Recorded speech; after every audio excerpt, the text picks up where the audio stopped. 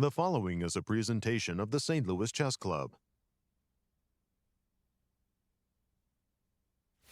Tour players are back stateside for the 2026 St. Louis Rapid Blitz. World champion challenger Javokhir Sindarov's enjoying his first time in St. Louis, getting a win and a share of second place. Praggnanandhaa is hoping to punch his finals ticket with a strong showing, winning 2 in a row to claim clear first. Can he keep up the pace? Day 2 of incredible chess, coming up next.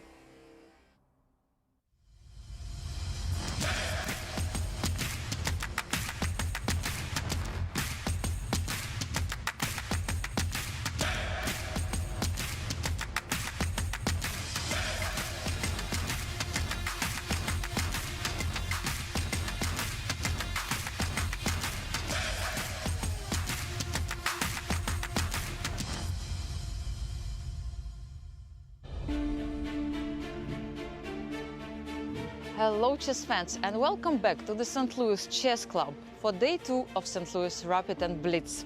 The day 1 belonged to Praggnanandhaa, who scored back-to-back victories over American superstars Fabiano, Caruana and Levon, Aronian. Will he keep the momentum? Will the chasing pack manage to catch him? Let's go to the studio and follow the action. The top players in the world have made their way to the capital of chess in the United States, on their way in a race to try to qualify for the finals of the Grand Chess Tour.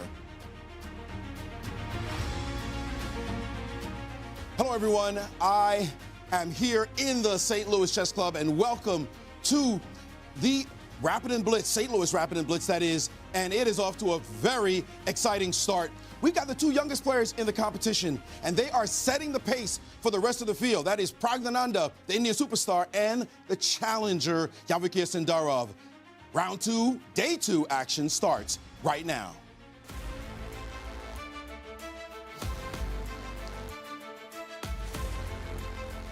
Hello everyone and welcome to our show. I'll be your host, Paikidze, and I'm here with the amazing Yasser Sairawan. Yasser, I think you're amazing, and I think Maurice is amazing too, but don't tell him I said, oh. I think he heard you. I think he did. Hello everyone, and welcome to day 2 of the St. Louis Rapid Blitz. Day 1 certainly got off to some fireworks and some real surprises, including a defeat by Fabiano with the white pieces, our tournament Grand Chess Tour leader. Oh, that's a bit of a no-no. Nazi, standings please, after a very eventful day 1 of Rapids. It was a very successful day for one player here, and that's Praggnanandhaa. He has 5 out of 6 points leading the event for now. Sharing second are 2 players, Javokhir Sindarov and Wesley. And then there's a huge tie sharing a 4th place. And the format for this year's St. Louis Rapid Blitz? It's a 10-player round-robin event. Time control in the rapid section is 25 minutes with a 10-second increment. They're getting 2 points for a win and 1 for a draw. Once we move to the Blitz, it'll be 5 + 2 with only 1 point for a win. All righty, and the schedule?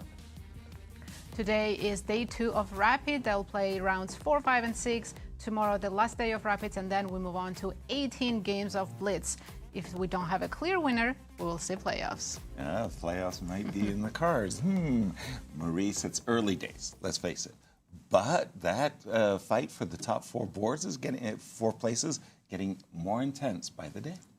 Indeed, and you see the first day happen, and you know, we should be a little bit patient. Right. No, we don't do that. We like to project immediately, and we see 3 players who are already making their mark as they fight for those critical spots. Top 4 spots on the Grand Chess Tour go to the finals, and that's a lot of money at stake. We see the 3 players there, Wesley, Javokhir, Sindarov, and Praggnanandhaa.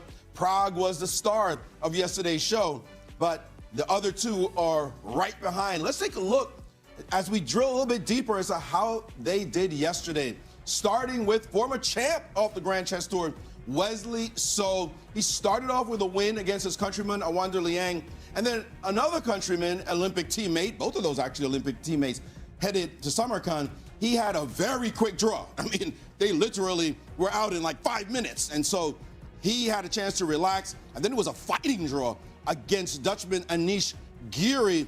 that put him in a very sweet, safe spot at the moment in a tie for second. Tied with him for second is the world champion challenger, and that is Javokhir Sindarov, the absolute youngest player in the competition, but playing like a boss. He drew against Anish Giri. The second game, though, he said he was a bit lucky against Vincent Keymer. He was happy to get out of there with a draw. And then his last game against Jorden van Foreest showed a bit of a weird pawn formation, one that we just call it rare, actually, that we were really enthralled by. So he is sitting in a very good position, tied for second. But talk about good position. Nobody is happier right now than Praggnanandhaa, as he is in clear first place after a draw in the first round, which, by the way, he was doing so well. Javokhir thought he had won the game. He's saying, well, how did you not win that? But it was a draw. And then the second game, he played dominating chess to win against Levon, Aronian. And then in round three, which looked like he was a little worse, and he just took the game from Fabiano. And that was an extraordinary game as well, with an even rarer pawn formation than the one we saw with Javokhir. I asked him afterwards how he felt about his play. That last game with Fabi was rich, crazy, complicated. Did you feel you were in trouble at any point? Yeah, I was. It felt like unpleasant position for me because I was not having space. But still, I felt, if I can get my pieces to a decent squares, I should always have some counter. Finish was nice. I mean, you don't get to have these 4 points, 4 points like this. So I'll take that. Did you feel that during the game? Because there was 3 connected pawns Javokhir had in his game, and we were amazed at 3, and then suddenly you had 4. Was there a little bit of amusement inside when you realized, I got 4 connected passers? Yeah, I mean, it has to be winning, no? If you have 4 connected pass pawns, so I was certainly enjoying that moment. These kind of positions don't usually come in my game, so if they come, I'm happy about it. So. These kind of positions normally don't come in anybody's games. I remember a game, classic, long game from a long time ago. McDonald-Labordonnais played in London. I think it was 1836. And they had 3 connected passers, did Labordonnais, on the second rank. That's a super famous game. We got a chance to see these games in the same round? Right. That's just unheard of. What about you guys? Have you had 4 connected pass pawns in any of your games in your career? I wish. No. 3, yes. I once against Ben Larson, but 4, I can't remember. Nasi, do the honors. Pairings, please, for this upcoming round 4, which is about to begin. Yes, let's have a look at round 4. Yasser, look at board 1. Whoa! Praggnanandhaa against Javokhir Sindarov. Couldn't have asked for better pairings. Wow, what a start. Vincent Keymer against Wesley So. Also very powerful clash. Leinier Dominguez against Anish Giri. Then 2 Americans and very good friends, Levon, Aronian facing Fabiano, Caruana. And Jorden van Foreest against Awonder, Liang. These 2 youngsters also looking for their first win. Yeah. Along with Grand Chess Tour points, the players are fighting for a nice prize fund. Tell us about the prize fund. Indeed, $200,000 prize fund for this event.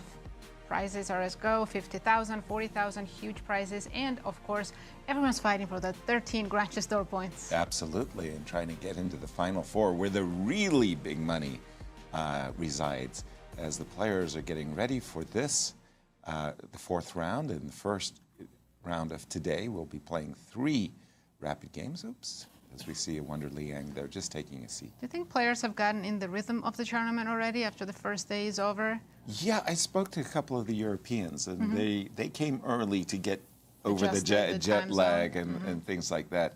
Javokhir, on the other hand, he's been in the U.S. for quite some time. He was in Miami. Before that, he was in Charlotte. Yeah. Yes, yes, where in both places he played very successfully. He won both events in Charlotte.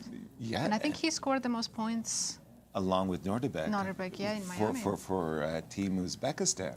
But Prague, he was interesting theme. Sorry, at this moment you had that picture of Javokhir playing against a top Indian player trying to unseat him from the leading position. You said that, you'd be like, is it Gukesh? Right. No, not today. Today it's against Prague. Right. So, and Jorden, by the way, I saw him as I was coming down the elevator. Okay. And he was eating a sandwich, saying, I'm just getting a quick lunch before the game. I didn't have time previously. And I said, play well, because he's currently in a disaster control mode. Right. I mean, no question about it. Him and Anish Giri, the 2 Dutchmen, could find themselves completely mathematically out of possibly qualifying for the finals after this tournament. So they've got to do something, and he's in pretty bad state. Anish, he's not doing great either. 3 draws, so he kind of went through day one unscathed, but you're absolutely right. Time to turn up the heat and get a couple of wins, otherwise he will not be going into the finals at all. Again, to really, I mean, how Levon many is games have they played against the each winner other? of last year's Rapid and Blitz. Exactly, the defending champ. Let's listen to the arbiter, Chris I'll Burke. who that is. So as soon as I say go, you can pick up that bell and give it a ring for us, please. So shall we, if you would do as the others? Good luck, everyone. Please start by I heard the bell ring, so I think the play has started. We'll start with, of course, Praggnanandhaa and Javokhir, the tournament leader. Prag was very happy yesterday during the interview because he said last year he got -5 in the Exactly. It's and he's tough. at +2 right now. Exactly. He said he's very, very happy to get some wins after the disaster Ooh, the is King's outing. Indian? Or the Or Grunfeld. No, Indian? King's Indian. I was full of admiration for Jorden Van Foreest for trying to essay the King's Indian yesterday. I didn't realize that Sindarov is going to use this in his repertoire as well. Okay, the combination of the moves bishop and e2 and e3, not queen b6. No. Queen b6 is very rare. Nobody ever played queen b6 Only against me. 30 games? Yeah, nobody ever And played it probably queen dropped b6 from 5,000 or more to 30 instead Exactly. of Queen b6. in an instant. So you're playing a Benoni with the queen already on b6, kind of interfering with the natural b5. That is crazy. Yasser, help me out here. What can be the idea behind Queen b6?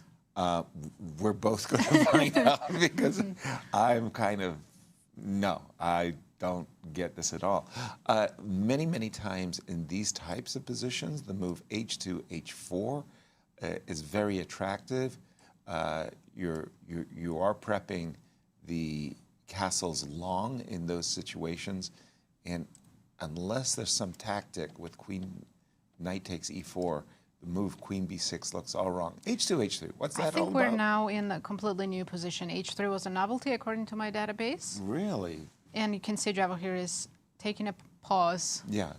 What's the idea behind h3? Well, obviously you're taking g4 square under control, preventing a future knight to g4 should you want to play the move knight f3, which obviously Prague does at this moment. He'd like to play knight f3 and castle short. I got to say, the engine hates queen b6. Yeah. Hates the position, doesn't Yeah. understand what the queen is doing long term, certainly nothing on that square because b2 is well covered and the knight on c3 will live there. Maybe rook e8, knight e4. I used to play the Benoni and hope for things like this to happen. Absolutely. I hope you get a little bit of treasure, but that's so easy to defend. Against, yeah. And you're wondering, the problem with the Benoni, of course, is that pawn on d5. Space.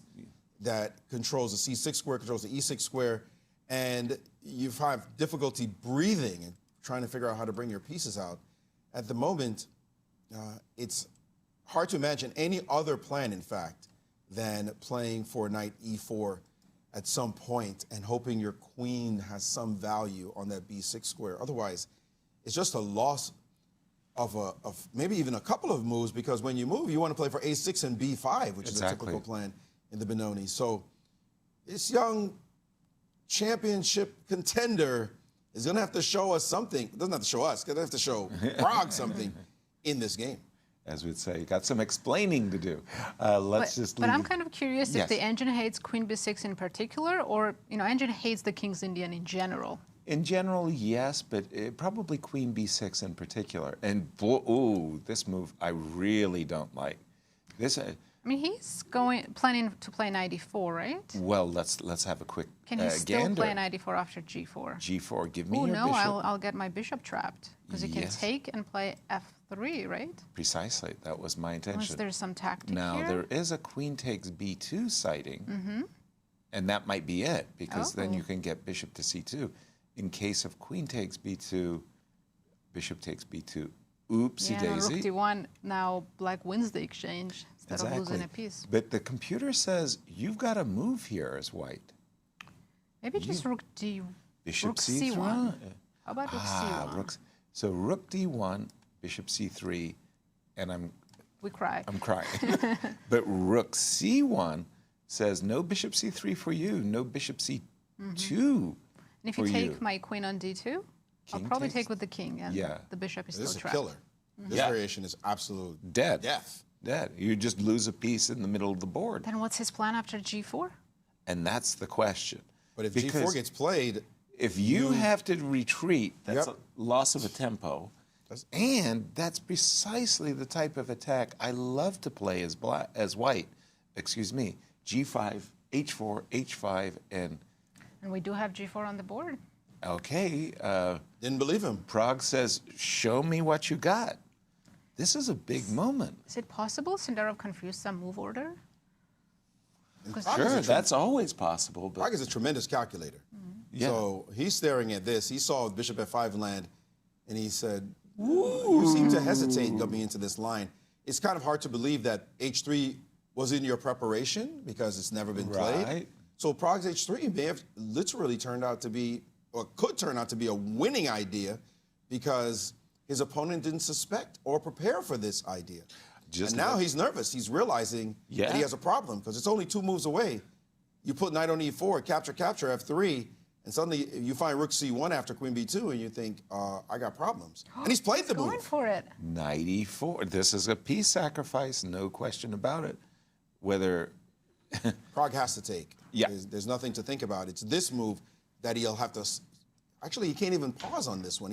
He has to play f3. This is completely forcing. yeah, there's no- Prague has no choice but to play like this. exactly.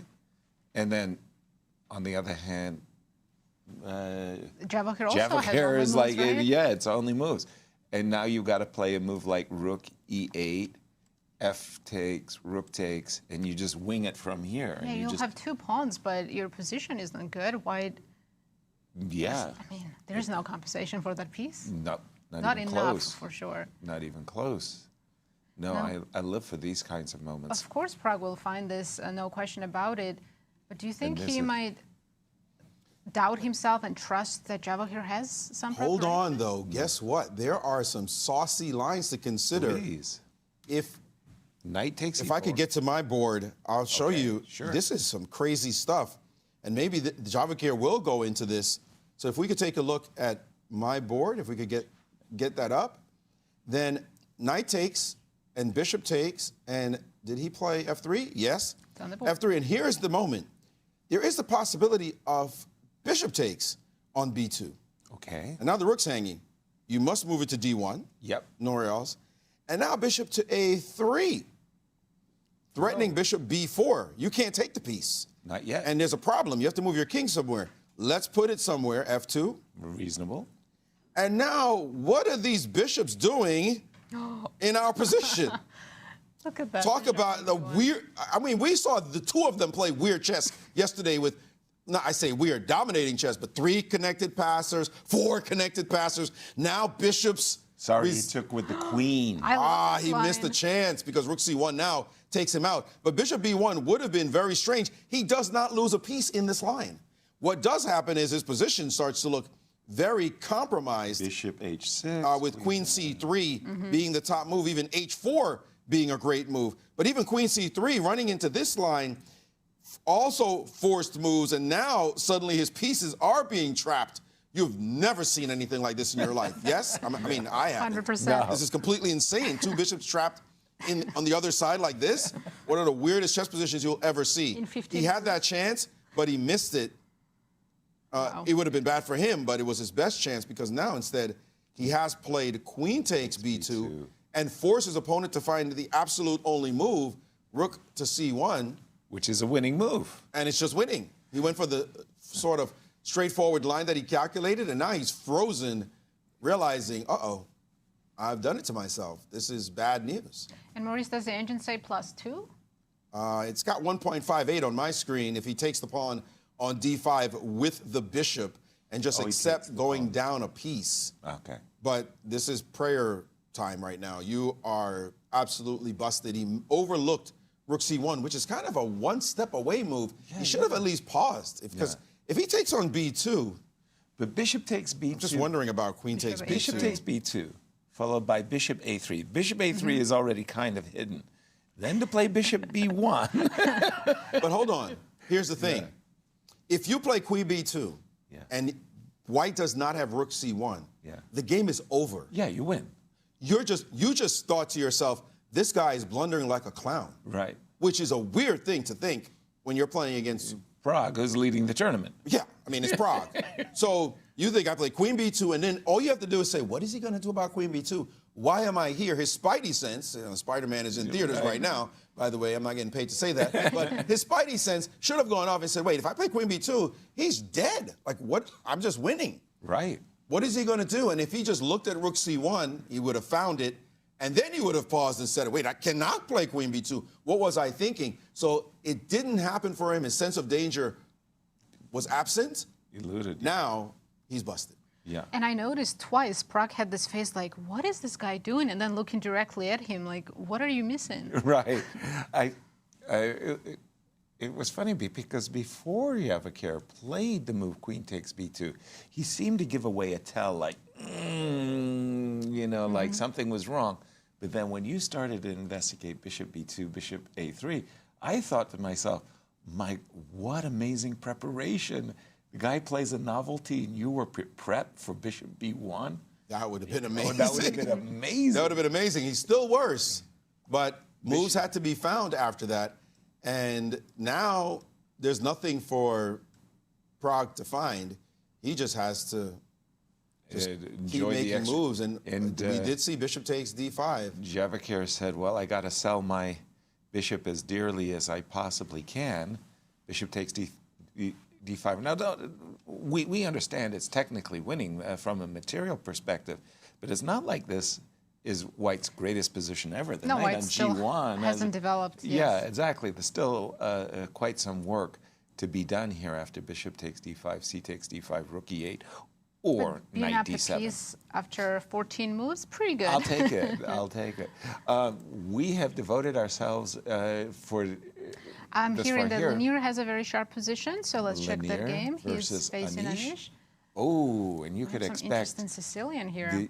these two great Sicilian players to regale It's the us. time mono variation, right? Whoa, whoa, whoa. There's a bishop on g1? The queen is on g3. Okay, that I can get behind, but our bishop went to g1, our knight's on a... Yasser, believe it or not, I see on our screen that even the current position is not a novelty. 8 games have happened in this exact position. Wow. So these Everything players is a are theory. really... And look at Anish's time. He has 24 minutes, so he's still playing Exactly. his preparation. My goodness. Now, clearly and most desirable is to sacrifice. Take it, right? You just want to. But there's two problems. First of all, you can really take it and drop the knight back. The other problem is you could play rook g8. And it's That's a bigger problem. very skeptical. It looks, I can't believe that that's sufficient. Now, on the other hand, I always ask myself, where am I going to castle my king? Does black want to go bishop g7, castle short? Bishop b7? Honestly, castle both look playable, but I would go for the short castle. The shorter one? Okay. So white probably needs to make some prophylaxis moves, right? King b1. Well, what I really want to do is go g4, f5 and Okay. bust the position. But how am In I that supposed case, to do I'll that? castle long. You were waiting for me to reveal my hand. This looks like exciting stuff. Let's continue our journey around. I think Maurice has a Well, comment. please, Maurice. You know, I just had a flashback. Uh-oh. The flashback, which you'll remember, is Sindarov, Pragg-Sindarov candidates. Pragg with white, Sindarov with black, where Sindarov sacks a piece for 2 pawns for an attack. Yeah. You remember this game? He said it was on b4. Right. And that was a great dynamic compensation. exactly.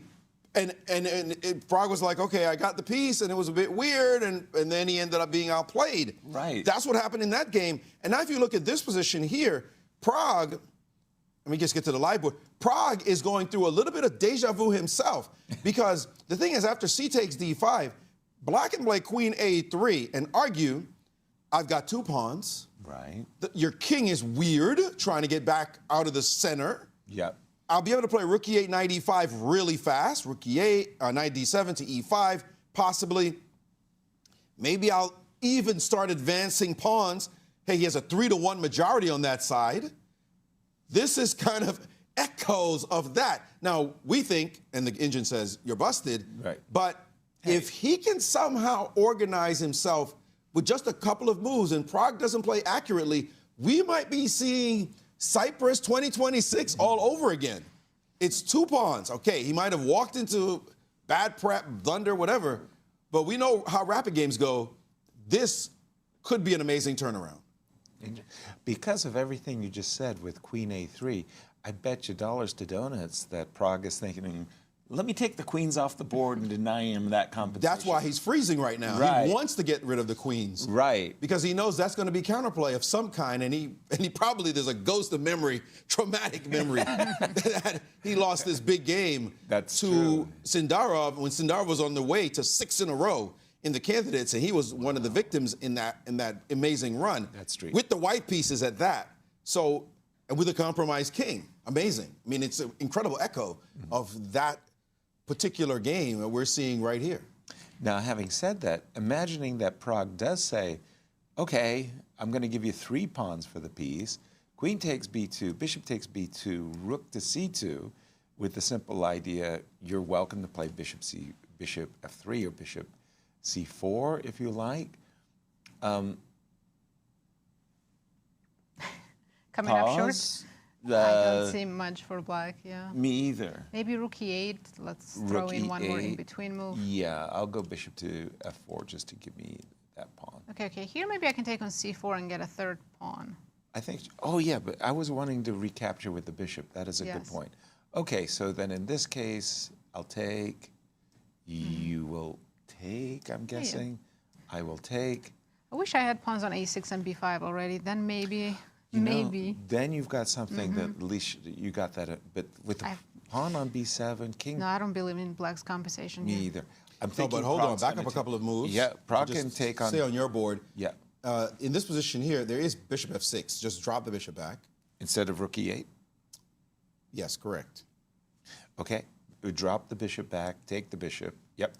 Yes. Now your bishop is safe. You don't have to think about it. Right. Now rook e8. Rook e8 now. Yes. Okay, now. Funny, a moment ago I wanted to play bishop f4. Bishop f4, give me the pawn. Bishop f4, knight a6.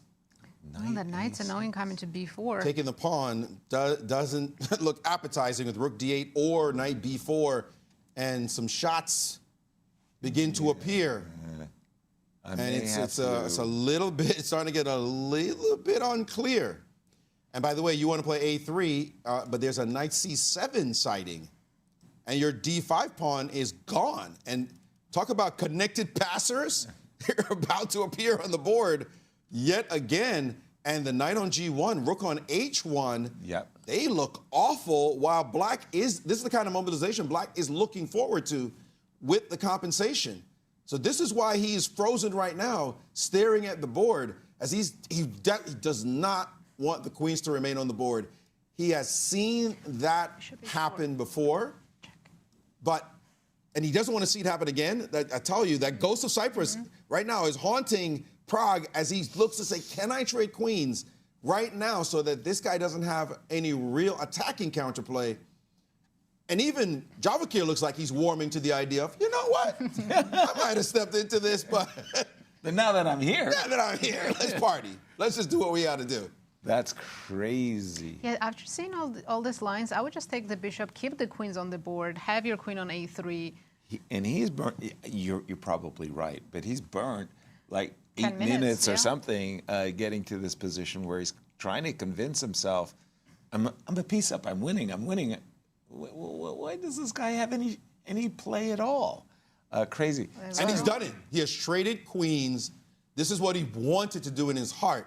to just avoid that endgame. And now Javokhir has to play a bit precisely, I think. His bishop on f6 would cause at least a whisper of a bishop h4 check in some lines, depending Especially on, with king f2, which I yes, with the king on f2. So if you get your rook to e8 and the pawn on b5, the pawn on a5, and the pawn on a4, and the pawn on b4, and suddenly those pawns start marching.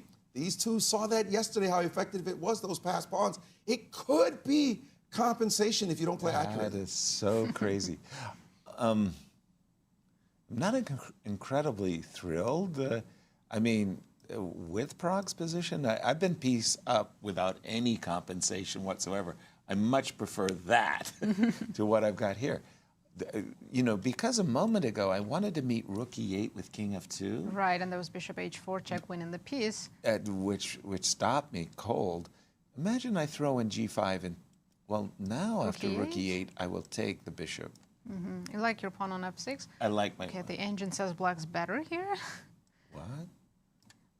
I guess knight d7 and you lose that pawn right away. Ah, of course. That's too many pawns now for the piece. That's the third pawn. And we're not developed still, yes. I still got this ugly backside. There's also a6, by the way, and go for b5. Your pawn's not going anywhere.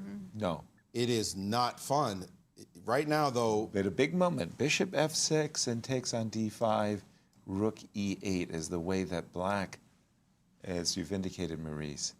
It's amazing how bishop f6, it's slightly counterintuitive as we get, if we can pull back to the live position. Yep. This position, of course, if you're a Javokhir, you know, what am I giving up? Because you could be materialistic here and try to grab A third some pawn. things. But Bishop c4. yeah, it doesn't quite look It that helps. good. So he has to decide, okay, do I leave material parity behind because I'll be positionally worse? Or do I accept being down because I'll have positional compensation? And whatever his next move is, we're about to find out. Bishop f6. Where's it going to go? Bishop He f6. found the square. This kid's a boss. Remarkable. This kid's dangerous. That's a fantastic move. You know, I always feel like whenever I'm playing against Benoni and I get what I think is a positional grip, somehow it's slippery. You know, the Benoni there's a lot of resources for the Benoni. It captures on d5, rook e8. We're being pulled away from every other game. This It's game's hard to dominated. look away from this game. But Exactly. Let's Just go to quickly, Wesley. He's currently in second place, and with Vincent. he needs to finish well in this tournament to still qualify in the top 4. Absolutely. Looks like one of those peculiar Was it Real Joko, Piano? piano. No, I think it's actually... The Ruy Lopez, yeah. But early bishop c6. yeah, I wanted to say Berlin. Then we got a very strange pawn structure you will see here in a moment. B3. Okay, that's B5. And then b4. Right? And now you work so hard to win a pawn. Yeah, it's a very important game for the standings. So we know it's still early in the tournament, but Wesley's currently tied for the second place. Vincent right behind, sharing fourth. And as Maurice said earlier, it's not early. We like to make these projections on day one. Exactly. I don't know. I'm a little bit confused by the position. I'm looking at knight b6. I see that this bishop wants to go to the a6 square to target the d3 pawn. It's such an unusual position out of this opening. Yeah, sacrificing a pawn is fine. These double pawns don't bother me. The one that bothers me is this pawn on d3. Right? If Vincent, can play knight c4 and mask the weakness of the pawn on d3, then I like his position.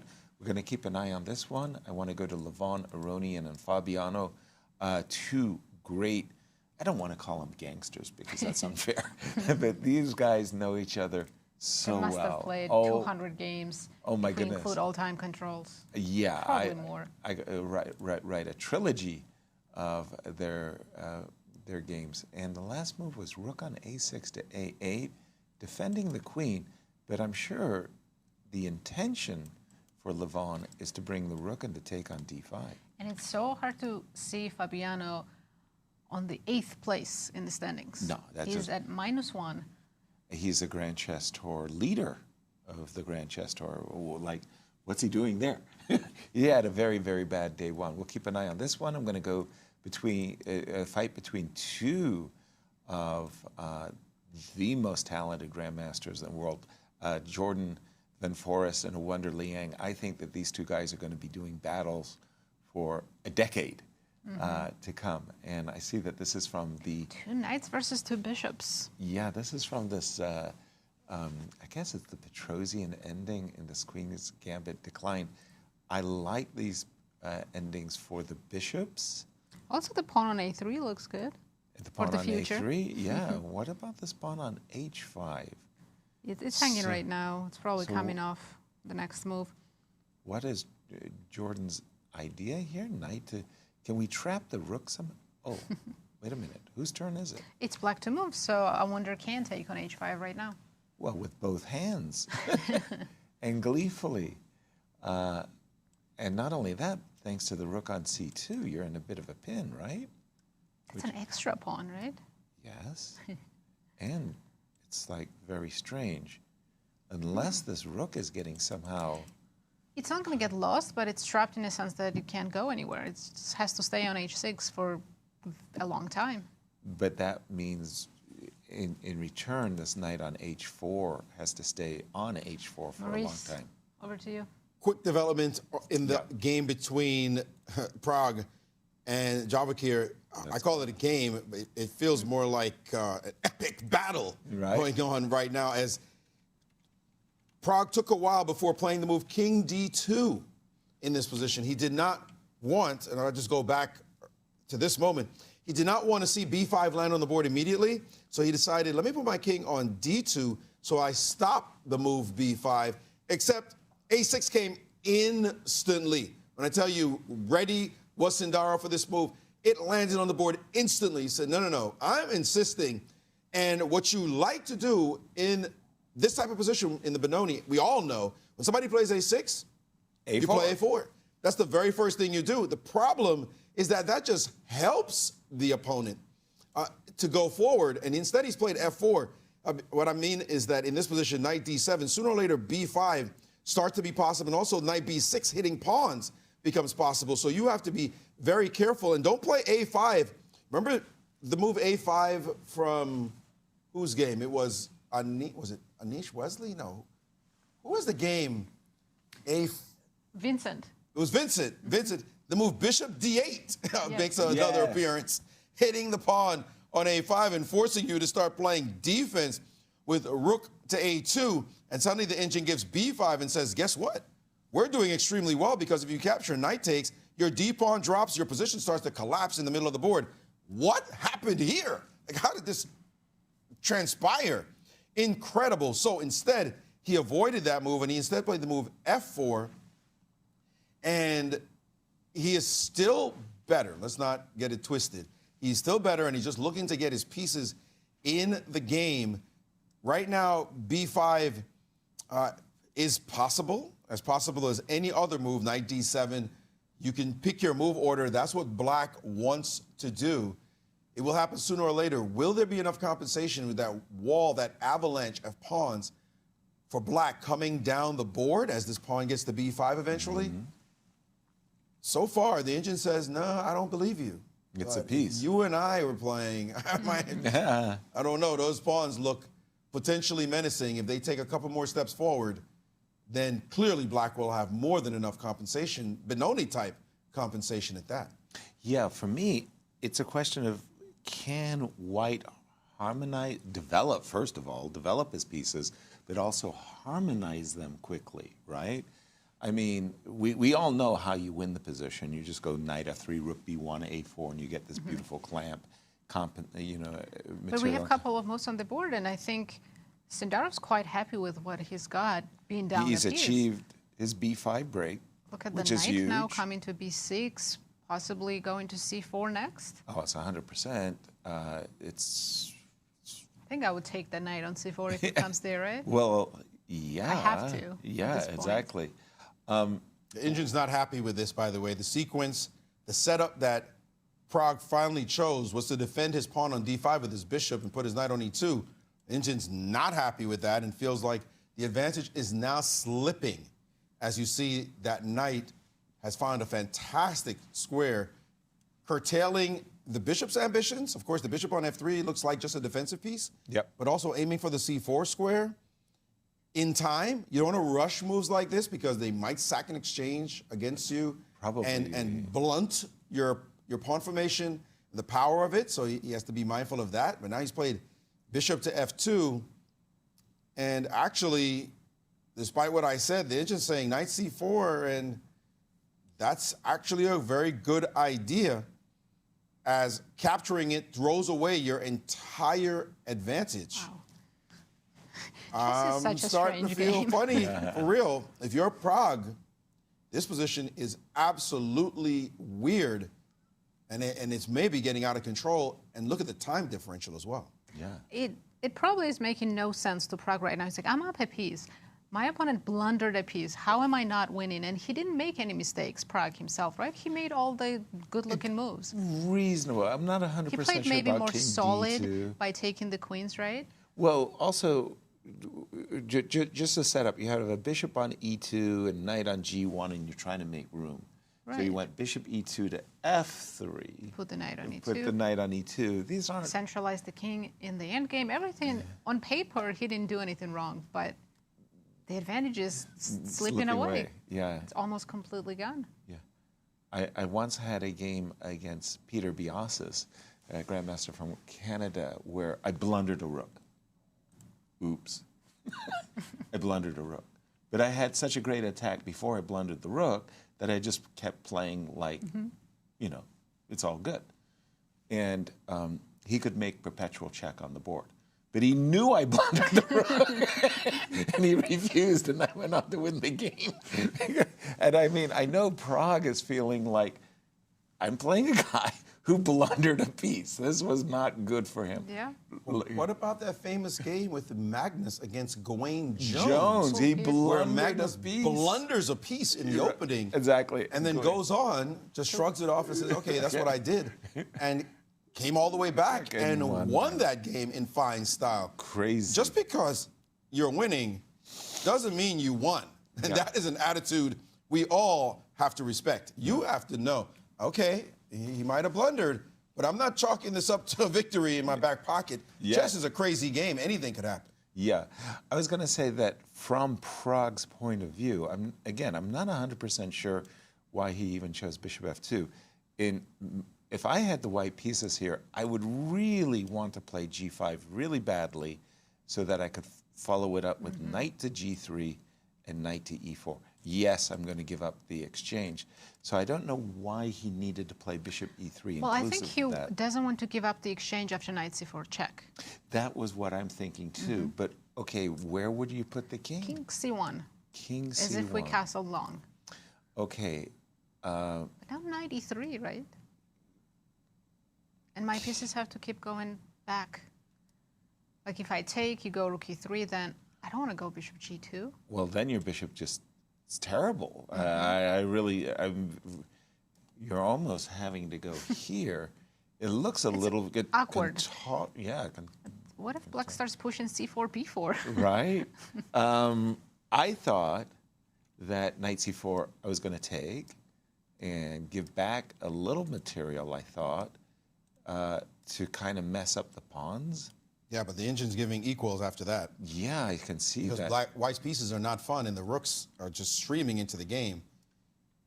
That's a very comfortable position, but Javokhir has to analyze this one to determine whether or not those minors will get some activity. By the way, can't the other rook go to the b file? Yeah, right now, right? So you get something. No, maybe I trade first and then do it. Oh, sorry. That way you can't play bishop e4 and come over. I'm just wondering. Rook takes, king takes, bishop to rook to. You do have knight c3 stopping, which was my intention previously as well. Okay, so if we don't trade, is it the same or what? I was going to play knight to c3 more or less against everything. My universal cure, panacea. Again, my entire dream is white with the minor pieces. This is what it's all about. Win the d6 pawn and then win the game thanks to the passed d pawn. Okay, turns out the engine's smarter than I am. Yeah. No rook b2. No rook b2. No rook b2. Let's not trade. Let's play rook b1 Okay. and keep the game exciting. Well, wait a minute. Weirdness, compensation, rook f1 is a threat. Yeah. Rook f1. It's a very strange position. And the rook there is much more active. Now you start defending, and he has to play knight c4. This On is the it. board after much consideration. These two young men are regaling us. It's amazing. We get to look forward King to c1. we get to look forward to this kind of chess for the next 10 years, at Exactly. least, right? This level of chess, this kind of just Wow. unorthodox, weird, sacrificial play, Snap, snap, weird snap. pawn structures. We have entered a wonderful modern era where there will not be conservative play. They're just so dynamic and calculating machines from this generation. Oh, absolutely. Remarkable players indeed. Knight c4, I king also love c1, that- as you Yeah, the players of this generation, they never play for a draw, even when it's a drawn position. They always look for every little chance and squeezing water out of the stone. Absolutely. Well, I was in Dusseldorf, and I got a chance to play against, analyze with Nordebet. And he was playing a really, really nice tournament. And just his attitude as a young man was just like, no, this is not the way I play chess. Because I showed him a chance that he could have made a draw. And he just said, no, this is not the way I play chess. Guys, knight a3, rook d2. Now Knight c4 and an invitation for a repetition. Sindarov does have a... And he's Wow. accepting it. Is Prague. Really? As I just said that they don't make draws and always play for a Well, win. just a Prague is second. just Prague wanted to test him first, I would say. I think he's going to play rook d3. But then the question is white better? Is white justified in refusing the draw by playing rook to d3? There's a repetition. Here it comes. And here's the moment. If he plays rook d3, Don't you think he should play rook d3? I think so. Yes. I mean, you've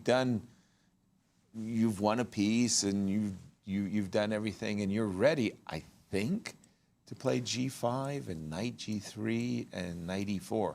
If you get those moves in, Also, even though it's not easy for white to win, you're not risking that much with white. You have an extra piece. except you see a5, b4, a4, b3, you start to get a little worried, right? I mean, those are, after all, two connected passed pawns.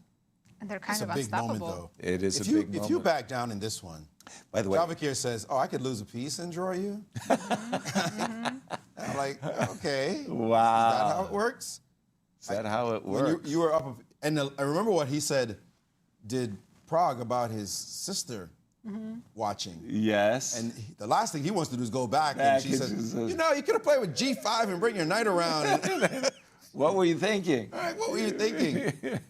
Of course, she is a fantastic player, the challenger to the women's world title. Right.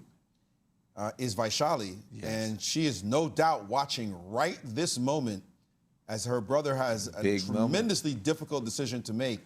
Does he play on, trusting that he is indeed up a piece for 2 pawns, or does he feel like it's too much compensation and the tournament position feels early to be talking about your position in the standings, right? It feels very early. You know what I think about these exact moments, because I've had so many critical moments like this in my life.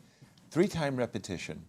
The longer you think, the more likely it is you're going to see rook c2 and calling the arbiter over. If he wanted to play for a win, he plays rook d3 Now, 30 seconds ago. 30 Or a minute seconds even. ago.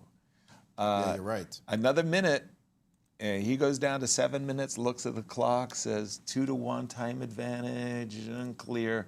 I'll take the draw. Very good point, yeah. Yeah. Very good point. In fact, the clock may decide for him Yeah, exactly. as he tries to calculate what happens next.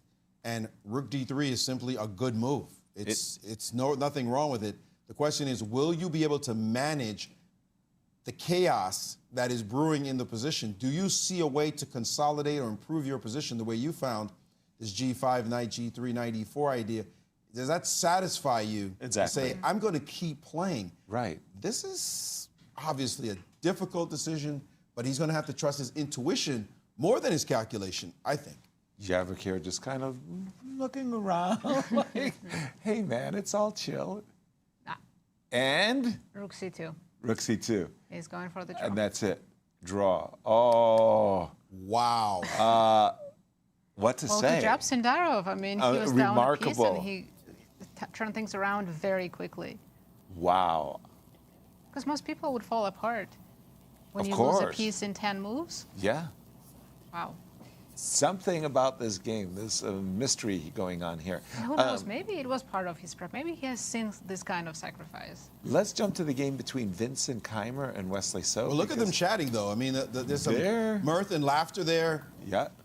Knowing that it was way too complicated to know for sure what would happen. But I think emotionally, Javokhir is the winner of that one. He's going to big walk time. out saying, okay. I kind of dodged a bit of a bullet on Exactly. I Yeah. found a way to get counterplay even in a bad situation. I'm sure he goes back now to his second, and they're smiling. Good job, buddy. Let's not get into that again, please. that.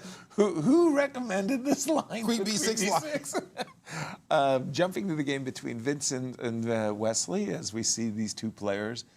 Wesley way behind on the clock. Which we don't see often, right? 5 minutes against 10, No. and Vincent is usually the one who is in time trouble. And for the moment, Vincent's a pawn up. And he can keep that pawn alive if he Knight wants to to. B3. There's also A3, right? in the position. Yeah. The likelihood, as I'm speaking, is that these two players are going to be finalists. Well, for the Vincent Grand Chess Tour. has more of a cushion. Yes, than Wesley at the moment. Vincent is in second behind Fabi. Bishop c6 with a very direct idea of bishop. Well, even if you take on b3. So look at that accuracy level for Wesley. It's so low for him. It's 92.8. Wow, a bad move and a very bad move according to the chess engine. I think the chess there. engine is materialistic, so that pawn sacrifice it didn't approve. Over to you, Maurice. We think right now the game with Leinier may be coming to an end, which is wild because if you look at this position, I mean, just absolutely extraordinary situation on the board. We need to go back. If you can pull up my board to show you a brilliant moment in this game. And here it is, right here in this exact position, on my board, if we will, please. This exact position, Anish decided to play an attacking move. Let me attack that knight, maybe force the move b3, only to see the remarkable knight c5 land on the board. That square is covered twice. Bishop and queen. What a move. By the way, the a-pawn is also hanging in this position. But your bishop on b7 is hanging. If you play bishop takes, he's got the nice knight b3. You can have a2. I get the 32 dark squares, which would be worth a stinking pawn. Nobody cares. And your queen is doing nothing on the a2 square. This would be fantastic for white. Okay, but what about queen takes c5, which is what Anish did? Boom, another knight sacrifice on e6. And pawn takes, give us that queen. By the way, knight e6, there was no place to put your queen because bishop d5 is coming. Right. This is a big problem. So you decided to go for 3 pieces for the queen, but guess what? Leinier understood. He would have taken your bishop, by the way. Let me just go back. If you had played bishop takes d5, this one is dying an instantaneous death. Rook to c8 could be met by g4, and white is dominating the position. What a murky sacrifice. I did a course on material imbalance for Chessable, and this is something I would definitely put in my course as an amazing game. Now, g4, limiting that knight, castles, rook d1. 3 pieces for the queen, but not a great position for black at all because this knight is not a real piece. And white's pawns are fantastic. Plus the king weakness. This looks horrible for black, and it is. And we've seen a couple more moves take place. King to b8, e6. Sorry, I have to disagree. I've lost similar positions where I have a queen versus 3 pieces. You assume you're completely winning, but it's actually much harder in practical games. You need to take my course. That's what I'm missing. I got a whole course on all the factors of why this is better for one side, and the three pieces normally beat a queen if two rooks are on the board and they're organized. That is the biggest thing. You must never let them become organized, because once the three pieces become organized, then it's a problem. Exactly, but I thought Anish could achieve that. No, there was no point where he could pull it off. No, right now, in the current position. Oh, in this position? Yes. Well, after queen takes e6, that's a mistake. Oh, okay. That last move was an error, and it's the kind of thing that can start happening to you where you lose touch with the pieces. I'll go back a couple of moves. Right here, it turns out queen d3 was better. I mean, it's kind of hard to understand because takes, but the critical point is this move. You win more Rook d5 can be bet by that gorgeous move. And that will wake you up because now you can't take because you take with check. That is not for an intuitive rapid game. He instead played queen e2, keeping his eye on the g-pawn, trying to keep the knight out of the game. And now his e6 was a little bit off, although gh5 looks a bit strange. And now here again, this is what the engine wants to go for. Create a passer. One of the critical factors in these positions is to create a pass pawn that some piece will have to deal with. Instead, he just took on e6 directly. Bad move. And now, just get to the live board, takes did happen. And this position, the black pieces are in a struggle to organize themselves. But rook d6 is one way. Bring the other rook into the game. And all it's going to take is a couple of moves. If this knight comes in the game, don't let it land somewhere like here, and it's full compensation. That is what the fight right now is against, is that those minors organizing themselves. The bishops should be okay. It's just that knight you need to keep out the game. So Anish still has a chance if he plays rook d6, brings the other rook to c8, and then finds a way for the knight to come back to life? I think that's an easy plan for black because, as you guys have been discussing, I couldn't agree with you more. It's all about organizing and getting the minor pieces to work together. If they work together, they can out-duel the queen. But especially with rooks on the board. Yeah. It's a very important principle. And here we go. Make sure Anish you keep your rooks on if you are black. And especially, you get a queen and a single pass pawn, that alone could devastate the minors. Right. Because they can't defend each other. Three minors cannot defend each other. And you could try to figure it out. If they're by themselves, try to make three minors connect. It will not happen. But if you have protection from a rook, that helps. Two rooks, even better. So you need to bring the pieces together, organize, keep the rooks on if you are black. White will strive to get the rooks off the board and to get a pass pawn, in which case the queen starts to dominate. I suspect this position that Leinier has been calculating something like queen e5, give me the rook, give me the bishop. Only move that I see is rook c8. But it's a great move. It not only defends everything, it... Okay, yes. Okay. Your mouse doesn't want the rook to go to No, c8. sorry, guys. And he's looking Yeah, at as long this. as you're not losing the knight on h6, you're... Maybe Oh, that maybe is what Leinier was planning, but missed that... Wait, knight f7 maybe was better than knight g4. Knight f7, yeah, precisely. Knight f7 would win, actually, for black. Right.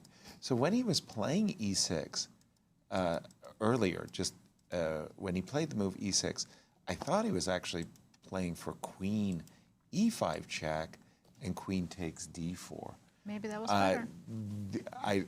Otherwise, I didn't understand this because I thought that Leinier is giving Anish time to get his pieces organized.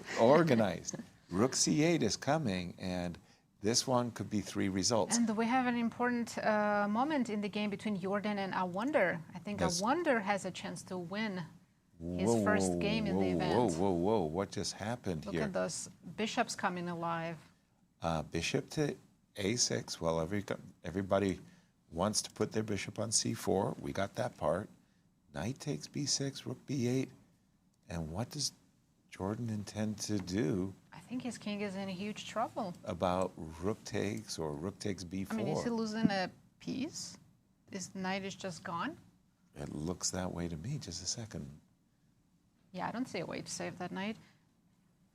My goodness. And let's not forget, in the helpless. rapid portion, you get 2 points for a win. Awonder can very quickly jump from the 9th place to in the middle of the standings. Hold on. Knight A4 is already played? Rook b4. Rook takes b4, discover check? I guess you just take on a3. Oh my goodness. I Rook take on takes d4 check. This is going to be the windmill, right? Well, he's got knight c5. Oh, that's why That's it doesn't work. Rook e6. The rook e6 is Knight kind of takes invisible, though. f5. No one's going to play rook e6. Rook e6, That's a knight computer takes move. f5. There's going to be rook b4. I don't understand. You're losing everything. Yeah. Rook takes It's just rook everything. b4, right? It's rook b4. King takes. Rook takes d4, knight c5. I'm assuming rook E4? What's on rook E4? nothing. Rook. I mean, I think that this is just a terrible position now for Jorden. Rook e4. Rook E4 threatens, and then can't you play bishop C4 on the next move? Yep. Yeah, I mean, this is It lost. just looks hopeless. Rook e1, bishop to c4. Give me the knight, gleefully. King B4 is looking forced. Bishop Bishop A2, smile, smile, I mean, smile. what was this about the windmill? Yeah. We got What the heck? two different versions of a windmill. No, this one went completely wrong for Jorden, and Awonder is in the catbird seat. Rook takes b4, and by the way, the fact that Awonder is just thinking about this moment is extraordinary for me because I was not a patient. You see hanging I'm a pawns? womp with check. Are you kidding me? With potential for windmills, rook b4 would have landed some Why time did you play ago. knight B6? Very strange decision indeed. If we go back just a moment here, Because opening up This the position, file yeah. in front of your king. You get On the other hand, maybe he didn't find a way to. So after bishop a6, there's bishop c4 threat, right? yep. okay, but knight B6 says Rook just B8. punch me in the face, please. Yeah, this is This is terrifying. this. You can't look at this and think you're okay. No. No, 100% not. By the way, just for those of you who do appreciate windmills, and I'm one of them, this is Who this doesn't is enjoy windmills? a chess player's delight. When we talk about a windmill, we're talking about a series of checks. Check. I mean, you just cleaned Clean out the whole board. the fourth rank. Another You know, check. another check. I mean, I've had a couple of windmills in my life, which were really fun. I never got anything. This was, I think I got it once, but my opponent resigned and didn't let me do it, oh no. which is a crime. I know, exactly. I mean, you ought to be able to have a really good windmill in your chess career. How does Awonder resist playing rook I takes don't B4? know. And with 4 minutes on his clock, Of course he's going to take it. Well. No question about it. He was probably calculating next 3 moves to blitz it out. probably. And Jorden said, okay, king takes rook. We've been looking at rook takes d4, knight c5, and I really like the move that you suggested, Maurice, rook to e4, because you're attacking the pawn on e3. Hold on. At least I could play king to d2 here. It's not completely, well, it's bad. Okay, but I've got 2 bishops. I'm still taking pawns. Wait, after bishop c4, what do you do? I'll take your rook. Rook before check first. So king here, rook b4 check first. I'm crying. You want to go back to a3? Because if you go to a1, I have a new diagonal coming at you, bishop Oh d7. no! Actually, just put that on the board because gonna it be is beautiful rather mates, yeah. amusing. Now you kind of maybe Take switch. my bishop on a6, please. All right, I'll do it. And What's the prettiest way to do it? Rook h6? yeah, all kinds of Yeah, things. and You just don't checkmate. see the different direction. First, the windmill up from a3, another windmill from g7. What's the current position? Knight c5 just happened, and we're expecting rook e4. Yeah, It's a winning move. right. He decided rook d2, which is probably also good, maybe not as good. Rook Ooh, because it allows knight D2. f3 with a tempo, and at least I'm bringing a piece back to the game. It's a sense of relief that this knight, which is so out of position, could somehow jump nicely back into the I game. mean, it still looks really bad for white, but maybe it's breathable now for Jorden. Right. I'm sure in Awonder's mind, when he played the move rook d2, he had bishop c4 as well as rook takes a2 on his agenda. Maurice, jump in on this round for what has caught your eye. You know what's caught my eye is my chessable course material, source material, to add more to that course. Exactly. And watching this principle play itself out, this idea with rook to d6 in this game between Leinier and Anish. And after rook d6, Anish has been finding brilliant move after brilliant move, only after only move. He played rook d6. Queen to c4 played, attacking the bishop. And now rook to c8. And what did I say earlier? You want to trade off rooks if you have the queen. You need to get the rooks off the board because the minors are not going to cause you as much trouble, especially with an exposed king. They'll have to stay close to the king. And if you can just keep one of those pawns on the king's side, one of them will have to give themselves up. So rook e6, a sterling move, and now a trade.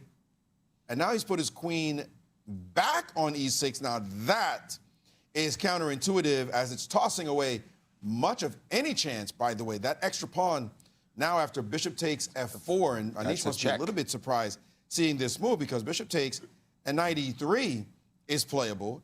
And of course, after rook takes, he could play g5. And if you talked about a picture of organization, this is it. It's getting Black's not losing this game ever. How is black not better here? Rook takes Because I have b4. a pass pawn and... Rook takes b4 and queen takes a6. Okay, I'm losing all the pawns on the queen side, Lucky, that's why? lucky for Leinier, right? Leinier. Because otherwise Yeah, I'm starting to Leinier like black. is absolutely bailing out. You bet right he now. is, for sure. Because the minor pieces are, Yeah, are suddenly I told all you, protected. It's the queen versus the... It's so tricky. Yeah. With rooks off the board, again, if you could get rid of the rooks and keep pawns on, but he has not kept anything on the board. I remember a game that gave me a boost to getting my final GM norm to get the GM title. It's a game I played way back in 1999 against Georgi Kakishvili. Oh, yeah. I had the white pieces, excuse me, in the Manhattan International. It was round 6 of the tournament where we got into a similar situation. Crazy game, well worth looking at. I might write an article on this one day soon, but he had the 3 pieces against my queen, and the queen was worse. But then he allowed me to trade off rooks, and then the queen was much better. That's it. And I ended up rolling to victory, and a couple rounds later, made my GM title. Sweet. So you have to be careful when you have the queen against the 3 minors, because once they organize, you're not going to win. And here we have this position. Almost by force. And Rook takes Anish c4. just needs to make sure he doesn't fall for any tricks, but the pawns on one side of the board is just not going to do it for the queen. And he's going to have to start thinking equality after the move g5. Be at least a little bit careful after this because he's also dropping the pawn on c2. Right. I was thinking rook takes b4, at least to be able to play queen takes a6 or rook takes b7 on a good day. 1 minute for Leinier. But I By guess the way, am I right in thinking that Leinier and Anish both drew all of their games from day one? Anish believe that's did, correct. Or did- Leinier as Leinier didn't well, lose yeah, any all game. draws. Because Leinier saved the game 1 against Prague. Yes. And that was what kept him. I mean, he was never lost. He was just worse the entire game and Yeah, much but- lower on the clock. Exactly. So, and you were saying Why is that black knight, not better, yeah, right? knight takes c2. And why isn't black better? That's a good question. Let us ask. What would happen after knight takes c2? Maybe rook takes b4 is not the best move, actually. Really? How could you Maybe, not play I know, it's so tempting. Maybe you start with queen b6 queen b6? with 2 ideas, rook d7 or rook takes b4. Anish is looking for another move other than G5. And it's He not... hasn't played G5. Apologies. Maybe rook H8? Yeah, rook H8 is ambitious. And if it's going to happen, it's this moment in time to try to figure out if he could maybe get an attack going with the pieces. He's defended. His king is safe, more or less. He can always put a rook on C7 as needed. So he's thinking, is this the moment? But he only has 50 seconds left. And we see Leinier there with 1 full minute. Well, hey, not that much more. So this is where blunders could occur. As much as we might say, or the engine might say triple zeros, it's easy to imagine. It's not every day you get this imbalance of pieces and know exactly how to play it. This is one of my favorite imbalances that I've explored quite a bit. And players blunder all the time in this setting because they just so rarely see it that it's only their intuition that guides them. And he did play G5, and After the anchor pieces, yes, you'd want anchors like G5. Now we'll see exactly what happens next. He did Rook play takes B4. B4, and Anish is ready to take the pawn on C2. We're not seeing the moves on the live board for some reason. There we go. We're Yeah. catching up now. Yeah, And he has captured. because I think you'd mentioned rook d7 or queen b6 as alternatives to rook b4. I mean, obviously, when Leinier got to this position, he was ready to play rook takes b4. Have we seen the capture knight takes c2? Yes. Yes. Okay. Now the question is how to Well, continue I'll from take here. Maurice's advice, trade rooks, rook c4. Exactly. Rook c4, trade rooks. Yes, normally you want to trade rooks, but it's you who wants to have the passed pawn, and passed pawns feature heavily in this material That's true. disparity or distribution. Can't, Rook C4, trading rooks, you're playing all defense with that move.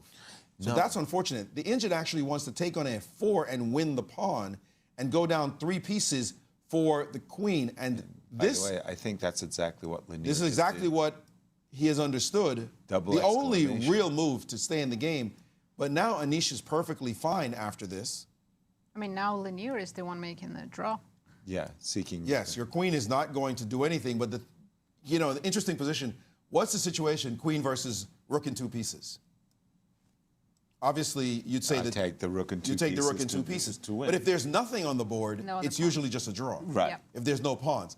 The more pawns you add, the worse it gets for the queen, right? Unless it's some pass pawn that the queen has. Right. The queen can get a pass pawn rolling, then the pieces have to stop and look. So here it's actually black who has the dynamic chances, Yeah. but doesn't have any pass pawn to dream of. So this is very much resembling queen versus rook in 3 pieces, rook in 2 other pieces, sorry.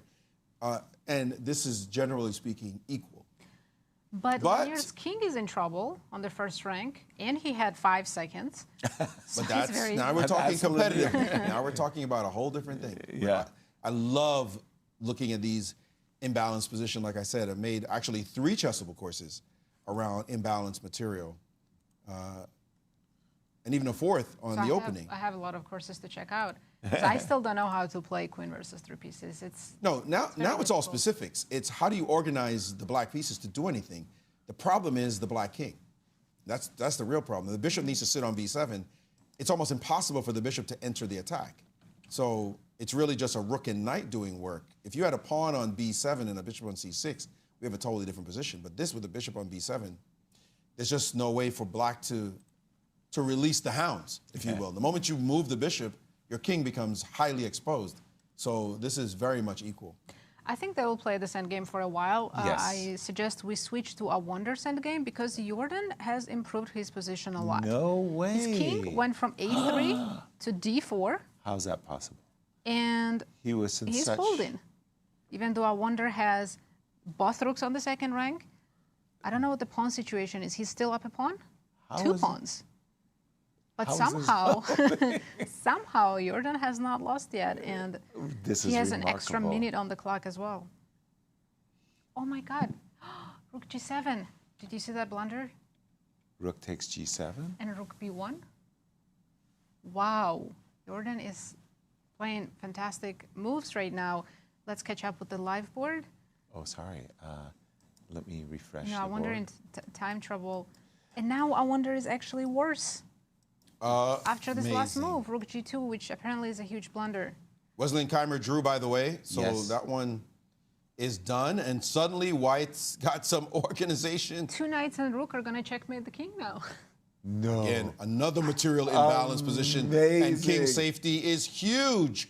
And suddenly Amazing. he is busted. Jorden. Boy, talk about pulling a rabbit out of your hat. Look at that. Knight f6 and rook h7 is a checkmate. You can take the pawn on f5 now, and then you have a passer on the f-file. Oh my God. Well, I mean, I think Awonder is just coming Glad he's not checkmated, right? Yeah, coming to a realization that, I mean, his opponent is the one dictating. Oh my gosh. Included a check, okay. Another check, perhaps? I mean, so many things are hanging. You can take the rook on g6. Yeah.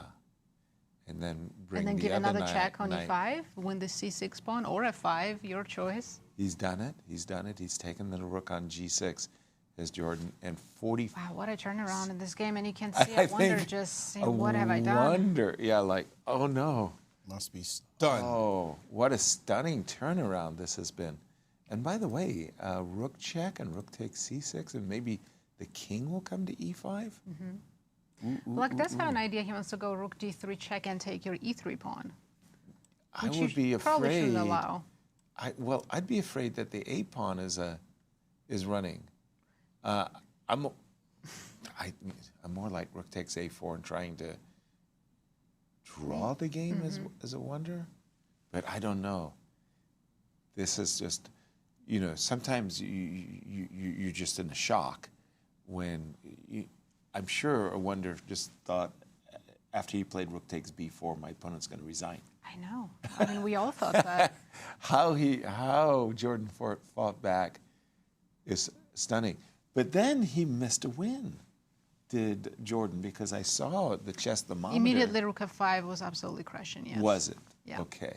It was +4 instead of right now, which Wow. is about +2. Okay. Oh boy. So although we were expecting wins, It's still they're going to different be a opponents. decisive result, most likely, but on the other side, yes. Yeah. Okay. Do we have live Now board? Jordan went down to 25 seconds, deciding which And has pawn he should take. Is not played. Yeah, it's a long thing. It's also hard to 17 adjust, right? seconds. He was defending the entire game, and now he's playing for a win. Right.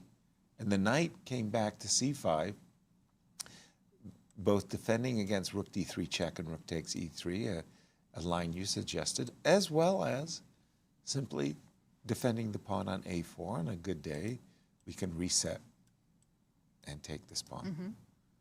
And now Awonder has to reset his Mindset. yeah, exactly.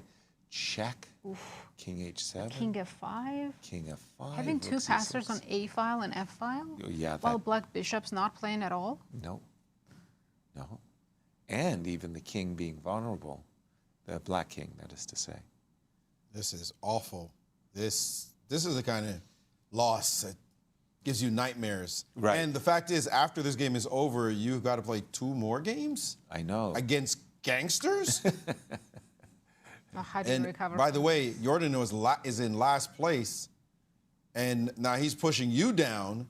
You lose the game, and everybody's looking at you like food. And Awonder is playing the leader after this, Pragg, on fire. So Nice. But Oh, this is give not going well. Awonder a break.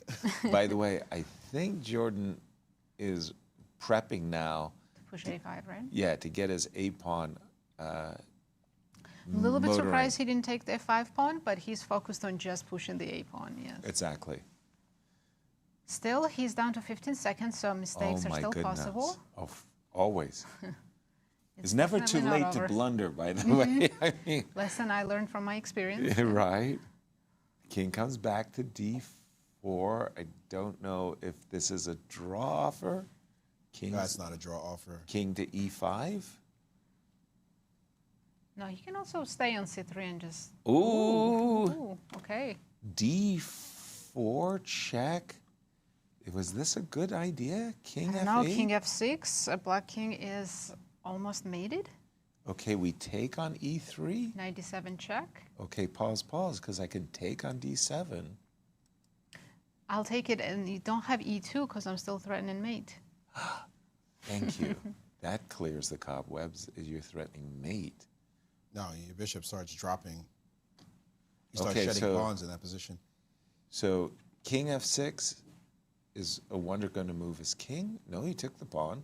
No, oh, okay, so maybe his idea is after knight d7 check to go king g8? Are you mating me? You might. Are you getting out? Looks like a... Rook You can e8 chase check. the king all the way up the board. Yeah, knight Right. f8 check. Your king will go to h6. So let's see. Then I can take the e3 pawn, threaten mate from h3. I'm just dancing around with my rook and the knight. d7 check, check, Yeah, check. look at that. It's so fun to do this too. Take on Right. e3. Oh my gosh. With a new threat of a Different checkmate. mates, yeah. A moment ago, I was afraid of a rook h8 checkmate. Now I'm afraid of a rook h3 checkmate. This is crazy. Let me just refresh the live board for just a moment. Because Ooh, Jorden he did not give a did check. not give a check. He just took the pawn. Oh, that's a Well, surprise. that helps Awonder's king. He can go rook d6 check and bring the king up from the 8th rank. A big relief for sure. Rook d6 check. Good catch. And did he do it? Yes, he has. Yes, of course he's going to do that. Awonder's back in the game. It's no longer lost. Although there's still two passed pawns. Of course, anything can still happen, but you can see the evolver saying it's now equal. What is happening here? The craziest roller coaster. It sure has This is been. hard. That's what it feels like. Rook down, rook prepare to bring the rook over. I guess you can't trade, right? Of course. So At first I thought he had played rook to d2, and I wondered why did he put his rook on? And now Awonder has played the move rook d1.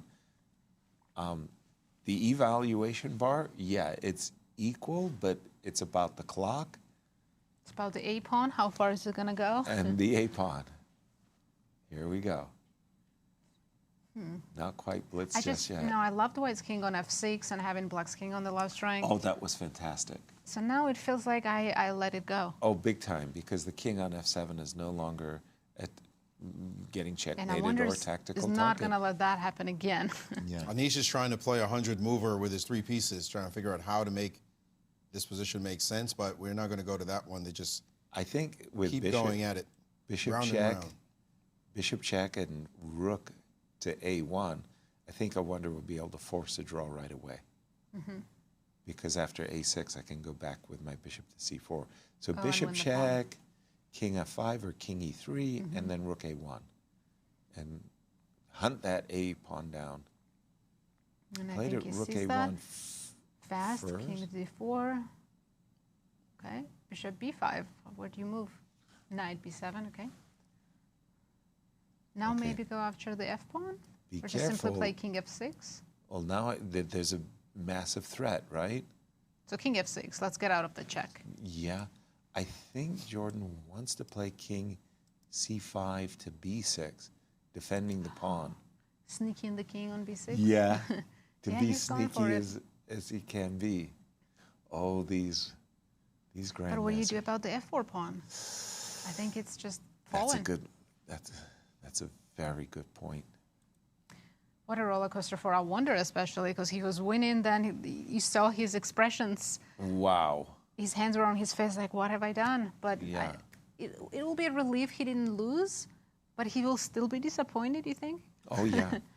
Well, welcome to the world of chess, right? I mean, boy, I tell you, if I had a dollar bill for every disappointment a very I've had in emotional my game, so. games, I mean, I'd be the wealthiest man in the world right now. I mean, You and us all. yeah, well, you bet. I'm sure me more than you. Disappointings. Yeah, rook e8 and Awonder seconds away. But yeah, he's played the obvious takes a capture. That was a blunder. Wait. Wait. The eval bar 90 says But you Jorden can't just blundered. sacrifice the bishop. Knight d6 was a winning move. He didn't find it, but this is such a engine. Knight d6 would have locked the bishop out of the diagonal. That's a shot. And he rushed. He did have 30 seconds he to rushed think it. about it. Oh, he rushed it. This was a known endgame. So Playing knight to d6, taking the c pawn. It depends on where the bishop goes. Bishop has to go to a6. Thinking So- b6 and you're out. so the king is just It's actually still not that simple, but yeah, But it's it's a known winning. endgame, yeah. So the king just wants to make a beeline to c8 to stop the pawn But from now promoting. it's easier for Awonder because Jorden lost a couple of tempi and his king's coming closer. Precisely.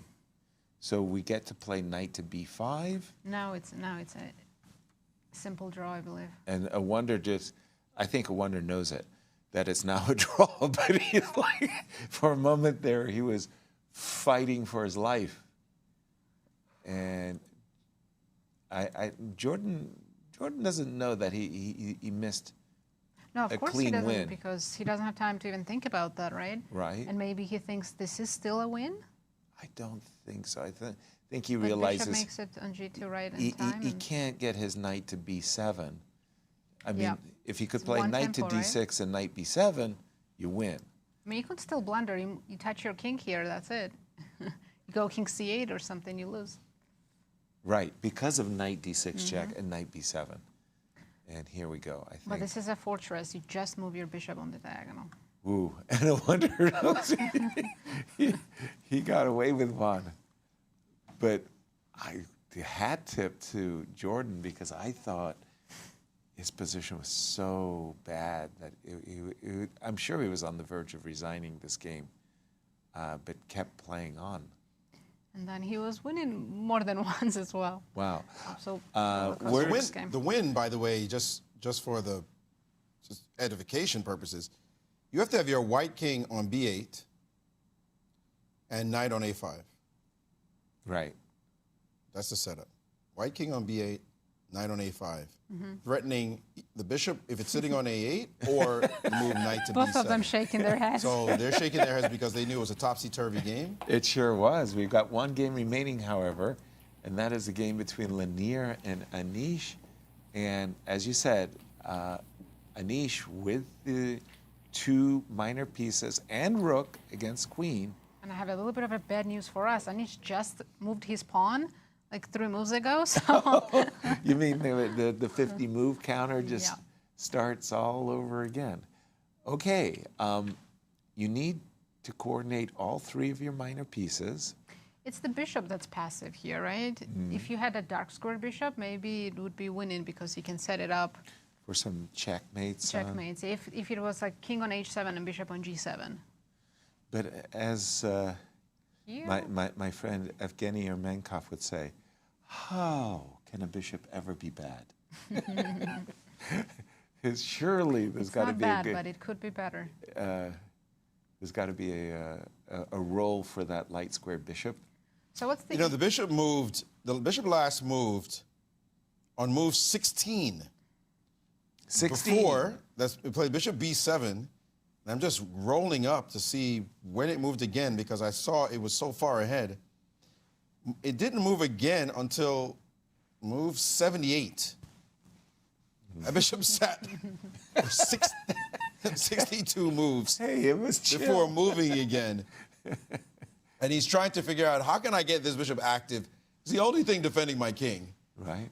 If only I had a pawn. You need more pawns on the board. This is just not enough to cause white real pain. And for white, the easiest defense is to just stand and wait. Do not move any pawns. Do not create any more weaknesses in your position. Just shuffle your pieces. Like I would go back to king a1 here, not a3. Oh, actually he did. King a3? No, king a1. King a1. Yeah. Because as soon as you start distancing your rook from the king and you bring another piece, then your king is alone and I can give you a million checks. Right. Okay, so if I'm trying to win the position as black, the dream is to get this knight to a square like b4, where I would be able to provoke you to move your a pawn. I think the only way to win is if you could sneak your king up to a3. Black A king? black Oof. king? The black king. What do you think? You're Ben Larson? I don't think your pieces can't do it.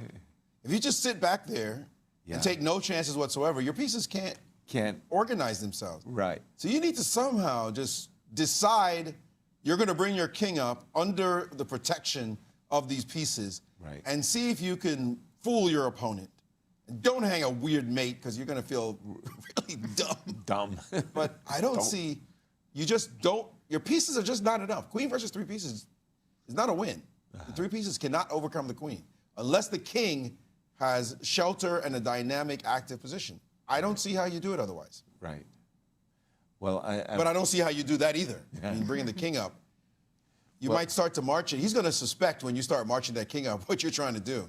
Yeah. So Again, I'm thinking that the knight has to disturb the pawns, has to provoke the pawns, the white pawns. even if it does, provoke though, A3. it doesn't do anything. Well, if I Yeah. could put the knight on b4 and provoke you to play a4. No, white probably needs to play a3 before you get to b4. Well, what? Uh-oh, what? No, that didn't happen. That's That's just your a queen good is on one. g7. Queen is on g7. Let's Yeah. do that again.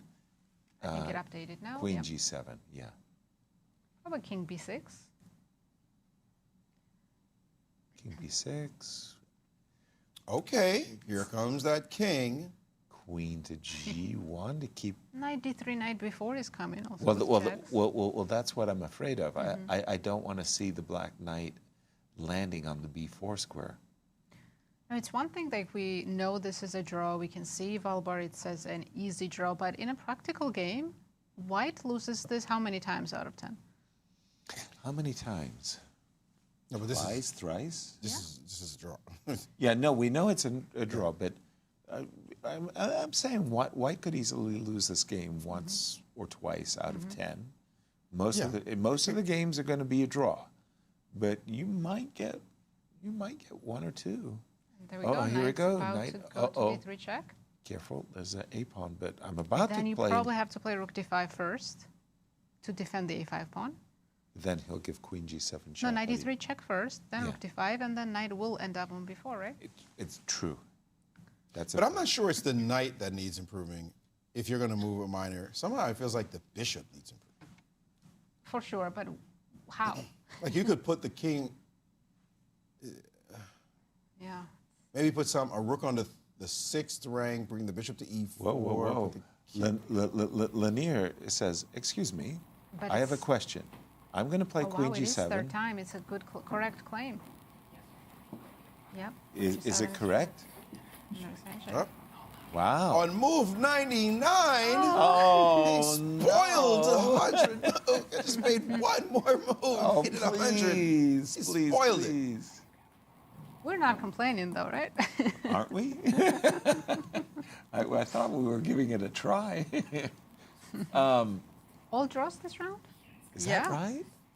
Because Van And Foreest and Awonder really boy. tried to not have a decisive result in that game. Yeah, I'm still a little bit tasered by the Prague versus Javokhir game where Javokhir blundered, sacrificed a piece, and got away with it. And since we had all draws, the standings have not Nothing changed. Prague is still in the clear first. Javokhir and Wesley share in second. But Wesley, that was actually a good result. Maurice, quick comment on this round 4. Move 99. No, look. What's interesting about this round is Prague should have won. Yep. A This wonder game we Jorden just saw should have won. A Wonder or Jorden should have won. won. Leinier had a fantastic position and should have won. Right. Until he just flubbed around and gave his opponent a draw. So it's 3 swings and misses, maybe 4 if you consider the duel game. Right. Between Awonder and Jorden. So this tournament has been a tremendous fighting tournament, but we're seeing more draws than we can imagine. I think it's a record for Rapid and Blitz. 5 draws this round. The round 3 saw 3 draws. Round 2 saw 4 draws. It's incredible. It's a draw fest. Let's get some victories. Let's go. I'm sure tenacity the of the players are also looking for some decisive results. We're going to take a short break, but don't go anywhere. We'll be back for round 5.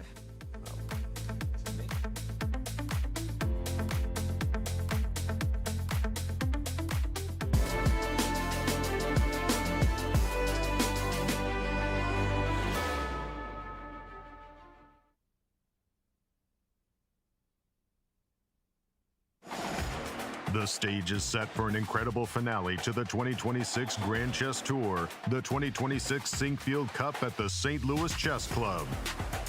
With only one event left, Tour players will fight tooth and nail to claim critical points for a spot in the Grand Chess Tour Finals. Come witness chess history in person August 10th through the 20th in St. Louis, Missouri, and tune in to live coverage at stlouischessclub.org. Praggnanandhaa, welcome back to St. Louis. Is it still new for you and as an experience? So you were here almost 10 years ago playing as a youngster. You've played now in a bunch of these events. How do you feel when you land back in a place like St. Louis that's iconic for chess? Yeah, I mean, that is like ages back, it feels like. We were all kids when we were playing this match of the millennials. I mean, I think every time you come here, it's a new tournament, new excitement pops in. So, I mean, I haven't played at the club since the 2017 one. So, looking forward to that. It'll also be a new experience, I think. Right, you haven't played since the club got renovated. You want to set your eyes on all the work that has been done so you can actually see the club itself. Yeah, I'm excited to see. I mean, I've heard about it already because it's been like almost a year since it was opened up. So I've heard about it. So looking forward to play there. Now, when you played last year and you came to try to qualify for the finals, it was crazy. I mean, it was basically anybody could qualify, and you managed to squeak by Wesley. But this year, 3 players have sort of separated themselves from the pack, and it looks like the math is between you and Javokhir. Have you thought about that, what you need to do to qualify for the finals, or are you planning to just come and play your best chess? Yeah, the points are a little bit strange this year. I'm happy that I still have a shot if I can do well here, so I'll give my best. And last year was also similar. I had to do really well in Sinkfield to qualify, and I managed to do that. So we'll see. It's it's 2 tournaments, just not just one. You can't really be thinking too much about the qualification when you're playing the Rapid Blitz. I'll try to enjoy my time in Rapid Blitz and see how things are before Sinkfield. The Grand Chess Tour title itself is a pretty prestigious title. Big names have won this title. What does it mean to you as you try to do the unlikely and come back, qualify, and then possibly win the title? Yeah, I think for now I'm not really thinking about the title itself. But I think first stage is to make it to top 4. But winning it is something that's always there. Last year I made to the top 4, but I didn't have a good Rapid Blitz in the finals. I lost both the matches. So yeah, I think the first thing is to making it to the finals, and then we'll see. But this is something that has been my goal for a long time because I've followed Grand Chess Tour a lot when I was coming up. So winning it will, of course, be great. Now, after this event, we've got a huge event coming up in the Olympiad. And the Olympiad, you've won it, actually. So are you super motivated again to do that? And you're going to be going into a rival country, Uzbekistan, to play. What are your thoughts there? Yeah, we are all, I think, motivated to play any tournament. So we'll give our best and see how things are. Of course, last year went really well for us. We dominated throughout the event. I think these matches, they're always close. They can go here and there, so can't really say someone is huge favorite or something. There are few teams which are really close, like Uzbek, US, and India. I think we're all somewhere close. China is there, so it's going to be a fight for the top spot. If you all can show our best, I think we have a good shot at it. You come in as reigning champions, both men and women, and you also come in to this tournament. If we come back to St. Louis, playing alongside your sister with the Cairns Cup happening at the same time. It seems that this is happening more and more frequently, that you're playing in the same place. You played in Cyprus recently, for example, at the same time. What does that mean to you? That must be very special. Yeah, of course. I mean, it's great to have her here. I think she always wanted to play in the club, and last few years she wanted to play, but because of like some issues with the like visas and stuff, she couldn't make it. But this year, happy that she's playing, and especially alongside Incr because it usually are happening at a different time, but this time it's together. So that's great, and she's already here, so it's great to have her here during the tournament as before for the St. Louis Rapid Blitz as well. So I think at this point we are used to playing in the same tournaments, playing in the same tournament hall. We just focus on our games, and but it's good to have someone to root for. Like you're looking at someone's games and you're looking at what's going on. It's a nice feeling to have. It's funny you said you're used to it now, but the chess world has never seen it. Two young players, brother and sister, dominating or playing this well at such a high level. Do you still have a sense of a bit of preciousness, the weirdness of it, the unusual nature of it? Or by now you're settled in and saying, hey, this is what we dreamt about when we were little? Yeah, as I said, we are used to it by now. We already played 2 candidates together.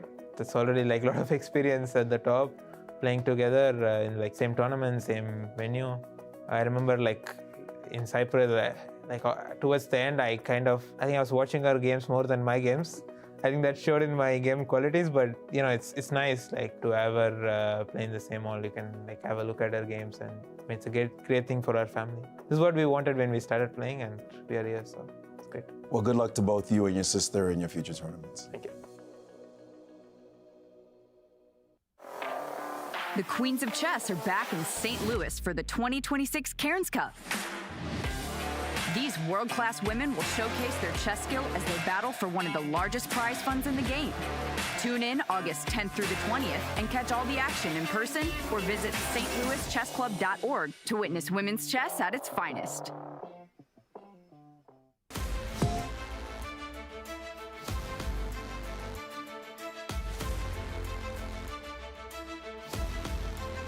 Welcome back, everyone. Round 5 is underway. Let's take a quick look at the standings before we jump into the games. Let's do it fast. We have a sole leader, Praggnanandhaa, with 6 points, and 2 players behind him are Javokhir and Wesley. So, quickly also the pairings. What are we seeing in round 5? Who are the leaders playing?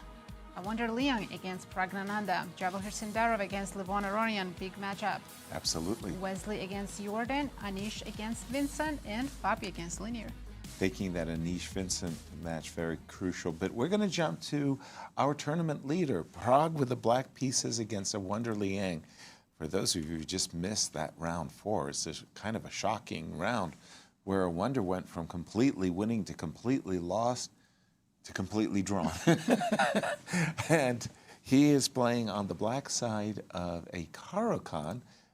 Remember that it was Pragg winning with the black pieces against Fabiano on the French defense. And it looks like a French defense, except black's pawn is not committed itself to e6. Bishop b5 by Awonder. And I must say, even though I've played the Caro-Kann, I'm not a big fan of c5 against the advance. I've always played bishop f5. Same here. But this particular move order seems to have has caught Pragg a little bit by surprise. Seems that way. I'm guessing he is trying to remember the lines, but c5 itself is not very common, and then maybe Awonder's response also wasn't the top choices. As you can see, there are only 368 games after only, what, 5 moves? Exactly. Normally, I think against c5, they're playing captures on c5, but c2, c3 also a little bit off the beaten track.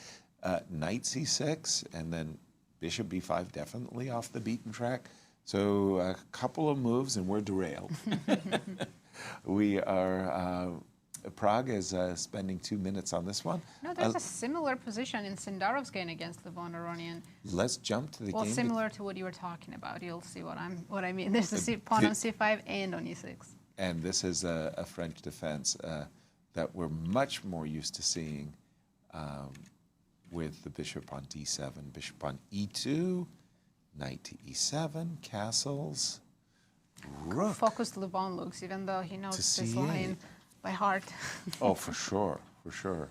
He's actually emerged, I mean, as a bona fide French defense player with, excellent credentials. There was a time in my day in the 80s where Raphael Valgagnan, Simbad Laputian, and many others from Armenia were using the French defense as a national weapon. They still do. They still do. And Levon is coming late to the party because he always played E5. His major defense against one E4 was E5. Here, what's interesting is a lot of French defense players, myself included, much prefer the F5 square, and Javokhir's maneuver, knight A3 to C2, was intended to defend the pawn on D4. So he was expecting the knight to go to F5. Very different expression by Levon of putting his knight to But this G6. last move, F6, might be a little bit premature break. Maurice, I have a question for you. Can White play C4 and open everything up? C4. I love when that happens. Yeah. When it's good. And when it happens and when it's good. And when it's good. And in this position, it was good To play C4. to play C4. It just Was good. good. Highlights the sensitivity of the king in the middle of the board. Right. And even if you have to sacrifice a pawn for it, it would have been a fantastic idea. You see it happen quite often. Let's see some variations, Maurice. So C4, and if we take and play C4 or C4 immediately? I think he was talking No, about C- immediate C4. C4, and then if we take on E5, I'm assuming we're taking Take on D5. On D5, we take on D5, we take, I'm assuming, on E5, and No, yeah, pawn takes, and then you say, I dare you to touch my pawn. not with the king in the center, I don't. And you can't push D4 either because then you're letting me play bishop C4. Oh, that would be strategically lost. I never want to see this bishop. I mean, Or actually, even stronger and more beautiful Is is the move B4. Oh dear! Just That's crushing. crack the whole structure. Wow. I would cry if I saw that. Yeah. Levon's king is getting stuck in the center. The crazy part was when Levon played the move knight G6. I was almost for sure his intention was to play bishop E7 castles, and only after getting the king out of the center to play the move F7 F6. I didn't like it for the reason that Javokhir played, which was takes, and I was expecting the move bishop to G5 to land long ago and say, hey, just thanks for the tempo. Maybe he's considering C4 now. C4 now is again good. It's just your king is in the middle. Your pieces are not developed as yet. Open up and the middle. I'm just going to blast that open. And even if you manage to castle, we're trying to get a weakness on the D5 square to snap off because there are trades that will happen and your pawn on D5 will remain isolated. And White doesn't have to worry about development so much. Bishop G5 in one move and everything's connected. So that's not an issue. Right. It's do you want to take advantage of this moment right now? C4 is the way to do that. So a lot of times you play Bishop G5 just automatically because you gain a tempo without any thought. Then you push the queen to a better square like F7. It guards the pawn now in the middle, and there's no tempo. There's no need for it. I tell my students, listen, when you have a check, don't just play check just because it's a check. You think you're gaining time. Same thing with threats. Just because you have Bishop G5, save it. Your opponent might put a rook on D8. Bishop G5 is even stronger now. What are you doing? Save the move. Look for other fruitful moves because Bishop G5, they're going to move, and that's why he's paused. So all you students out there, look at this moment. Bishop G5 looks so natural, but the world champion challenger is not playing the move automatically. He may eventually play it, but he's thinking, why do I need to attack that queen? What does it give me other than simple tempo? Maybe there's something else I can do. And I wouldn't doubt, and there goes Levon getting up. I think he will want to sit back down really quickly if C4, blasting the game open, lands on the board. I think he's nervous. I think he realizes something's a little bit amiss about his position. We've got some really big matchups. And I'm sorry, Yasser. Please. Just want to say one more thing. The thing about us as chess players is we like easy moves. Oh, I love easy moves. Yes, right. 100%. We just can't avoid. It's just we love easy moves. So that's why a move like Bishop G5 attracts your eye, and you 100%. almost feel compelled to put it on the board. Right. Because it's just an easy move. It's so easy move. I natural. don't have to think right now. Why do you want me to think? Come on. Right. Yeah, Those easy moves are like cashing a check too soon.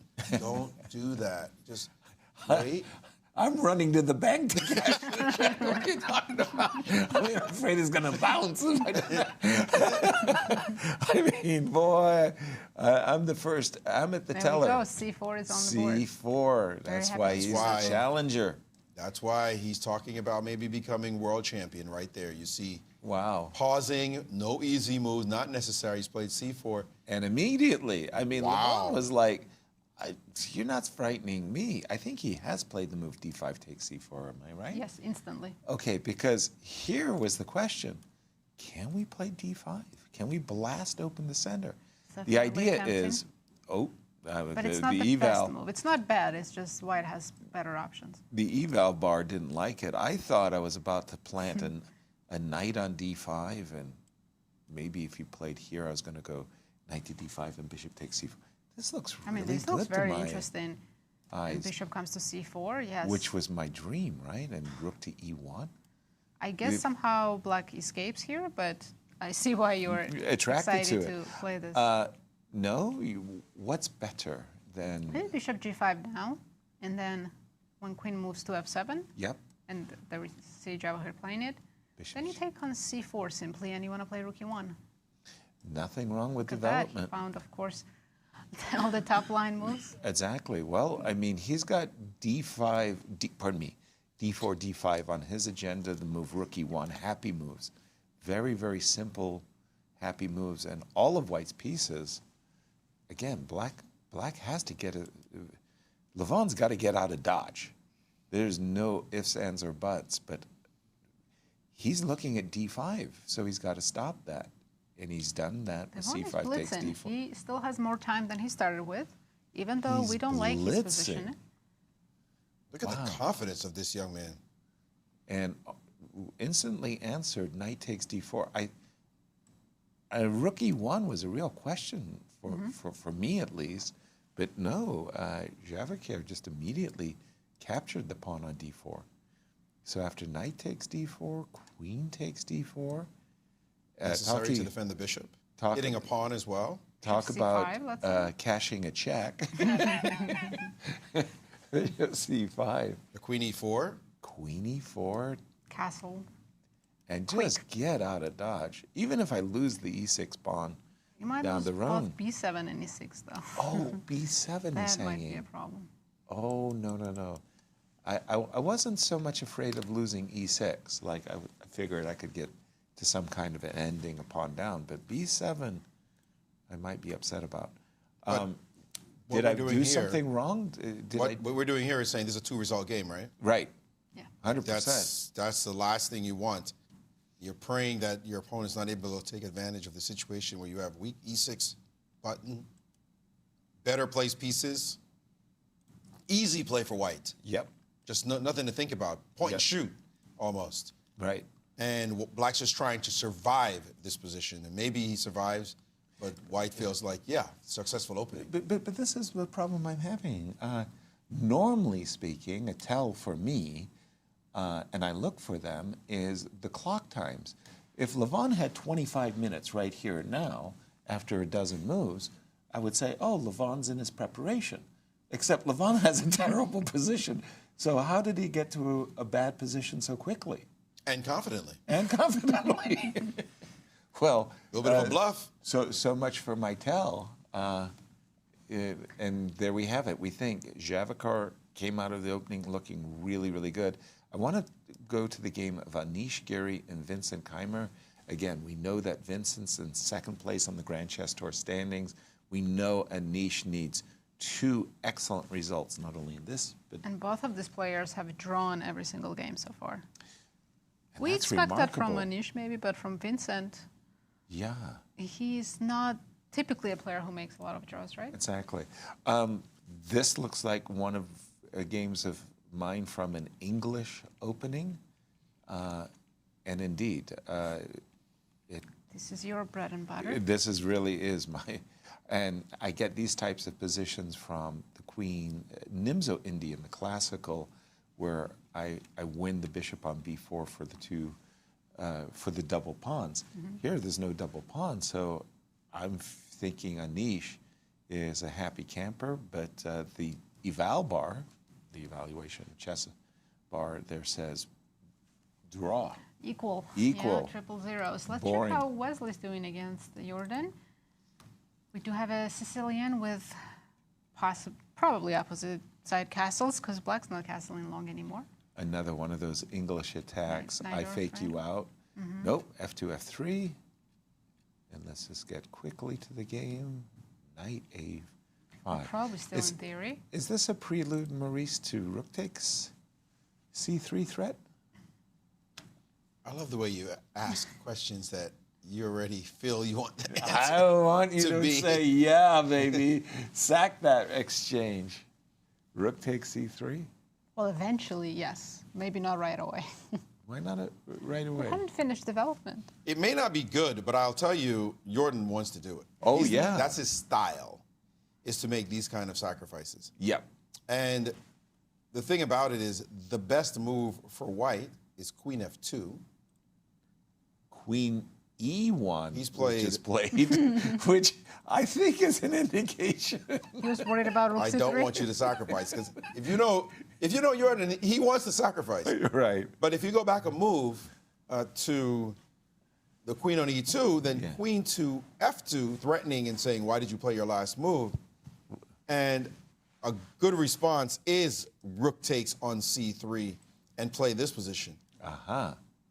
So that would have been worth it to play. But he said, I'm not taking any chances, says Wesley. But No. you know what? He won the first game. Yeah, he's sitting on He's a won plus 3 one. games so far. Yeah, he's sitting on a +1 And he's at result. +1. He said, Wesley, you're being maybe a little too cautious. Yeah. Maybe. I don't know. That quick draw against Leinier was certainly one of those kind of caution games. Then although he had black, so you can't really Be complain too much. critical. No. And he had white against Anish, and they had that kind of game. And this last game he drew.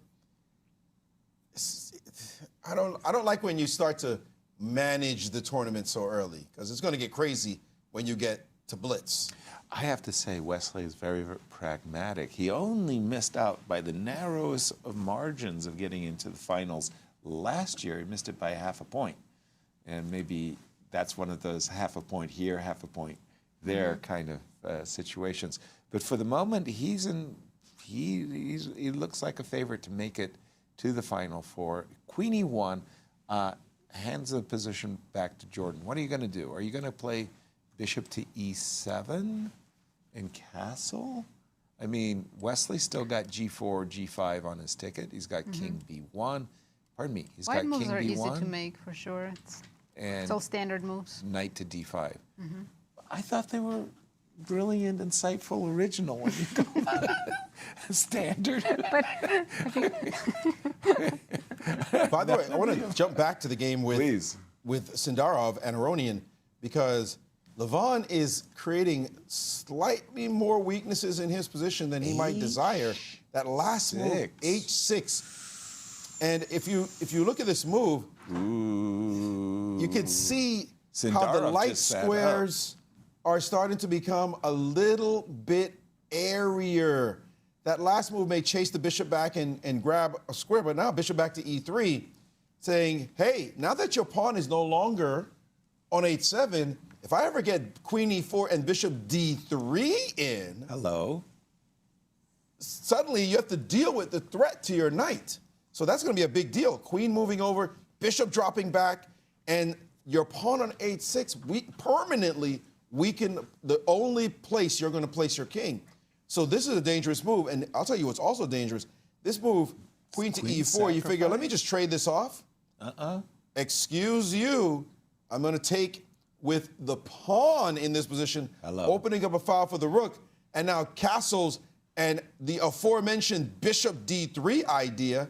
And how do you deal with mate on h7? No. Your knight's hanging, and king up, obviously, give me everybody. This is not comfortable at all for Levon.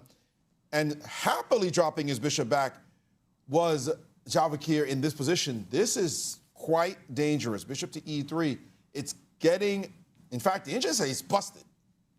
Busted. You needed to contain the weaknesses as best you could. You've got the weak queen side. You've got the absolutely atrocious e6 pawn that requires defense forever. And now you just weaken on the other side of the board, which you gotta pick where you want to weaken. And white has no, look at white's pawn structure. Pristine. Beauty. Compared to black's setup.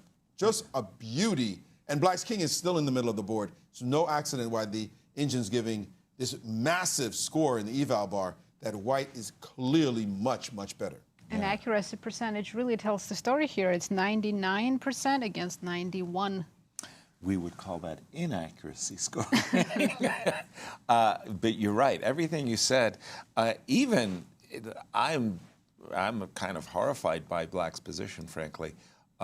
If I already had a rook on D1, the move bishop C5, I'd almost start to think, you know what? This is a pretty promising queen sacrifice. Again, if I had a rook on E1 or D1 already, because By your the way, king... sorry to interrupt you, Yasser, this game already ended in a draw. Anish and Vincent found a 3-move repetition. Oh, so my. they continue on their journey of making... lots of draws. Five draws between... Both 10 of them draws play 5 between, draws? Yeah, 10 draws between them. Wow. That's fine for Keymer. Yeah. Solid result for him means qualifying for the finals. Yeah. But Anish is a disaster. He needs to start winning, yes. Right. Especially in the Rapid to get those 2 points while he can. We've got some interesting games brewing. Let's just jump into the game of Fabiano and Leinier. Again, our Grand Chess Tour leader, Fabi, getting off to a very bad start in day 1. Can he improve his fortunes here in day 2? We've just seen, you know, with the move f4 and queen h3. That queen is on h3. You don't see that often. No. Let me just see how we got here, because. What is the knight doing on b3? I don't like it. Yeah. On c3, you know? Well, but on c3 it didn't really have a life either. It's not much better, but it's just more natural to be on c3. Okay. As far as I can tell, Leinier is just primed and ready to get out of dodge. If he can go by the way, Leinier castles is and king b7. Other player who has drawn every game and is sitting at 50%, but Fabi at -1. Yeah. After 4 rounds. Hard to believe. Really hard to believe. Okay, big question here is, do we proceed f5? I thought black can castle long after f5. Woof. f5 castles long. Let's have a quick gander at that for just a moment, because I truly didn't expect castles long. Knight to e6. Oh, the eval bar says I'm missing something. Maybe he just doesn't like your... I don't want to have e6, e5 pawns. No, I'm guessing you want to have something like this, right? And then maybe you lose your e6 pawn because... It's far. It's far, yes. Yeah, the supply lines are... Although I can't go immediately stretched. knight f8 because you do have rook f7, right? Yes. And then queen e6, rook f8. Yes. Let me just show that, because that could get your feelings hurt. Yes. This one. Oops. And then the check on d8 is the reason why this works. The intermezzo check. Yeah. Okay, so f5 castles is a legit move. Okay. Well. I can retreat and my there knight. we go. We have this moves on the board. And look at this. So I can retreat my knight, and then the bishop is kind of buried on h7. You don't see This this. is still a balanced position. I Right. think we need to Please. stay with Sindarov and Levon because Fireworks so much are is there. happening on this board. Yeah, fireworks. It's just getting worser and worser, as they say. For Levon, this is not good. And you say Sindarov there stifling a yawn. This is almost like a snooze fest.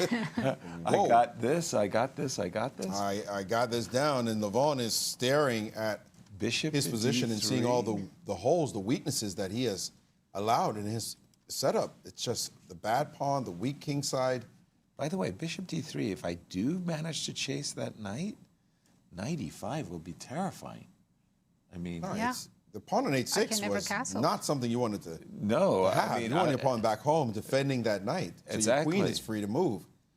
But here, you what can't do it. do I preach? I say knights love protection. Love protection. When he played the move H6, the knight went, whoa, whoa, whoa, whoa, whoa, whoa, whoa, whoa. Why are you doing this to me? Why did you make that move? But the other problem is this. When the pawn was on F7, Yeah. a pawn on F7, right? Right. And a pawn on H7, Yeah. those pawns guard the G6 square comfortably. Perfect. One leaves, the other one's got the job. Said, I'm leaving. Hello. You got the job of guarding G6. Right. The moment he played H6, nobody will ever, no pawn anyway, will ever guard the G6 square. And he has just literally just set himself up with this By the way, massive weakness. Check it out. Did he take on E3? He did. The very move that you said, now pay attention, you open up the F-file against the queen. Levon said, I know that, but can I get into an ending? Please, please, please? Dream on. Dream on. Is that a Peshki on B7? Oh, your bishop's hanging on C4, but you have so Rook many. to D1. Yeah, and discovery moves. And this is discover. terrible for black. No. Wow. I even think, by the way, the ending is very. No, the king. It's actually. Is the king safe on E7? I can't tell. I wouldn't want to trade queens. No, Queen come to on. D4 You got to keep queens on. That king is still in the center has of the to board. get in the game. And I want to keep that discovered attack many against threats. the queen alive. The problem I'm having is I really want to take this pawn on B7, but I want to make sure that I have a winning game after, oops, sorry, that was supposed to be rook to D1. Rook to D1. No. Apparently, it's not the best. Maybe knight. No, knight D2 is a killer. Ah, that's the discovery. That's the easiest. Yeah, yeah. Oh, that actually is pretty easy because you're hitting both. Is it completely easy? Wait a minute. This is the move to find.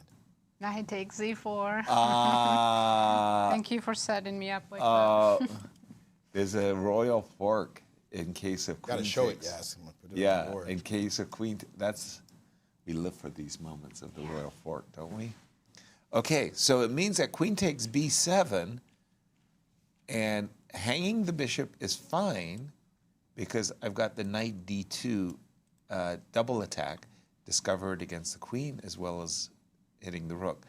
But if you don't play rook takes C4, then I just What do you do? snap the pawn. The king's still stuck in the center. And if you move your bishop, yeah, I'll take another one. No, I have to take The this. dramatic moment. The move queen D4 is supposed to be the best move. Is it But really? queen B7 looks quite scrumptious and hard for a human to resist. Queen D4 requires all kinds of precision to establish the advantage. Here, you could play E5, chasing the queen, but burying your king in the middle of the board because the bishop now stops that. What did he play? Queen He D4, played the best move. This kid, what? I mean, the human move is take the pawn on B7 and you're much better. Right. You're up a pawn, they can't touch your bishop, nothing. He says, nah, I'm playing queen D4. And did E5 come immediately? But E5 boy, did. By the way, because Levon. I Not a think critical moment, right? but Where I the think queen goes. Levon is realizing his clock is the only ally he's got. The position is not that Not. fun. So he has to But play quickly. Here, Yasser, there's so many good-looking moves, right? I can That's take the knight problem. E5. It's tempting. There's queen D5. Queen D5 I find very attractive because, again, I'm just reinforcing that diagonal. But there is, as you say, knight takes E5, queen takes E5. I'm a pawn Check grubber. on F7, yep. But we do end up in an endgame. Where's the king going? D8, maybe? Sure, D8. Yeah. Take on G6, right? He's begging for this endgame. Yeah, but Yeah. and I want more than just Exactly. a pawn. Yeah. So I start looking for something greater than that. I find queen D5 really and Levon will attractive. blitz out E4 because he's dreaming about an E4 and endgame. gets his endgame. Yeah. But wait a Is minute. 95 maybe? Is that what you're looking at? Queen takes b7. Maybe you You do get take an it. endgame here, but we keep a lot of pieces on the board, and Black King still remains in the center. So maybe just knight d4. Okay. And this is, I we mean, will still win a pawn. let's be And we clear. have more This is pieces, so- amazingly nice position for white. But just a second. Now can I take a pawn? Queen takes b7. Take the knight. Take the. You can see Javokhir's eyes, just he's looking at He- the board, he's, calculating everything like a machine. He lit up all right.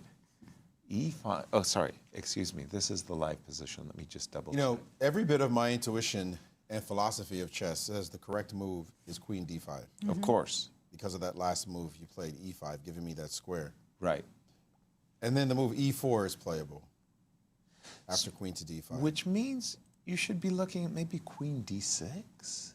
So, Sorry. but if you look at this variation, Yeah. there is a line Yeah, that Queen d5. now knight d4 is the best move based on what I'm saying is the pawn keeps giving you squares to go to. What's interesting is the move after e4, Yeah. for following on your board or Yes. my board. E4 is the move knight to e5. Whoa. Okay, that's a visual. Just to analyze it. It's Right. not good because after queen takes, then queen f7 check, and then king over to d8 and rook a d1 in this position. Yeah. But unfortunately, there's just multiple defenses. You can't really breach this position. By the way, And Javokhir he's playing just the played move. Queen d5. It's a hard move to resist. It turns out, however, What was and this, it? I'm going to say, he's not a computer. He's not an engine. Thank The goodness. best move was actually, instead of queen d5, queen to c3. No, that wouldn't Allowing matter. b5? And nobody's playing this move. Nobody's of course playing. Just not. nobody's playing this move. b5 would then be possible. And now you have the shot knight h4.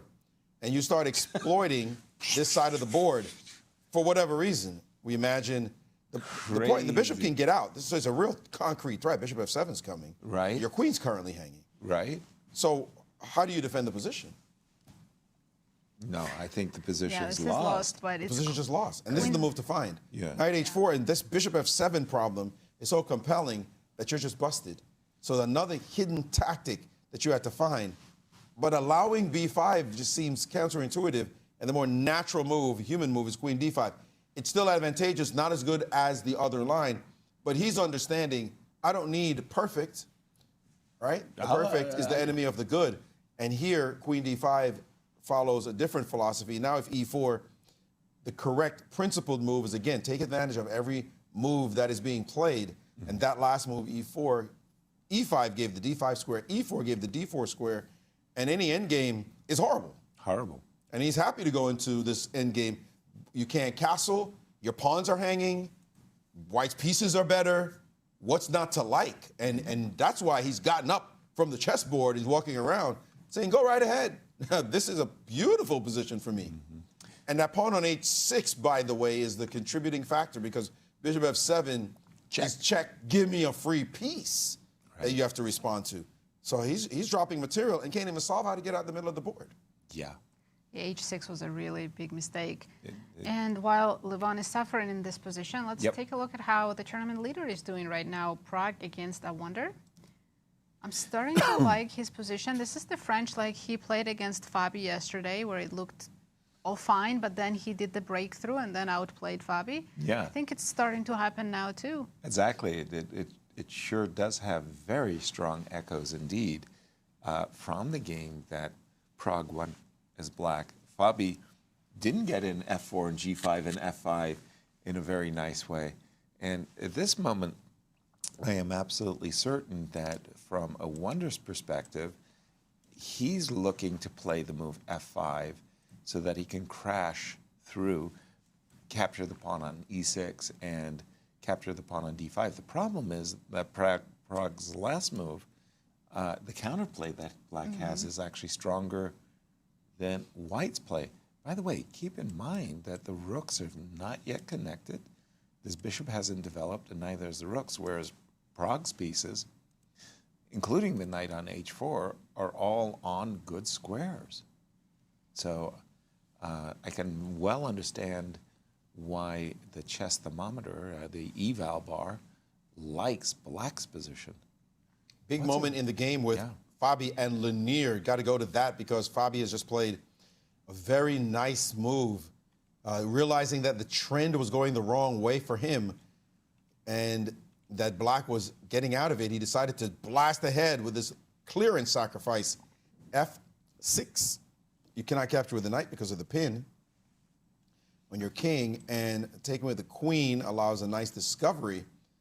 Queen takes, allows knight F to D4, and that knight is hopped to the other side of the board quite nicely with your C-pawn hanging on C6 and the F-file open. So turns out that your best move is just to swallow the pawn and say, okay, you fractured my pawn structure a little bit.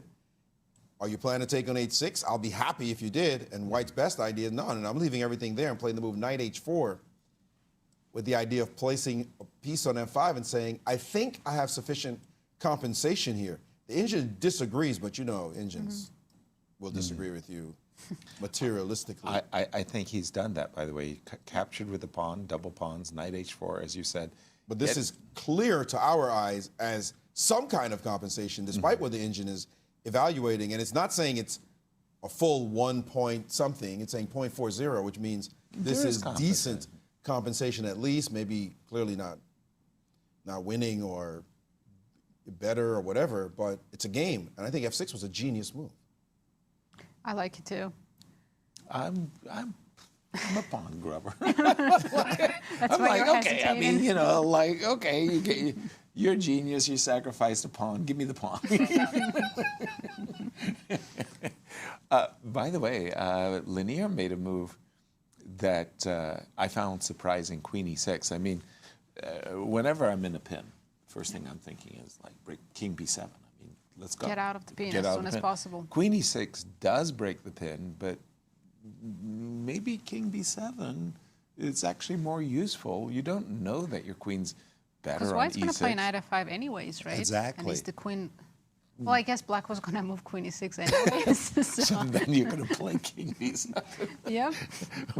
We'll be arguing about potatoes and potatoes in a moment. Knight F5, and I'm expecting King B7. I like this tension that Black has in the position.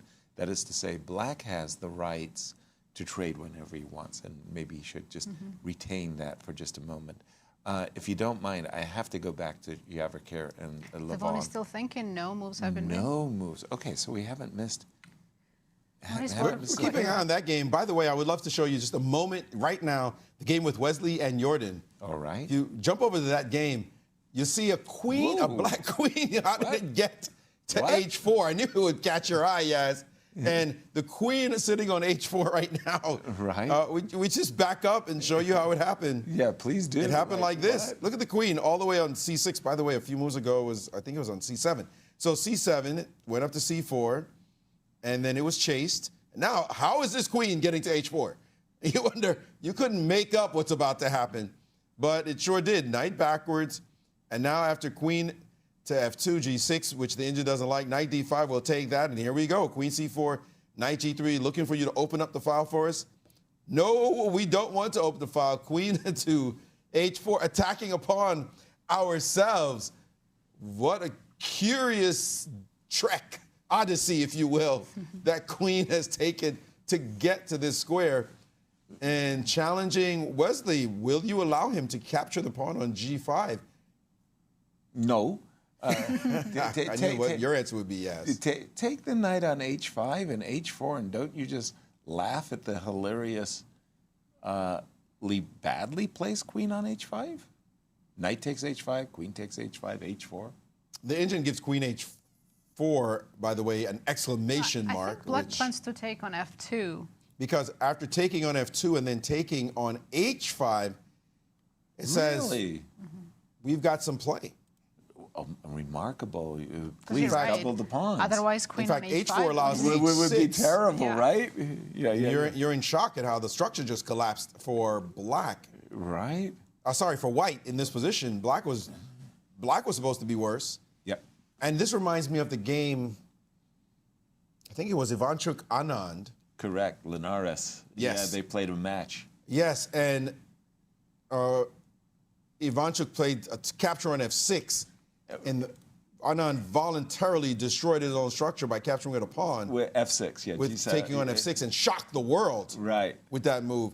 Yeah. To see a move like this one here where you say, my structure, whatever, you can talk about it. Here we go, let's play chess. And that would be a deep idea. So we have this position on the board right now, and Wesley has to be very careful about his next couple of moves. So let's see that again, because I find that remarkable. Knight takes H5. Bishop takes F2. G takes H5. Bishop to E3. Presumably, as white, I want to play rook to D3 and rook to A3. And I want to say the structure of black is terrible. But you're telling me black should play for this. Yes. And by the way, you have some structural issues as well. Yeah. Because your entire king side is kind of slightly porous. Not like I could do anything about the F pawn, but you're right. Maybe the G pawn's a little advanced. But okay, rook to D3 and rook A3. But in this moment right here, the way, I'll give you the fascinating move. He played Queen E2. He backed down, did Wesley? Sorry. No, he played better than this, is what he did. Okay. Because this move, H6, is the move. Now? Yeah. I was supposed to stop you from playing H6. Exactly, but H6 is very strong. Now when you take it, Bishop F8, give us the pawn back. And so much for your advantage in structure and the lack of counterplay. And the F6 pawn potentially, sorry, the F3 pawn eventually becomes a target as well if you ever let that rook come up into the game. So Wesley said, I don't want any parts of that. I'm going to play a different kind of chess. Queen E2. Look at that, H6 still happened, but in a very different position. Queen E2. So Wesley said, okay, I get my knight on this gorgeous square. Knights love central outposts. This is looking really bad now for Jorden. But you passed the plot for a second. He gave a pawn up. Queen E2 was the sacrifice. Yeah, he could have, maybe he should have taken that knight on G3. Well, we have to look at that position because this Wesley is now fantastic in this position. But here, Jorden did not want to play bishop takes G. No, not this pawn. The G5 pawn is hanging. Mm-hmm. Yeah, why wasn't that taken? Now after Queen E2, Bishop G5 is the best move. And if Knight E4 now, then you can either drop your bishop back or trade. The engine was not impressed. It said this is triple zeros, which, given that white is giving up a pawn, might make you give pause. Just uncomfortable with the queen on H4, right? Right, the queen is kind of weird, but the engine said, I'll just take your pawn. What do you got? F5 is coming and your queen will be free again. This is a much better position for black than the game position because the game position he just ignored grabbing the pawn and he's allowed this bind on his position and good knight versus bad bishop. Yep, this is much worse. And he just kind of just flowed past it like, I'm not taking that pawn. Like he believed Wesley immediately. Strange. And Wesley happily went into this position and happily watched you open the H file for him as well. Yeah, and by the way, now that the queen is on E2, when the queen was on F2, I wanted to go queen B6 or queen A7. Queen is on A2. I find A4. Now that Wesley looks like he will win, let's see how Pragg is doing. Can he remain a solid lead? Exactly. Yes. So we left it, and I said that Awonder is definitely after F6. He wants to play for the move F5. He first captured, and now has played F5, and still Pragg I could see the chess thermometer. There's a couple more moves. Sorry. Takes. G5. This is the current position. And whoa. D5 was hanging with a check. He doesn't take it. But right now, Pragg missed the best move, which was knight takes B3. Knight takes B3. First of all, what did he play? He just dropped his bishop back. Because now he allows bishop takes D5, and the bishop stays on the board. And that's the knight on king A5. feels safer with the bishop on D5. Oh, for sure. Okay, but geez, this knight on Maybe H4 he doesn't stay. You can go bishop E6. He can still force a trade. Yeah, I mean, the move I want to play is either queen F3 or queen B3. The irony is the knights control the two squares I want to go with my queen. Completely. That's unfair.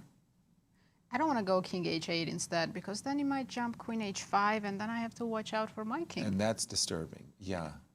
Let's He see what has played king happened. h8. He did play king h8. The one move that you said that you didn't want to see because doubtlessly you were afraid that the knight might get. And that's your pick, Nazi, and he didn't listen to you. Surprise, surprise. They have their own minds. You'll have to talk to Vaishali. Yeah, that's right. Shally will tell him a thing or two. But queen h5 now is a reasonable fighting chance. And by the way, the game is proceeding very slowly. Which one? Javokhir, oh my goodness, what's happening though is a disaster as Levon's position just keeps getting worse and worse. He's unable now to castle after this last couple of moves. Bishop c6 attacking the queen. Queen drop back to d2. Don't think you're winning a piece with bishop f3 and then rook c4 because, of course, you lose a full tempo when the rook captures back hitting your queen. You can't take on c4, and that bishop's going to be a monster on f7. So you have to make a move of some kind, and you can't castle.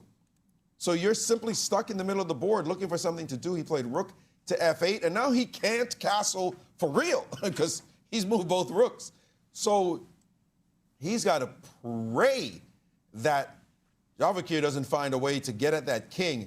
I mean, it looks scrumptious in the middle of the chessboard. It looks terrible. By the way, knight h4, why doesn't that win material? g5, you take on g6, I take back. Are you looking for a mate, rook f8 and checkmate somewhere? Something I'm there. looking for the same thing. Exactly. Yes. But I guess there's no immediate No, there is the rook f1 check, and what do? I think you have to give up your queen. So we're looking at knight h4. That's a double attack. And keep in mind that the bishop also defends f1. Queen g5, knight takes g6. It's all forcing, too. It's all very totally forcing. Just keep going. King takes and rook f1, right? Rook f1 and ask, where are you putting your king? I think black has to give up the queen, go king Queen's e8. going to drop off this board. And allow bishop f7. This is very different than from the Anish Giri versus Leinier game where there was a lot more pieces. An easy win, though, for white? I would think so. Well, king takes, isn't queen a5 at least getting one pawn instantly? Nice. That's already a button, yeah. That's important, yeah. Yeah, yeah. So. And I don't even have rook d8, rook d2, because and by the way, that was the most straightforward. I would be surprised if there weren't other. Knight d4 is also an option, taking the bishop on c6. Knight d4 looks also incredibly tempting. Yeah. Is bishop d3, You want to allow e4, knight d4, maybe even a kind of a... Now that you can't castle, my bishop doesn't have to stay on the c4 diagonal anymore. I could castle with king f7, king g8 if you let me. You're not crossing the f-file. I don't care what you say. Bishop, I mean, the problem Knight d4, is there's too many tempting moves. It's exactly right. Knight h4 looks so good, you just win material. Right. But knight d4, Okay. from a positional perspective, Get if rid we of take this. first of all, the queen cannot go to d7. That's the first thing. Pinning the knight. That's the first thing you want to look at. Because bishop e6, Yep. and your rook is sitting back there and about to drop off. So you cannot stay on the diagonal. Right. So let's say you shift and go to g5. Okay. And you take, and now white decides, I'm taking the bishop. Your problem is you can't take back with the rook because of bishop b5, another diagonal problem. Ouch. But if you have to take with the pawn, Yep. just eyeball this structure. It's horrifying. I don't want to look at it. You don't want to look at it. It just looks so horrible beyond words. Your king is stuck in the middle. You have 3 isolated pawns. Yep. And the bishop is much better than the knight. There's no mating ideas. Forget about that. You have no play. And Sindarov heard you, Maurice. He's going for this. We have this on I'm going to board. say, this kid is maestro. You could play the straightforward, logical, I'm winning material, sure. He understands chess dynamics so well, and we saw him do that a couple of moves in this game. When you sit back and you make grandmasters go, yo, bro, man, you're doing this every move? Yeah. This is how you play? Oh, I'll sack a piece for 2 pawns. Okay, I blundered a piece for 2 pawns. I'm lying. I'll tell the truth now. But I'm showing dynamic possibilities that I can find. And he's doing it just easily, effortlessly. Yeah. Although I will say he's down to 5 minutes right now, so that's it's not so quick. He's going about his business, but he's. At one point, Levon had 24 minutes against Sindarov's 18 or so. Levon had always kept an advantage on the clock. No, that's no longer true, and he's got a very bad position, as we know, as Levon knows as well. Knight takes e6, b takes e6. At first, I was very attracted to knight e6, and I thought, my goodness, what else? Rook takes f1, rook takes f1. Queen has to go to e7, but right here I didn't see a knockout blow. What do you think about this Do we one? need one? Because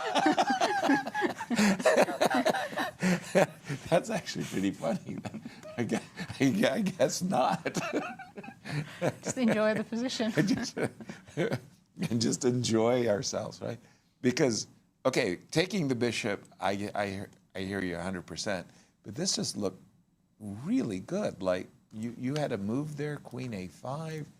You had, this knight is unprotected, so I find myself drawn to queen to d3 with the idea of going to h7. How about this one, Maurice? I mean, it's terrible when you're tempted and there's many good moves. Knight on e6 It's crushing. looks... It's completely crushing. And Is it? That, as you said, that's the problem. Too many good moves, and that could be his undoing as his time is evaporating now quickly. As he sits and just look, what is the killer? What is the blow? What's the easy one? At some point, you go back to the easy one. You might find the dynamic ones in the compensation. Right. But at some point, your brain says, let me just play the easy move. I want something in my pocket. And that's what he just did. Knight c6. Knight e6 was actually objectively better. Okay.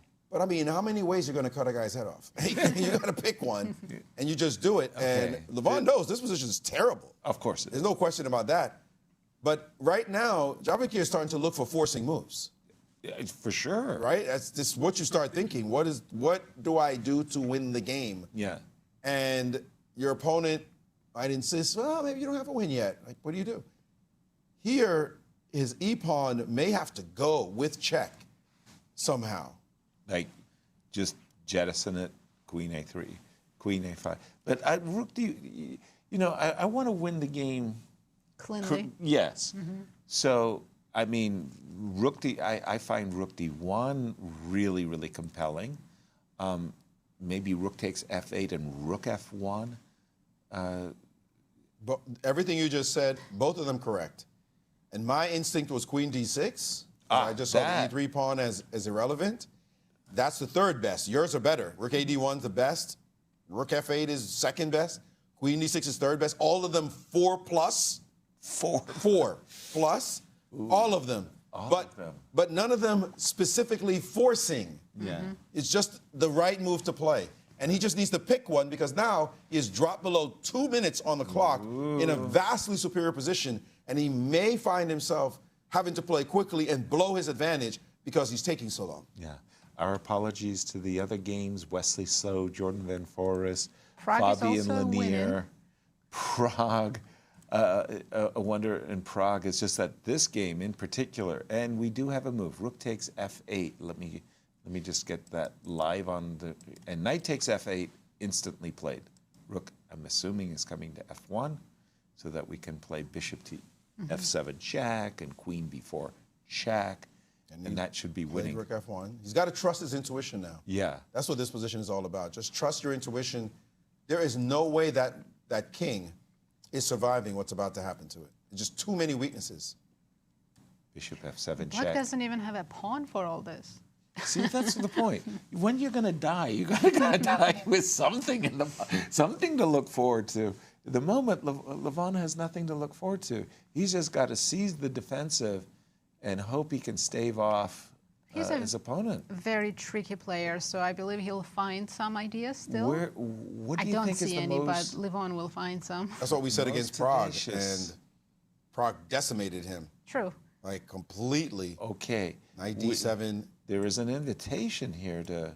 Queen e7, I guess. I'm barely hanging on. No, I take on d7 and rook f8. King e7 and rook f7. Yep, that ends it.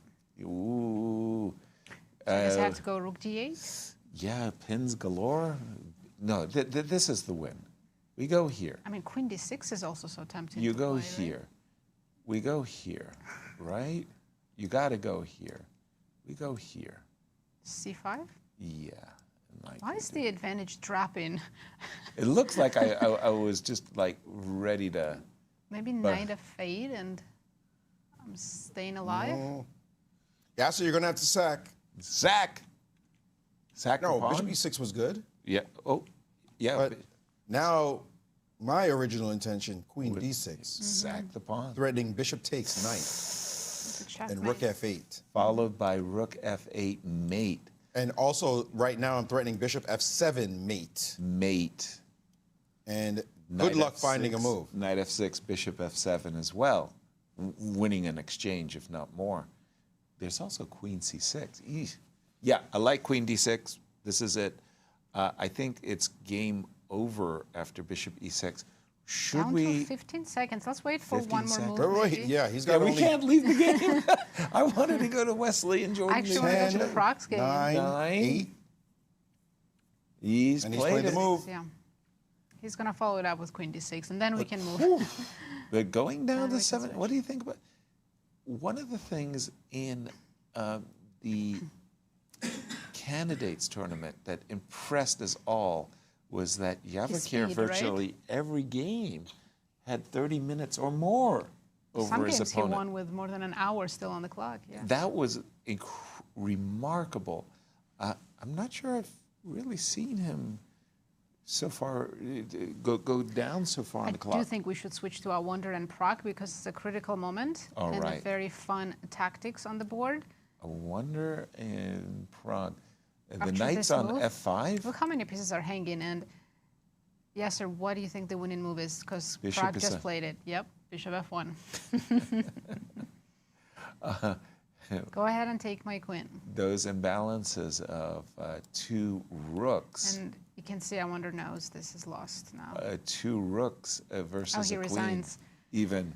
And just- Pragg remains Wow. in clear first. Congratulations to our tournament leader, Praggnanandhaa, as I'm just going to check in. Here on comes this. Javokhir as he's played bishop e6 and queen d6 on the board. And he is about to roll this one up. Levon with no reasonable moves in this position. He's pure desperation. Well, he's going to take. He's going to sack. He's going to gonna play play the- knight f6, right? Exactly. Pick up the He's going to exchange. play the exchange up, down position. We know it's winning for That's the white. only thing he can do. But what do you otherwise. do? Knight f6, queen c6 check. Where do you put your king? Well, he took on e3 first, and then, as expected, he did No. play knight f6. But he's about to get mated. Look at that. Or just win the exchange again. Yeah, let me put it on my live But he now setting. doesn't even have a pawn for it. In the other line, I thought he was keeping the c6 pawn alive. Right, me too. Ooh. Did he miss a win? Did he miss a mate, though? Yes. He did. It happened very, very fast. He had very little time. But it sure looks like in these positions, I mean, the king is so expensive. Now, he should have taken on c6, but queen, what do you do about queen to c7? c7? Yeah, that's what I thought. Let's quickly show. So if queen c7, black's only move is knight d7 to not get mated on f7. That's right. And what's the finale here? Do we take and queen c8? Or maybe, No, It's gotta be no, something. we Just take take it and play queen c8. queen king c8 e7 and queen f8 king e6, and queen f5. king e7 back. We're dancing. Hold on, I go queen, Where's the mate? queen. And that's why he didn't do this, because he has 40 seconds to calculate all this. No, okay. It's queen Did you find e8 it? check. Oh, queen e8 and then rook d1, right? Okay. Whew. Okay, let's go back to the live board. And he did miss a mate. He's still winning. Is Yeah, this is also Javokhir. Queen c8. very straightforward. You 40 don't- seconds to 2. Yeah, 40 seconds, 2 minutes. But you can play b4, you can play g3, h. Like, you can play anything here and you're winning. So Yeah. it's a safer win. The mate And might that- not be to take the rook. The mate might not be there kind of thing. The time advantage that Levon had is Eroding. cut in half. Yep. pretty much. Yep. And here, winning this position will require advancing the queenside pawns. Clear. And so it's a very different, long-term win in this situation. It will also require him to create some lift on the other side. And here he's trying to trade queens as quickly as possible. That would be an easy way to win. His opponent will avoid that, no doubt. But it's going to be a much longer affair than if he had calculated the straight win with queen c7. Yeah. By the way, queen c7 is the type of move that you want to play because queen f7 is mate in queen g7, and you want to force the knight into a passive role. I like this last move, king g1. Yeah. What in the end game? Bring the king back to the center. The king is a fighting piece. Now he's probably going to play rook e1 soon. Should Levon go king g8? I hate being pinned. The knight on f6. A king g6, king g8, yes. Yes, yes, yes. Get off that f file. And you know, you never know if you can ever get the smothered mate. Yes, exactly. Queen a6, Levon says, okay. Give me a pawn. No. This went from clean kill Total. to messy, slightly messy work. Not that messy, actually. Definitely better. But you see a knight guarding an e-pawn the way it is, and it's like, I can't. It's work. I can't change that structure. The knight stood on f6 and the pawn on e4. You can't really change that structure. That's just a setup he can keep. So the only way is to actually advance the queenside pawns. Right. I mean, I don't even know what to do with the white rook. I mean, other than you place it on c7 or e7 or something like that. Yeah. Yeah, but you got some issues back home too. I hear you. Yeah, don't forget about black's e-pawn. Yeah. If you completely You've got to eye the e-pawn, and also if there is some kind of drawing mechanism with queen e1 and knight g4 check, and queen h4, queen e1. If you stray too far away. Right. So this, king h2 and the knight g4. Will be possible. So you have to pay attention as white to control this game. And yeah, this is now a technical game. Do we have queen f2 inviting queen takes a2? Do I see the peshki? Queen f5, rook c1 probably wins the game. No? Yeah, but I'll take a pawn and I'll die. No need to die now. He just I could put a knight on g8. Queen takes a2, queen f5. But you'll probably lose e4. I hope not. If I lose My e4. queen is on f5, so I'll just snap that pawn, right? Well, let's just take a look. I took a pawn. You go queen f5 check. I go king h8. You go rook c1. Right. Oh, sorry. Okay. You go rook c1. And I go By the way, Levon's following your line. e3. Okay. If you I go guess this is playable. rook check, knight to g8. And yeah, it's still winning, but your pawn on e3 is making me nervous. Some nerves. It's. We are about to see this on the board. I'm trying to be ornery. Go down you, fighting. Levon is very tricky. He'll find something. Varusian, Var complains to me. By the way, he plays blitz with Levon. Of course, we're going to stay with this, but I think Fab is in trouble again with the white pieces in his game against Leinier. Okay, just to finish the thought, Levon complains to me that he has really good blitz positions against Levon, but he spoils them. Because, and look at this. He's not repeating. He's just doing it for now to gain some chance. time. Levon understands the situation and played quickly. And now rook c1 is a mistake with the king on g8 because of queen takes b2.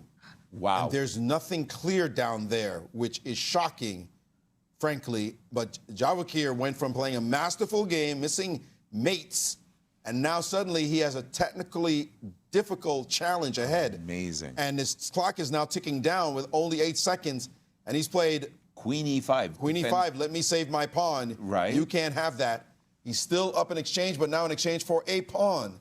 And again, Black has not shifted anything on his king side. He wants the knight on f6, pawn on e4, guard my a7 pawn, and now it's even harder when we're talking about pushing the pawn, the b pawn to an a pawn to make a pass pawn. Now the a2 pawn's gone. How do you do it? Yeah, I mean, Levon is defending incredibly very well. But I think the problem is still his king is open, so rook c1, and the same idea as queen on f5, rook on c8 is still. Yeah, don't get me wrong. I do believe I like this king h2 move. I do believe White's still winning, but I mean, remember from the girls' championship that just the juniors, yes. Junior girls, Paragua. She had a pawn and a rook for a knight, and Best move now, rook f3, by the way. Rook f3. That's actually kind of cute. Visual, but. And then rook c3. That's or nice. g3. Rook g3. By the way, e6 check. It's 15 seconds for Javokhir. Definitely nervous. You can tell. And it is nerve-wracking. Key times. King And it's so much easier to play this for Levon now. He's just waiting to see how are you going to win this. Yeah, you got to prove your win. Triangulation there without queen takes b2 anymore. Rook c1 looks quite, or rook d1, I should Rook say, d1. looks quite attractive. Which he's just played, as you were mentioning. Queen immediately went back to b6, defending against rook d8 check. And Levon doing his best. Okay, can we go aggressive dance. now? Rook d6. Not threatening anything besides the queen, but it looks good. I love it. I mean, I want to teleport the rook actually to e7. And so rook d6 is getting Halfway there, yeah. Yeah, rook to d6 to 12 e6. seconds. Rook to d6 to e6 to e7. No, but rook d6 is queen f2. Queen f2, where did that come from? Yes, remember the idea of knight g4 again that we talked about a long time ago with the perpet. Wow. Don't want to walk into that one. They repeated once. And he's a little bit nervous, as you saw there. And he's played rook to c1. He's dreaming of getting that rook to c7. And The queen f2 is still a problem. Queen Even f2. after Queen f2, and there it is. Just as you This is said. the construction we talked about a long time ago. Your rook cannot leave. Rook Because knight c7. g4 and queen h4, queen e1 is an Rook c7 right now, huge instant draw. So he's suddenly frozen for a move. It's not a draw now, but he's decided, let me push my pawn one step By the forward. way, a useful move. I thought he should have played a3 when that queen went on a6, by the way. Oh, I think But he wants to b4. play queen g3 now that pawn on b2 is no longer hanging. Fair, Next move, he's going to drop the queen to g3. fair, and that will stop also the knight g4 mechanism. Must keep the b pawn, though. That's important. Ooh, h5. Ooh. That loosens.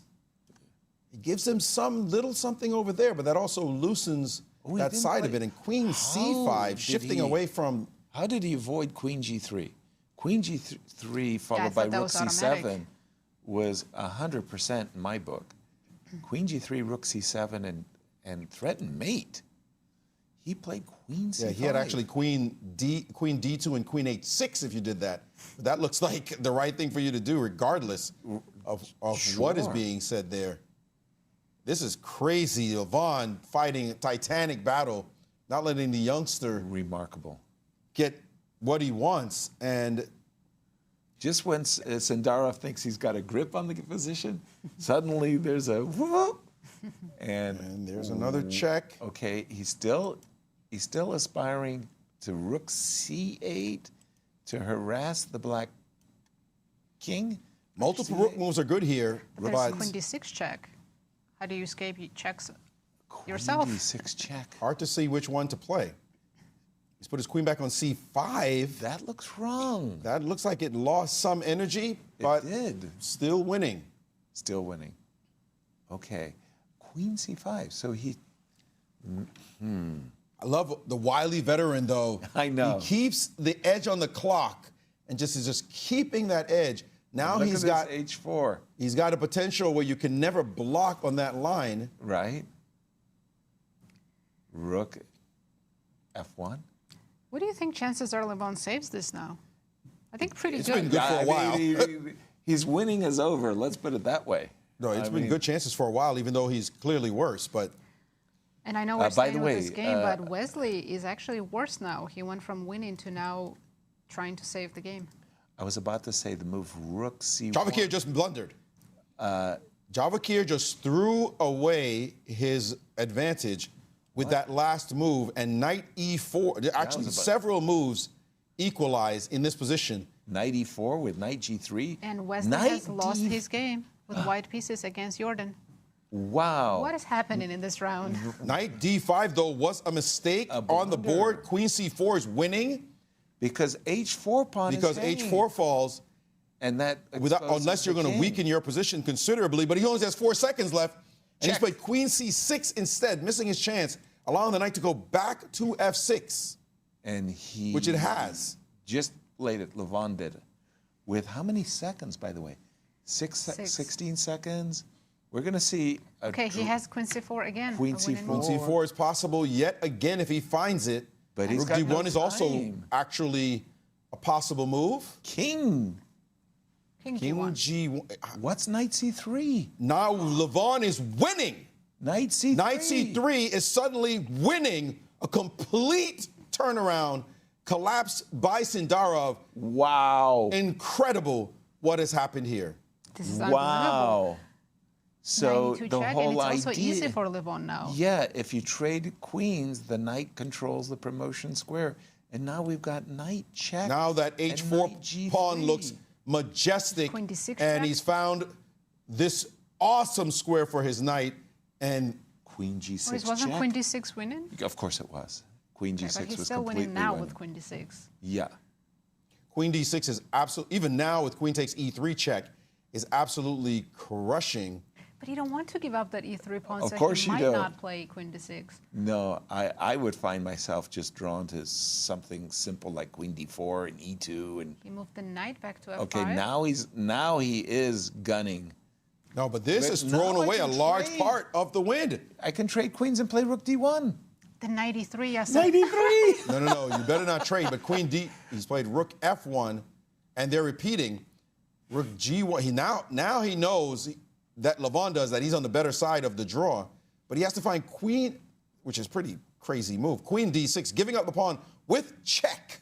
And then following it with g5 and knight f1 double check. Yep. And That's the move he has to find, and he has decided not to play it. And Javokhir does not play with fire. He's like, let me get out of here. Please put the knight back. And Levon is settling for the draw. in a winning winning then position. Javokhir goes queen Immediately d6. shows him queen d6 is winning. And Levon is coming to a realization now that he was, in fact, winning. What a roller coaster ride that was. Let's see if we can hear the players.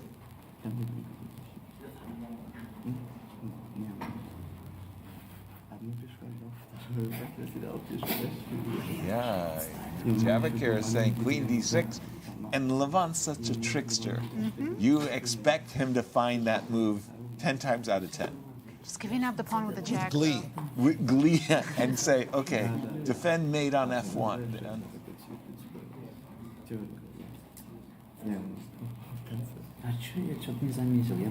A little laughter there. They're speaking in Russian. You're going to have to translate for us, Nasi. I can hear it. It's not loud enough. Yeah. This is emotional talk. You don't need my translation. You got this. Horror motion. Wow, okay. Let's catch a breath and look at the standings. Just I don't know what just happened either. Wesley losing? I know that Did Prague won his game, so he's Wow. extending his lead. My pick. Good job, Nazi. Prague with 8 points. Javokhir now in clear second with 6 points. Yeah, Wesley losing. That's a big upset by Jorden, by the way, who was in the last place. Right. So now look at the tie for the third. It's 5 players. Wow. Wow, Maurice, get in a quick word before we go on break before Could I get a 3. defibrillator, please? No, what's going on? But just to make this point, Right. Wesley So now losing that game, pulling himself back. If those two players continue, that is Prague and Javokhir, to stay first and second, Yeah. Wesley So's chance of getting to the finals being massively compromised. They'll take 13 and 10 points with them, and he will have to come in competitively enough because they're going to catch him and even pass him. So big news happening there. Thank you, Maurice. What's happening on break? All right, we're going to take a short break, and we have a segment with Ben Underwood. So stay with us, enjoy. We'll be back shortly. Let's see if statistically I have it right.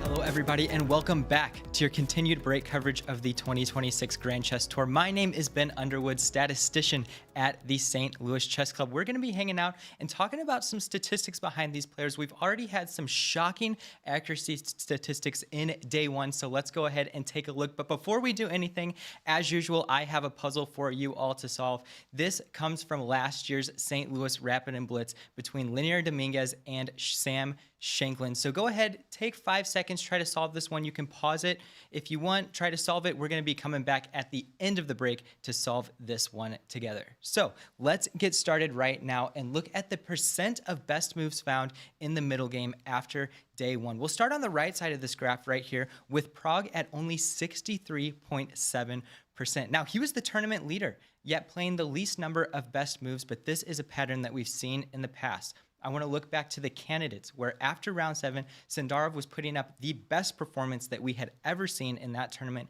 yet he was under 60% of best moves found, and he seems to be following that trend just a little bit. Look at 69.6% of best moves found also on the lower end of this graph. However, he is performing quite well. But I want to look at Leinier Dominguez right here with 94.1. Now, he had all draws yesterday, maybe some games that weren't quite as fighting, but 94.1% of best moves is crazy in any type of tournament. And I want to add to that the percent of best moves found in the end game.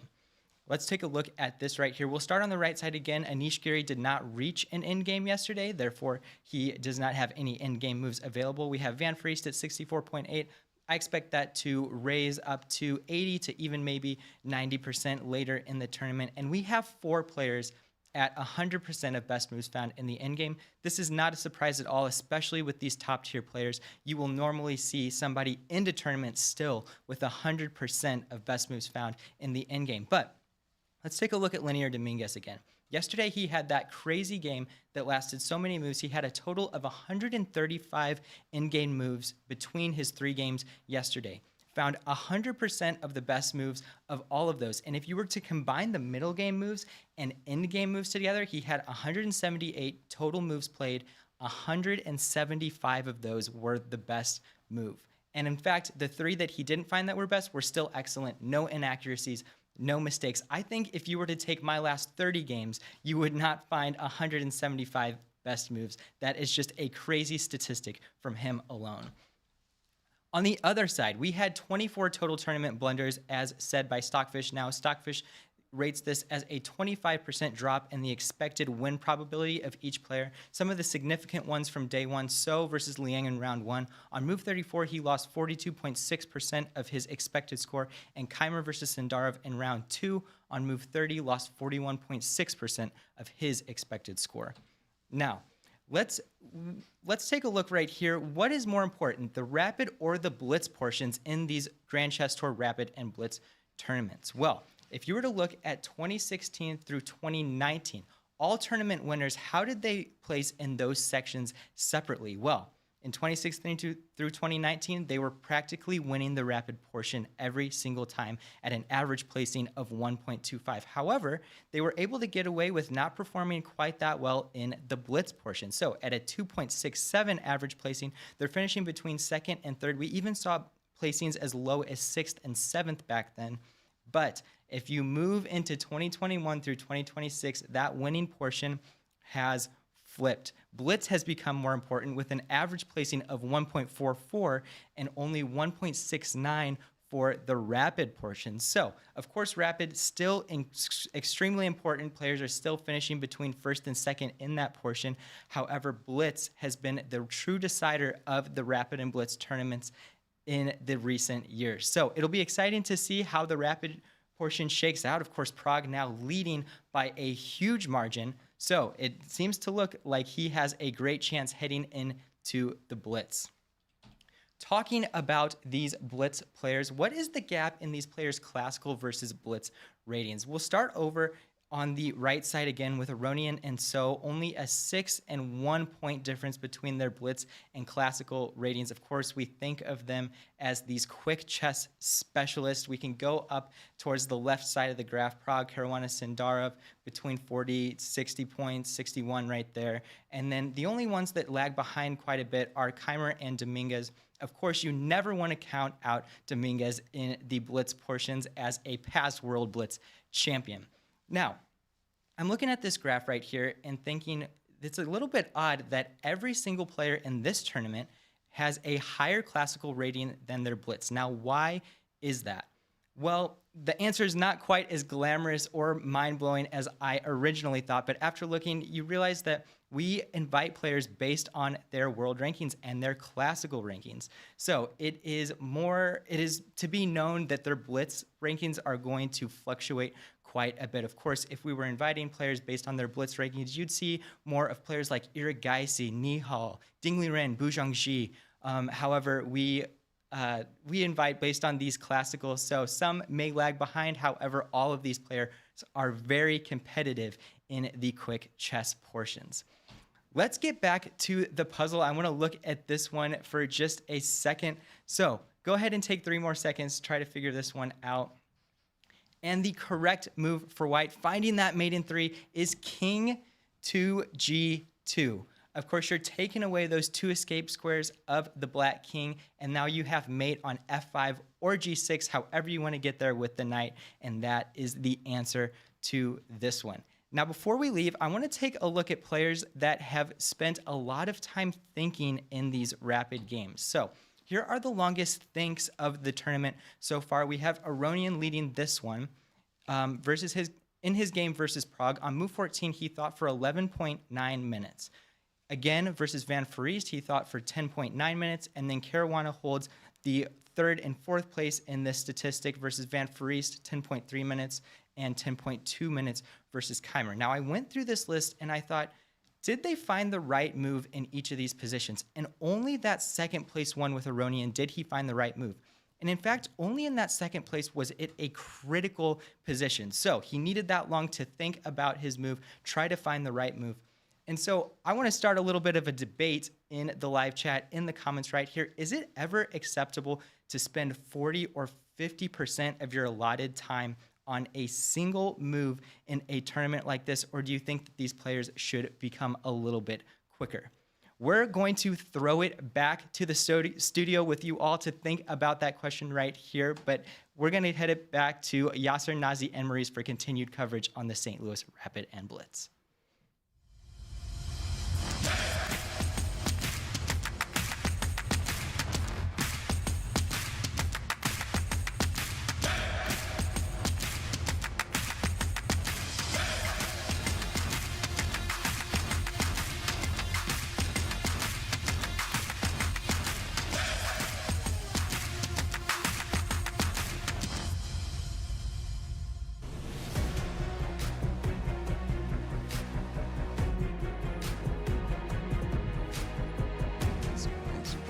Back. Thank you, Ben, for all those very interesting statistics.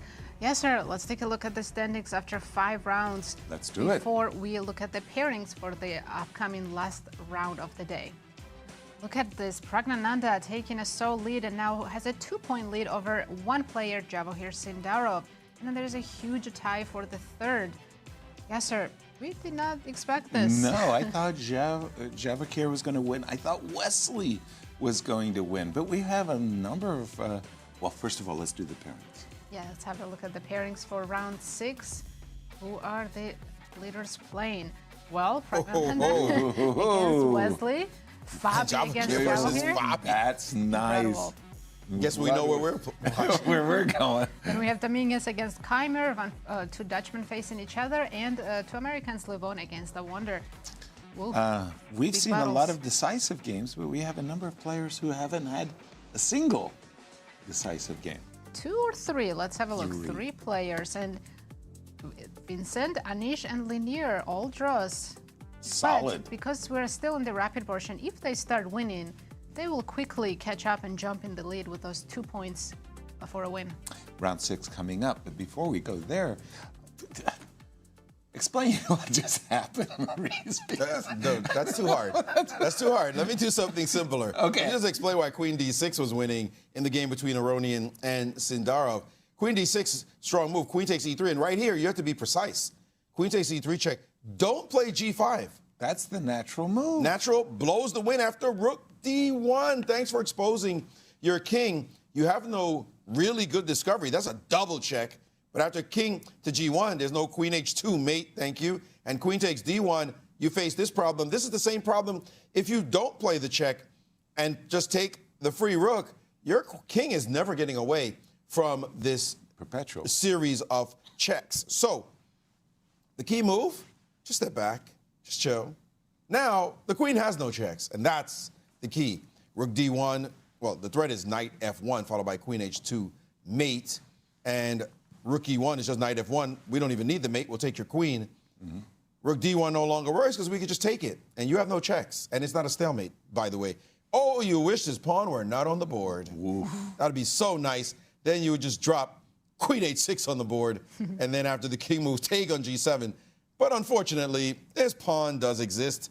And there is no stalemate. So queen D6, followed by king H7, would have netted a shocking victory for Aronian. As it stands, Javokhir survived. What a turnaround. That's a crazy game. Totally crazy game.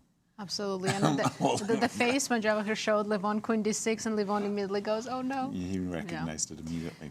Yes, so let's have a look at the pie charts. Let's do it statistically. Yes. Tell us what's happening. Pre-tournament and then after day 1.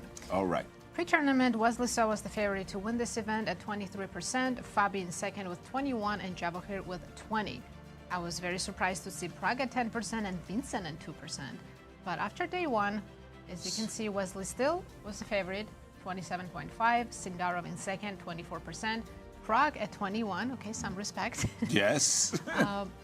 Vincent drew all his games, so he's at 1%, and Fabi at 10% at -1.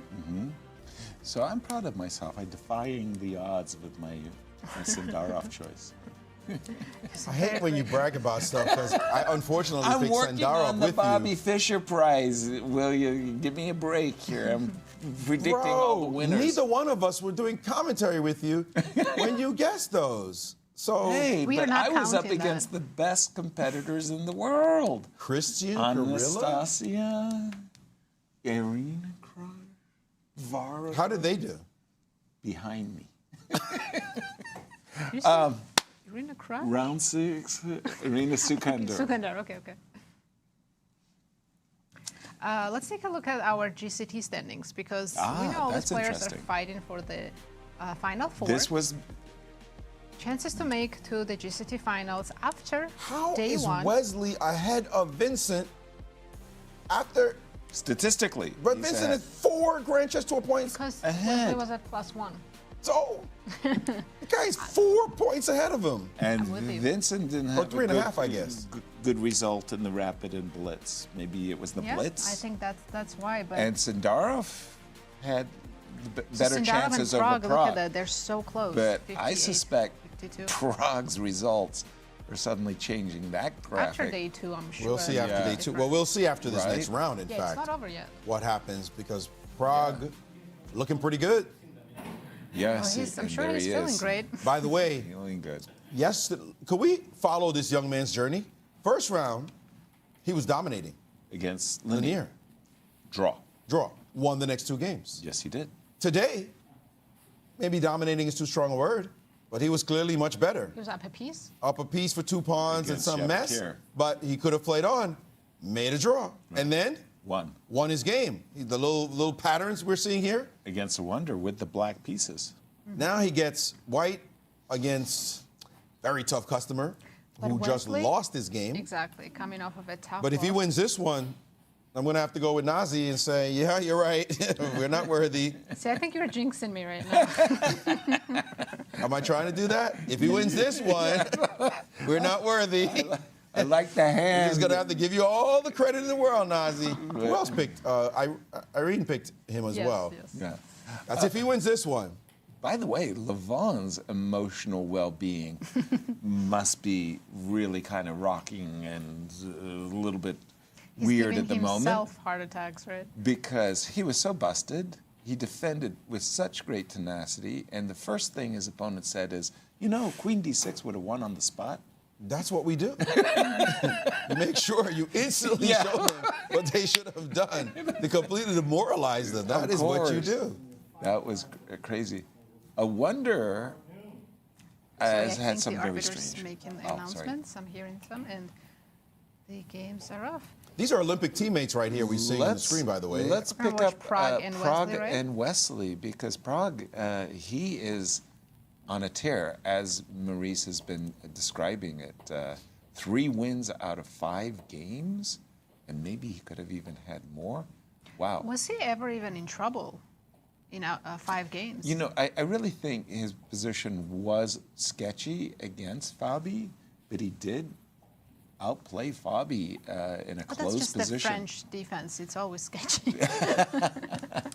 Well, the particular one he had was even more so. Okay, C7, C5. Wesley has been using this line of Tatarash, a modern variation, very effectively to neutralize his Over opponent. 16,000 games in the database. Oh I was my actually expecting goodness. more, like 50,000 or something. Really?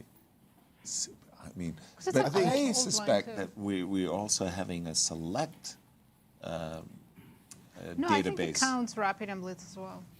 I think Pragg walking out of here with a draw in this round would be perfectly Fabulous. okay, while others Fabulous. beat themselves up, and possibly Fabi could beat Sindarov and do him a solid. So I don't think he minds a draw in this game. He's just going to play chess. By the way, Bishop Let G5. it just flow. A very strong indication. I'm not going to go for those forcing lines with C takes D5, Knight takes D5 that have 20 moves of opening theory. Bishop G5. Yeah, I think an it quickly indication. dropped from 16,000 to about 150. And Bishop E7. Okay, you pin the knight on F6 to the queen on D8. Bishop E7, breaking the pin, a very natural move. And from Black's perspective, Black is ready to play D takes C4. So we take on D5, right, and play against the isolated pawn. Well, I'm not going to Take let with the you. knight? Take on E7? And I'll take with the knight. Oh, okay. I'm not going to let you isolate my pawn. And yes, I do think after G3 you have a pretty decent Catalan. But I have no real structural issues. as I'm missing Black. some central pawns. I want a pawn on C4. Yeah. Okay. Let me just say that this game, for the moment, Let's looks. go to Fabi's game. Yeah. Let me just give the live position. Bishop E7. Yeah. Let's jump to Fabi Fabi. and Javokhir, yeah. Okay. Now, these two players just coming from, well, not just, but from Cyprus and the candidates, a lot to discuss between these two players, Maurice. Yes, and now that you said that about Cyprus, we've got Fabi, we've got Javokhir, we've got Anish, who came in second. In fact, the top 3 players from the candidates are those here. 3 players all here. Right. Pragg and Vincent were. We've got Pragg. Vincent wasn't didn't there, play, but so- Pragg was, yes. Because So half the field, sounds like, 4 players, yeah. yeah, half of the field from the top 3 finishers of the challenge. and top 3 finishers. Yeah. So yeah, we got some decent players, I guess. And But we didn't get to look at Fabiano's last game against Dominguez. I kept my eye on it. He was lost many times, and he survived in that game. Fabi was. Yes. Remarkable. So he's coming off of that, just to imagine his state of mind right now. Right. Very surprising line of play by Fabi. F5, C5, advancing early with C5, B4, and keeping the bishop on D2. Dare I say it, but after E4, which isn't required, of course, but after E4, it's a French defense. Reverse colors, yes.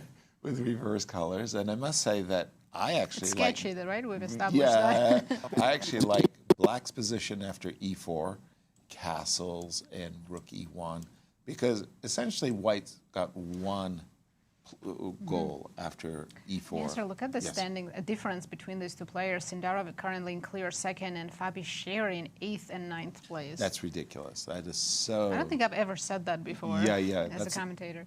That's a typographical error. Our graphics department has messed things up. Yeah. Or maybe I'm going to have to blame Fabi,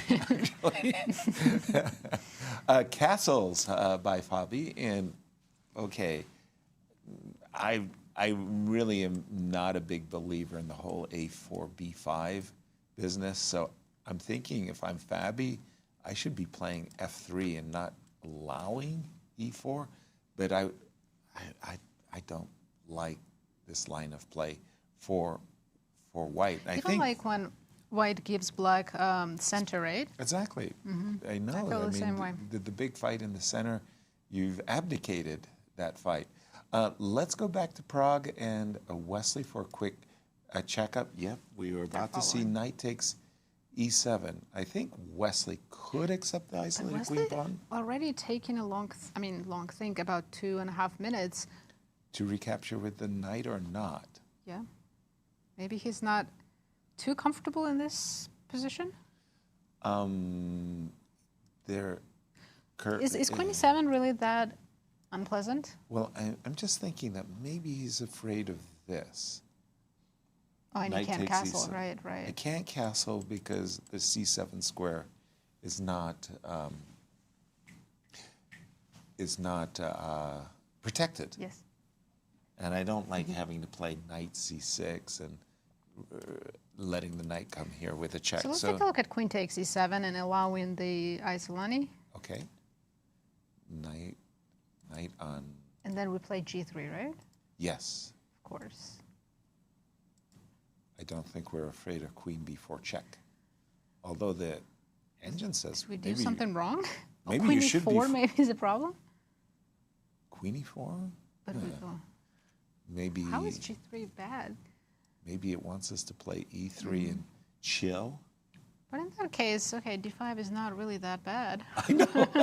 I'm with you on this. Let's just take a look at some of the other games going on. I'm going to jump to the all-Dutch matchup between Anish and Jorden. Oh, my gosh. What opening is this from? It looks like a London, Okay. London system gone wrong or right. I'm not sure if it's right or wrong. Knight c6, bishop e5. Well, Anish made 5 moves with that knight already out of 10. That sounds like 4 moves. 4 to 3. 4 out of 10 was with that knight. 3 too many. Knight h5. Okay, extra But he's pawn forcing for the trade, so extra pawn maybe it for was white. necessary. I don't know. Should be good for white. Leinier Dominguez versus Vincent Keymer. Berlin. I think that's not an exciting position we have, and possibly they will continue their drawing streak. Didn't Wesley outplay? He had the Awonder. side. Yeah. With this. In an endgame, right? Yeah. I remember that. Exactly. Okay, and Levon versus Awonder. Now, here we go again. My knee-jerk response to this position is that I don't like what Levon has done because, well, black has just achieved the central pawn duo. Now, that's obviously very shallow. White has 2 bishops. Because of the 2 bishops, there's something deeper than just the central pawn duo. But here I'm looking at the accuracy. The accuracy is considered Pretty high for both of them. for both sides. Knight to d2. And already I can see the chess just dropped. thermometer did not like this last move. I think the accuracy rating for Levon just took a tumble. Knight to d2. Okay. Don't we ask the bishop to decide what it wants to do? h7, h6? Yeah, I think that's the most natural move. And would you take on f6? We want to keep the 2 bishops. I would go to h4. Yeah, exactly. So after h6, it's like I get in a luft this tempo for free, I'm not 100% sure about g5 just yet, so I might just chill for one moment. Where could I put my rook on e? I think Awonder's completely fine, right? I'd prefer to be black here, and I think you'd agree. Oh, yes, I would. Yes, sir. I want to Yes, go back please. to Pragg and Wesley because It's huge, huge what you game. predicted is on the board. And Knight is big on mistake. B5 by Wesley, right? This is uncomfortable now. Wow, I don't see any good options actually. I think you have to allow knight d6 check. How do I allow it, though? Maybe trade queens, go knight a6. At least in the end game with the king on f8, That's you're fair. not that scared. That's fair. I was, strangely enough, I was actually thinking of knight to d5. I don't think you should. But you lose a pawn, right? I don't think you should take it. So, okay, here's what I'm thinking. Knight d5. I want to play a6, right? If you play knight takes d5 and queen takes d5, then I got a queen a5 Knight c3. check. Knight c3. Knight c3. I'm keeping the extra pawn. You're doing good. So No. Wesley played knight e to c6. You're doing Very awkward looking move, but very might be good. his best option. Okay. This is definitely not the Wesley So that we have seen from this opening as black.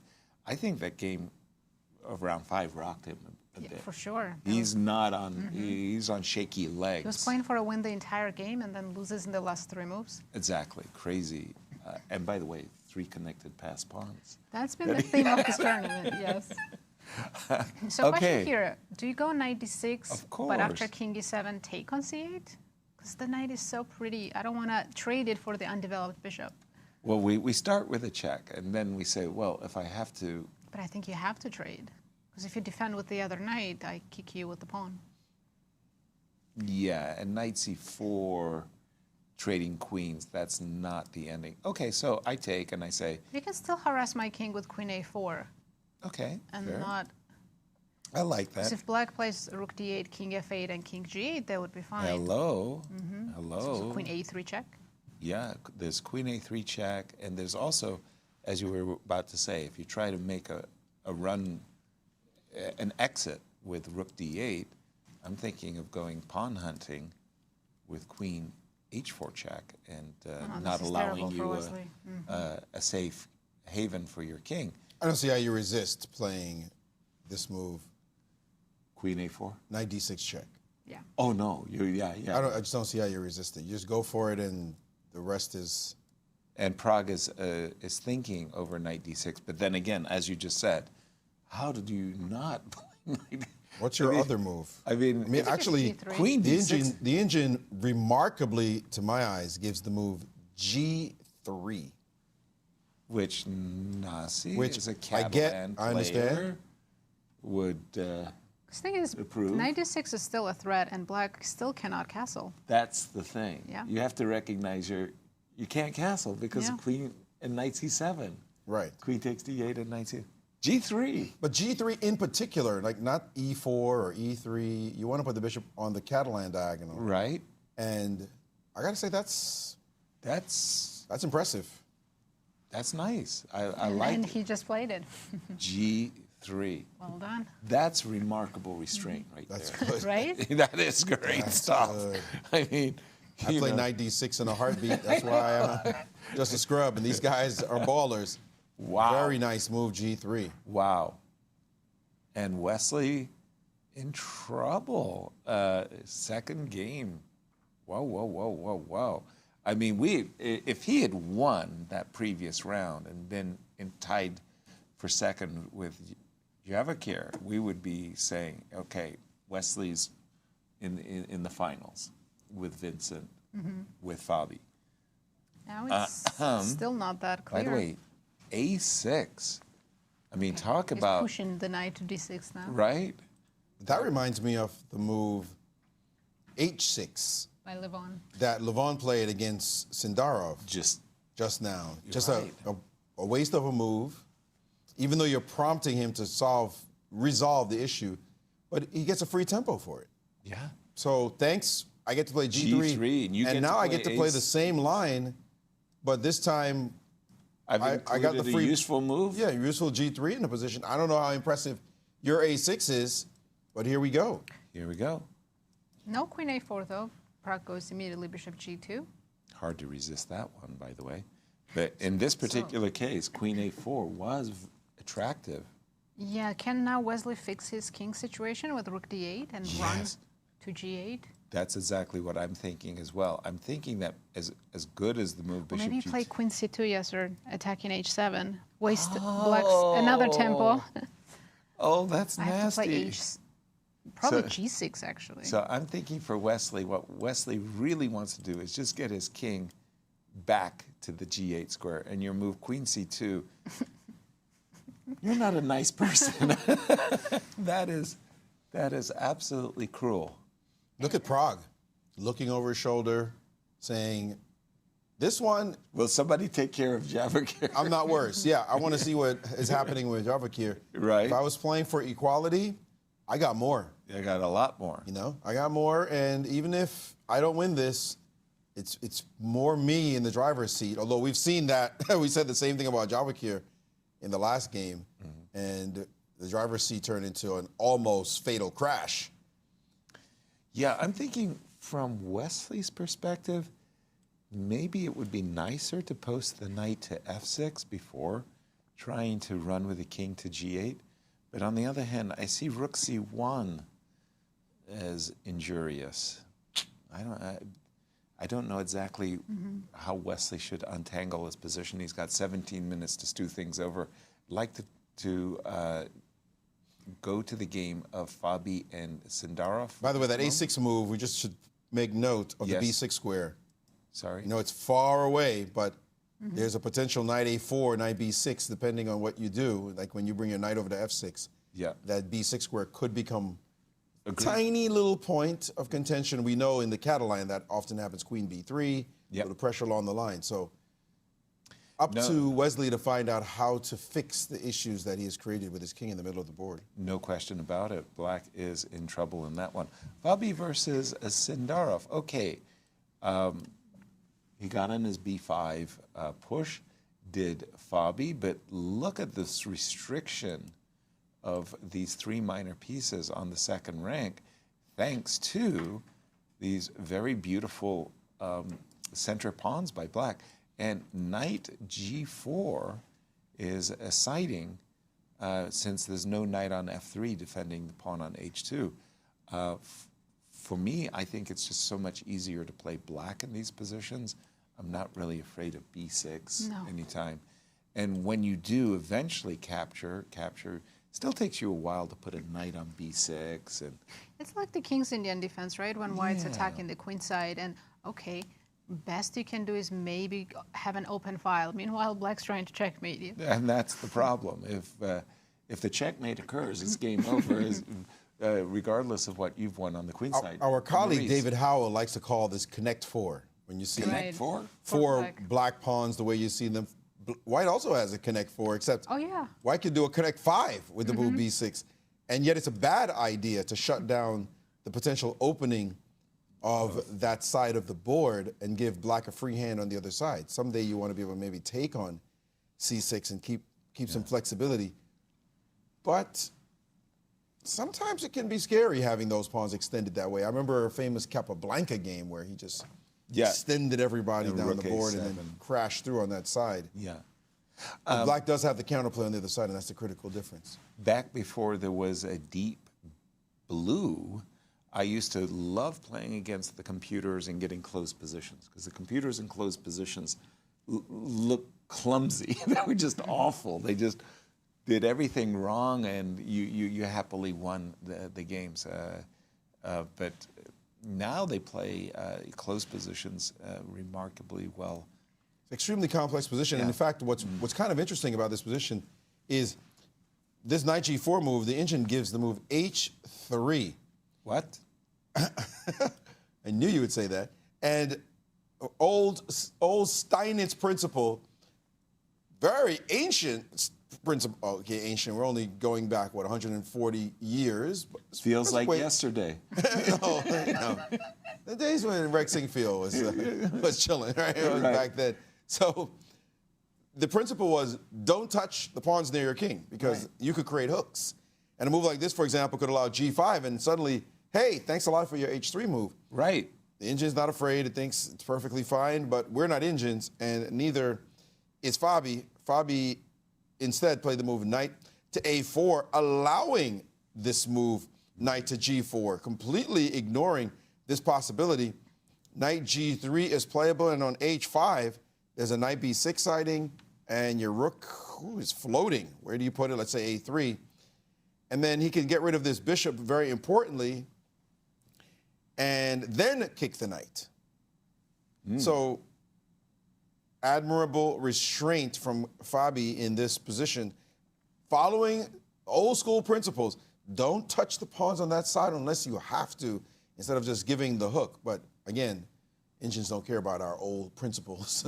They concretely analyze the position. Doesn't mean we're wrong. Just means that we don't calculate as well, and we understand from intuition and experience how to handle situations like this one.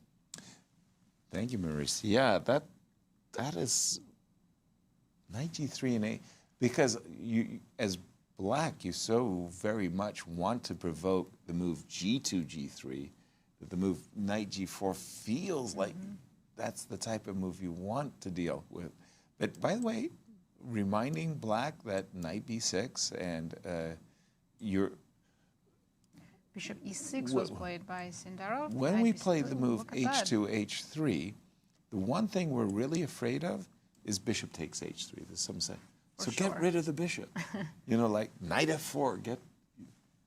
What's the problem within black's position This right now, position Maurice? right now, there is a very remarkable bishop A5. I was looking at that, but I thought after queen E7 there was no good follow-up. Bishop A5, let me put that on the board because it's an unexpected, discovered... Yeah, I don't want your knight on D6. That's terrifying, so let's go queen E7. But if you move your queen to E7, then there's bishop A4. Inspect these b-hops. Look at that pressure, and black hasn't done anything on the other side. White is showing his initiative with this sequence. Bishop A5 reminds me of our first meeting, Yas, because part of that Barlov Seirawan game when I was the board boy for your game involved the bishop going to this weird diagonal on A5 in order to get play. And now we have this very strange setup. Unusual, we don't see this kind of pressure every day, a bishop on A5, a bishop on A4, but it's tremendously powerful, in fact, because black has done nothing on the other side of the board. So bishop A5 right now, if Fabi finds this move, rook A B8 was a mistake, and he's found it.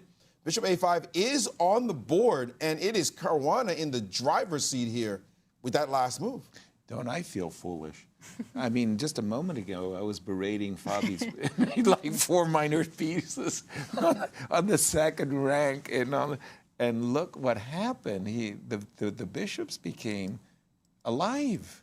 The rook needed to stay on the file. Once he gave up the A5 square with rook B8, he didn't want to put his rook on some random square. Turns out B8 is a random square because it's guarding a pawn that's not under attack, and it's just irrelevant on that square. Yeah. Allowing suddenly access to the A file by the pieces, the only way for the pieces to get into the game, was a mistake, and suddenly here he is having to face down what is a tremendous incursion on the dark squares in his position. Yeah, I was just thinking, because what you said about queen E7, bishop A4, I was thinking, okay, if Sindarov was to accept the pawn and allow the knight on D6, I'm looking at this position and I'm thinking to myself, how bad is it? Really bad. I mean, I might this not is even just, take your rook on E8 exactly. and just admire the knight on D6. Right. I mean, if you could get in moves like bishop B6, rook B1, rook takes B. I mean, strategically, you're just winning. Rook B5, rook B6. Yeah, exactly. Bishop A4. Yeah, this is terrible. And while Sindarov is suffering in this position, Prague is putting the screws on Wesley. All right, let's see what happened here. Well, Wesley did bring his knight to f6. Let's just catch up with the players from the position we'd left it. We'd left it with g3 and queen c7, queen a4. That's And the current position, and I think it's time for Prague to simplify things. Take on c6 and go rook c1. that's pretty simple. Actually, it's worse. What's queen It's a- worse. This diagonal is so sensitive that the dramatic bishop takes c6. How do you capture? Because if you capture the queen, I have queen b4 check, right? This is the big deal. Bishop afraid of c6, the grandmaster exchange of giving up a beautiful bishop for what looks like just a normal knight. That knight is guarding a square, and you don't play queen d6 because you drop your pawn. But if your king moves, you disconnect your rooks again, and And Boom. he's found it. White will Bishop just takes c6. will flow very easily. Prague This is says- Bishop c6, Prague understood it. And if you have to play pawn takes, then you're right. Your structure is horrible. And this is not typical Fully for Wesley. compromised, and he's had to take pawn takes. You can And say with that rook c1 lands on the board, when rook c1 lands on the board, It's inevitable, yeah. Just give me a target. and your king is still in the middle, you're hoping he makes an inaccuracy now. This is all Wesley can do. Hope his opponent doesn't play precise chess, because this looks terrible. It is. It simply Wesley is got terrible. 4 question mark moves out of what, first 16 moves? It's not That's not a unusual. typical It's Wesley. impossible. I mean, I've never seen Wesley have this many inaccuracies this early in the game. Absolutely, Of course, we and- all play badly at Sure. times, but this is not. It's Wesley got definitely the tricked. leftover from the last game. Yeah, and yeah, he hasn't fully recovered himself yet. Let me just go around. Which games haven't we? We looked at all of them, I believe, Have and we? everything looks even and balanced, so Okay. we can stay here. So we can stay and suffer along with Wesley. That sounds good. Or you can enjoy it along with Prague. Yeah, exactly. Rook c1. And if I'm Wesley, I'm saying I have to keep my rooks connected. I don't care about anything else, but I've got to play moves like rook to, in case queen b4 check and I'm forced to play king e8. At least you let the rook out, right? Exactly. So let me get the rook out, even though I am abdicating the d file as well as the c file. But in my mind, I'm going to lose a pawn, but I'm going to get a safe king, and I'm going to hope that the for the pawn, best. the pawn The thing loss is, is not. by the time you improve your king, you'll be down a pawn. Yeah, and I'm hoping that I'll get like a rook on the second rank somehow. You know, even if I'm. But that's what I'm thinking is Wesley. Like I've. That's the best case scenario for right. Wesley, yes. By the way, I've got a bad we position. need to go back to the game with Fabiano Fabi? and Sindarov, because this is so huge. If Prague wins this and Sindarov loses, Prague's running away with the tournament. Yeah, It's just that simple. But Bishop A5, and we see on the board, there's no real threat after Bishop A5. Other than knight to c4. Knight C4 is positional. Yes, to d6. So he did have the idea of knight to G4, And knight to g3, as you said, suggested. and then bishop to H6. Okay, you got some trickies. That's my whole point. Uh-huh. He had trickies. Yeah. So if I ignore it and still go knight c4, knight d6? So he played bishop G4. Well, that's helpful, actually, for Fabi. Yeah, I think after bishop g4 now, black doesn't even have any counterplay, so it's Bishop to g4, because Just one-sided.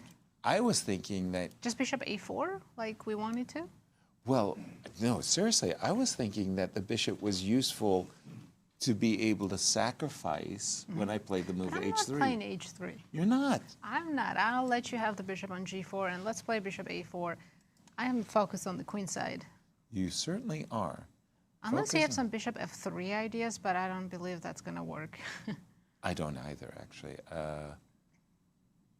And look at the time, Yasser. How often do you see Sindarov having half the time of his opponent? It's 9 minutes against 18. Never.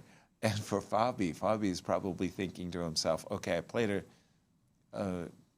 This is his chance. I played a poor opening, but I've got a great middle game position. Why didn't I have this middle game position, you know, against him in the Cyprus?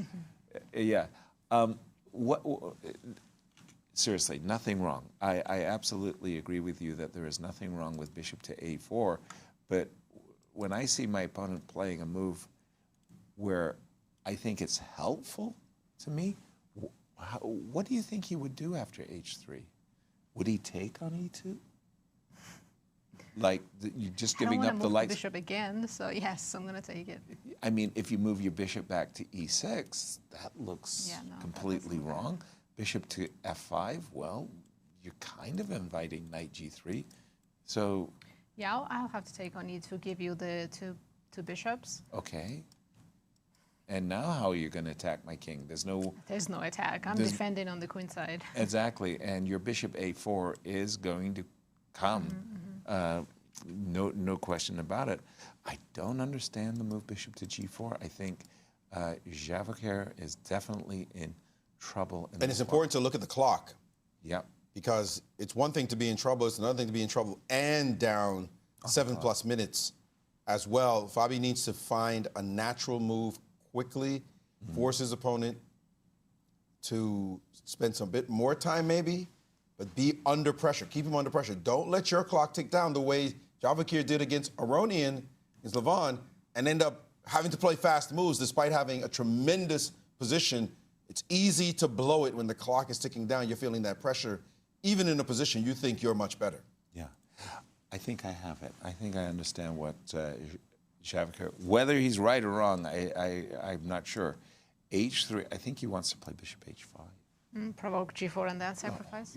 Oh, yeah. And that, this would probably be a kind of a dream. You're not taking with the bishop? Okay, this is better. Bishop on f3, oof. Yeah, this is like a dream. Two pawns, because black wins. It's a winning attack. 2 pawns compensation.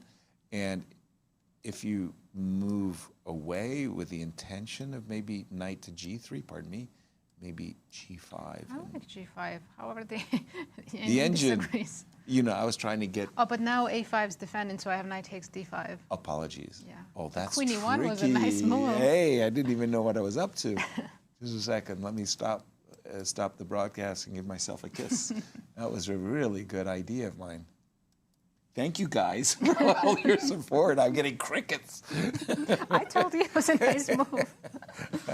Wasn't enough. You didn't convince me. It's a fantastic Thank find, you. Yasser. Now, Oh, please. now I got it. Bishop g4. Okay. And Fabi said bishop a4. Yeah, he's ignoring it completely. Nasi, you're channeling your inner Fabi at the moment.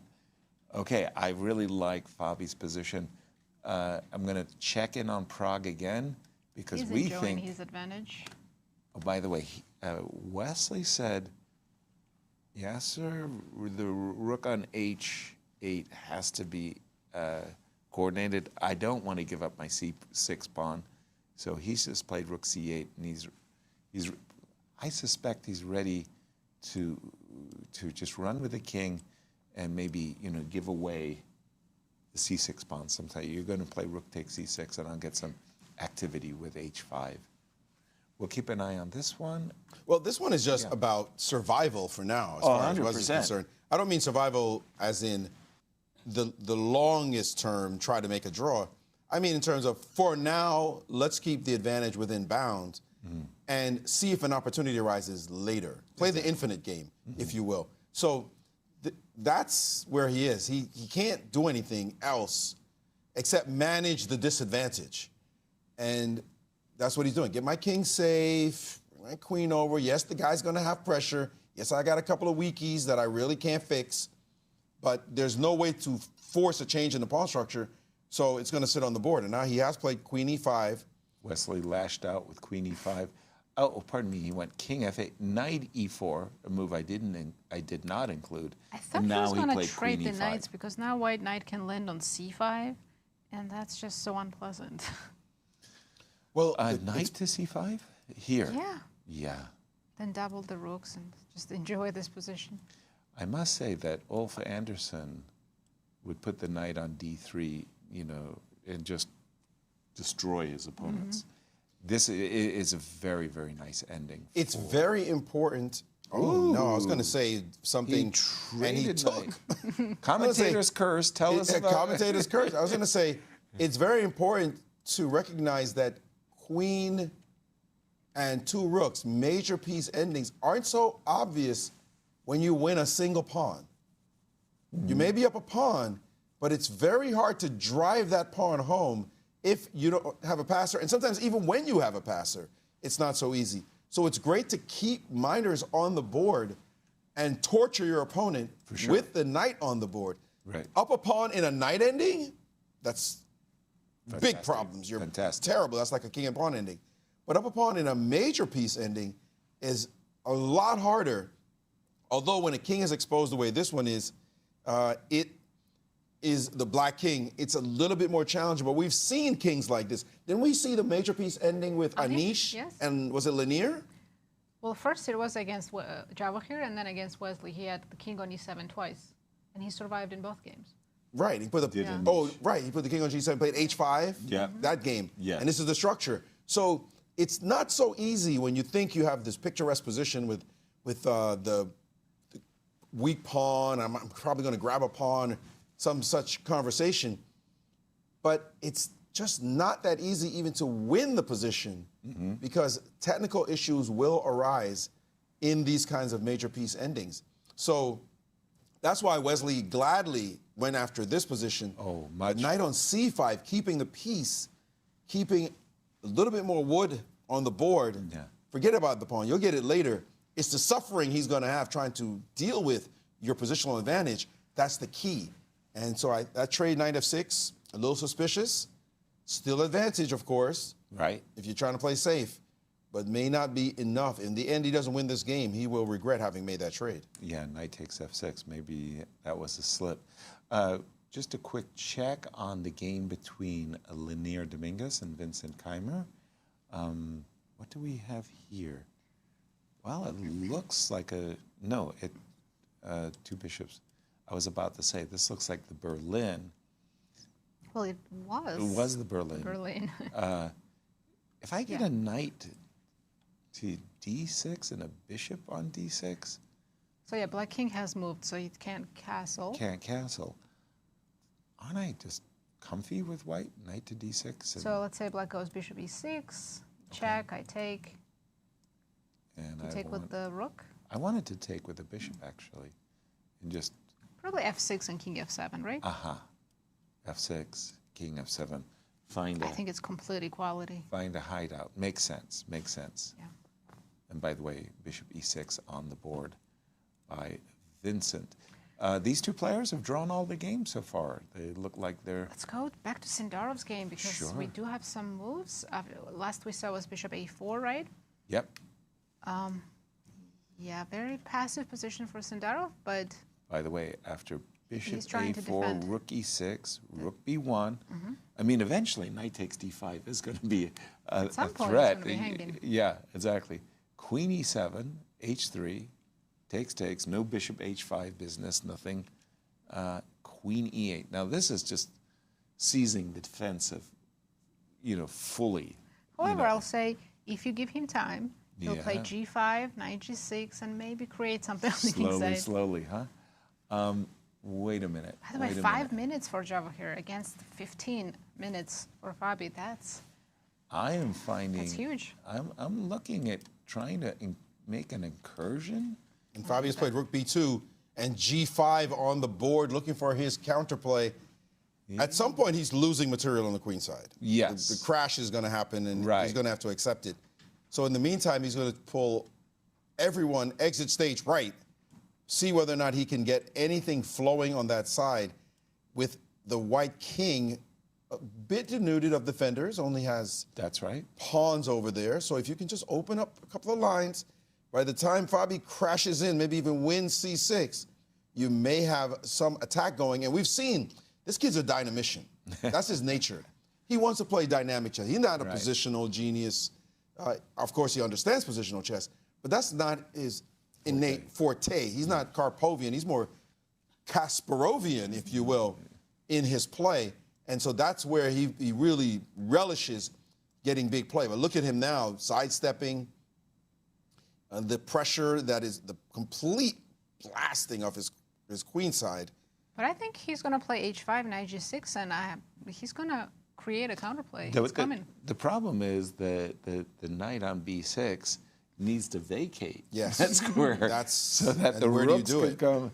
So it's So you have to move the bishop then, right? right. You kind of go bishop to d1, knight to a4. But it's counterintuitive to move all your pieces back, Okay, but just so you can clear the room for your rooks. as well as the bishop, if I could. Now, first of all, I'm not really too sure why, when he had the opportunity, Fabi didn't just plant his knight on d6. He could have done that after rook e6, for example. Oh, okay. I mean, he could have. I'm not sure why he didn't. But now the problem is the knight on d6 is actually in the way of things. And there's these types of sacrifices. Knight takes d5, right? So the idea is if you take with a knight, I take your rook, and I go rook b8. So you got to take, right? I go rook to... And then bishop b3? Or actually rook b7, you might be like trapping my queen over there. I'm trying to do that type of thing. Fabi did play bishop d1, as we discussed. Okay, but that means that, yeah, there's a little bit of a traffic jam from White's perspective. So I was thinking knight takes d5 might have been more, a very forcing sequence. h5? h5, as we expect, A4. knight a4, tickle the rook. Rook's got to move, Rook c8 probably? most likely, yeah. Okay, your rook lands on b7. Then what? Well, I'm thinking White needs to put his bishop on a5 to c7. And d6. So that way you kind of defend the king a little bit with the bishop on the have this h2 most- diagonal. And now I think probably g4, yes. Javokhir just played it.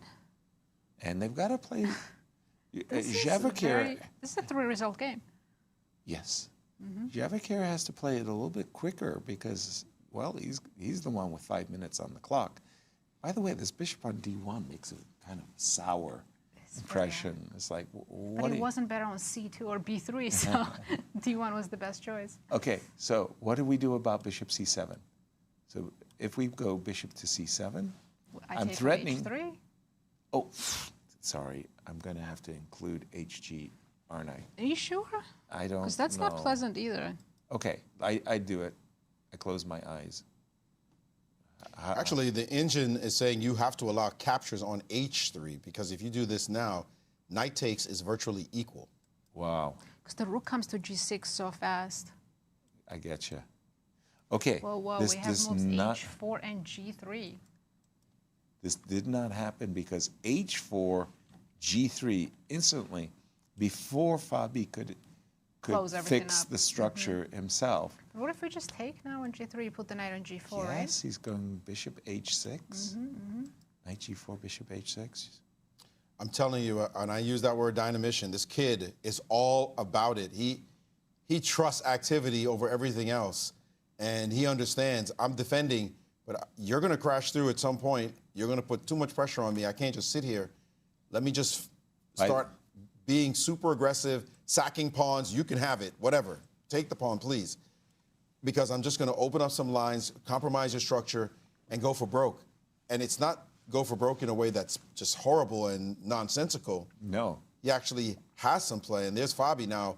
I was about to say, I think Fabi should play bishop c7, just, you know, like repairing. By the way, there's only one move right now, and it's brilliant. And if he finds it, Rook we're not takes worthy. C7. Sack the exchange And knight right g4. this second, Wow. and then play with knight g4. If he finds that, That would be amazing. that is absolutely impressive. He does not want to take on f2 and allow queen f2. He wants the dark squared bishop in a position where his dark square bishop is not going to be a dominant piece that's so obvious, but it will get play on the h6 square. That would be very impressive.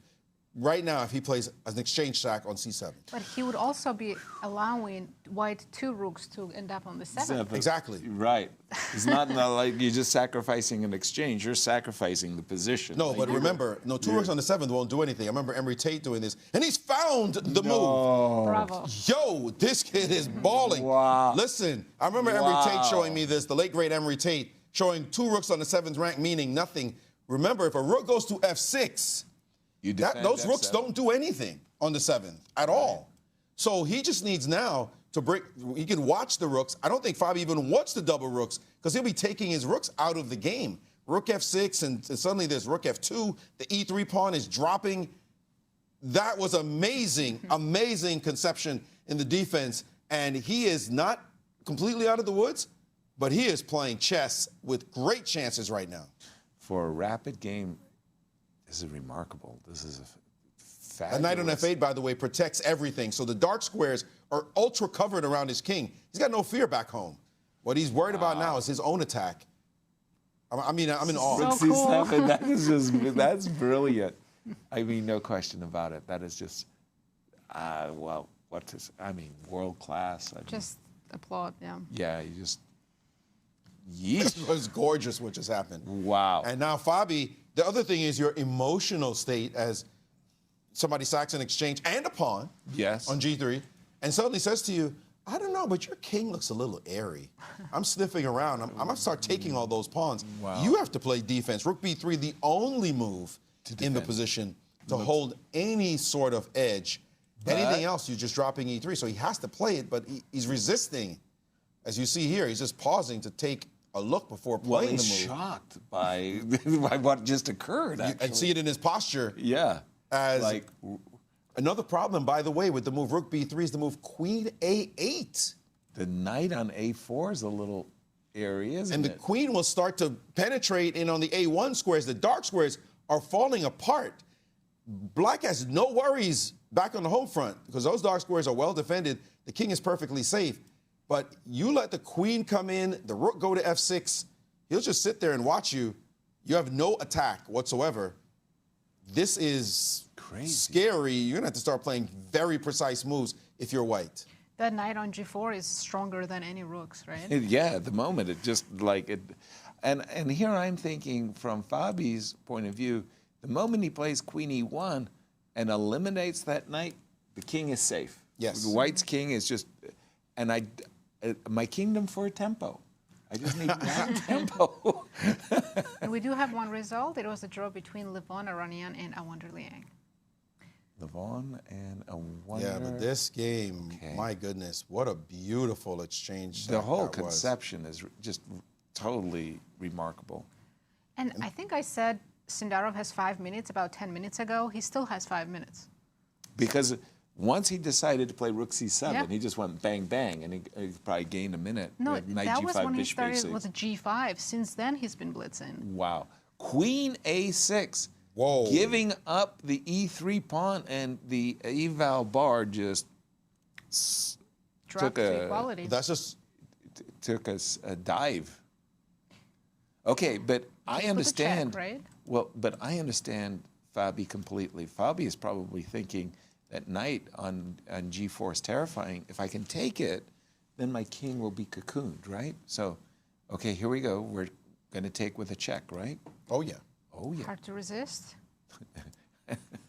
Impossible. You can't go to f1, right? Rook f6. So you have to go to king h1. No. King h1 is absolutely required, 100%. Now, knight f2 check. d4 pawn is also hanging. Do we not want to take it? d4. Because if you move the knight, then h5 is hanging. But I don't want to allow white a safe king after bishop takes g4. Maybe it's safe, but you got an e pawn that's Scary. headed towards e1. You're making a strong argument bishop for on bishop d4 takes also. d4. That's a great bishop. You know, my whole career I've been fianchettoing in the Perk defense, the modern defenses that I played, with the idea of capturing a pawn on d4. And now I'm resisting. Like, what? His problem is the 3 minutes and 18 seconds he has left on his clock as his clock ticks down in this very unorthodox position. Murky, crazy, this position, turgid. Like what am I supposed to do? I don't normally see positions like this. And even if his intuition tells him there's something here, intuition is going to be what he relies on in the next few moves, because the position is weird. And what I'm looking at in the engine analysis is weirder, because the engine wants him to eventually play the move F5 and F4. Wow. And I saw your look on your face, like who's playing F5 eventually? Like trade off bishops, knight for bishop, and then play F5? No. The answer to that is no, I'm not doing that. I need some protection around my king. But that is, and he's now, what? No, he didn't. What are we looking at? Must be a Knight F2. Wow. What just happened? No, this is a great tactic. Let's catch up with the players after bishop. If you take, there's queen d8, double attack on the rook and the pawn on h4. That's insane. Bishop F4, give me your rook. You have to take, right? Please take my bishop so that I can go queen d8. This came out of nowhere. That is takes h4. Absurdly brilliant. Nobody saw this. That is absurd. Bishop F4, that's Michael Tal right there. The engine didn't even glance at it. The engine and other moves. What? Bishop F4? I thought it was a graphic relay error. You know. I was sure of it. Yeah. His mind just works differently. What? Bishop F4. The one I was thinking Bishop D4 all the way when he played in the move Knight F2, but Bishop F4. So hold on, I can capture By the way, you have to take it on H5. It's not like you can't. You have to take this. On H5.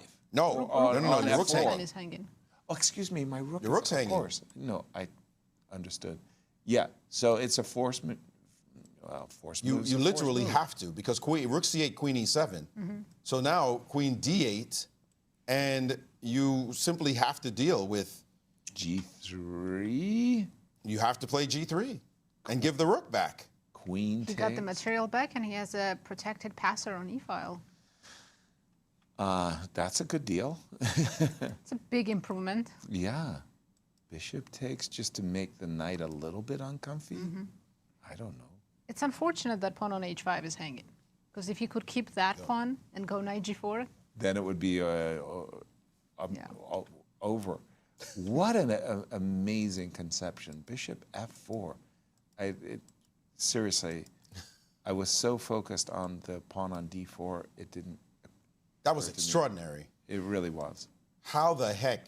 You know, we talk about loose pieces drop off, and to have the tactical sensibility to note that rook is hanging and queen d8 is always a move somehow. Yeah. He could have started with queen d8, but then rook c8 hits him. So he starts with bishop c7, but rook c8 can be met by queen e7. We can show that point. Well, you know, now rook c8, if it gets played, then you could play it. E7. Yeah, we can- Rook c8, just show the line. sorry. Rook Rook c8. C8. And now queen e7 out of nowhere, threatening queen h4, and ruh-roh, what just happened? Yeah. Well, do you get a chance to play rook to d8? Am I completely checkmated? I am. You want to be completely checkmated? Or Like- just a little? Is this? This looks like the beginning of a king march by the black king. Oh, Can't you just take on g3 with the bishop? right? Or am I wrong? No, maybe you just Step up, you get one more check, we step up again, f6, yeah. and you have no more checks. It's time, you're forced to take the bishop on g3, it looks like, Yeah. and that's not happy. No. Knight h3 Those are is not happy coming, thoughts yeah. you're going to have. And your rook is hanging on b8, My by rook- the way. The What? bishop on d1 is also Bishop hanging. on d1. How did this? It's crazy. Bishop Terrible. f4 is otherworldly. Yeah. In Spectacular. a game where you only had 2 minutes and 50 seconds left on your clock, under heavy pressure after you'd sacrificed an exchange, you play bishop f4. Can I say Amazing. Yes, Yeah. please. Gukesh is in trouble? Gukesh is in trouble. After He's seeing not this even game, here. I would agree. Just Gukesh better get his act straight. If he's gonna have to fight this monster, this kid is dangerous. You know, because Maybe I have to get into the spirit of Sindarov. If Sindarov can just sacrifice everything, maybe he can go rook h6, rook takes h4, and queen takes f4. There is a rook b7 sighting, though. Let's not get too excited for black's attack. How would you do Even if it doesn't work, still, bishop f4 is phenomenal. No, seriously. No, but hold on. Excuse you. There's a queen c8 problem if you ever put your rook on b7.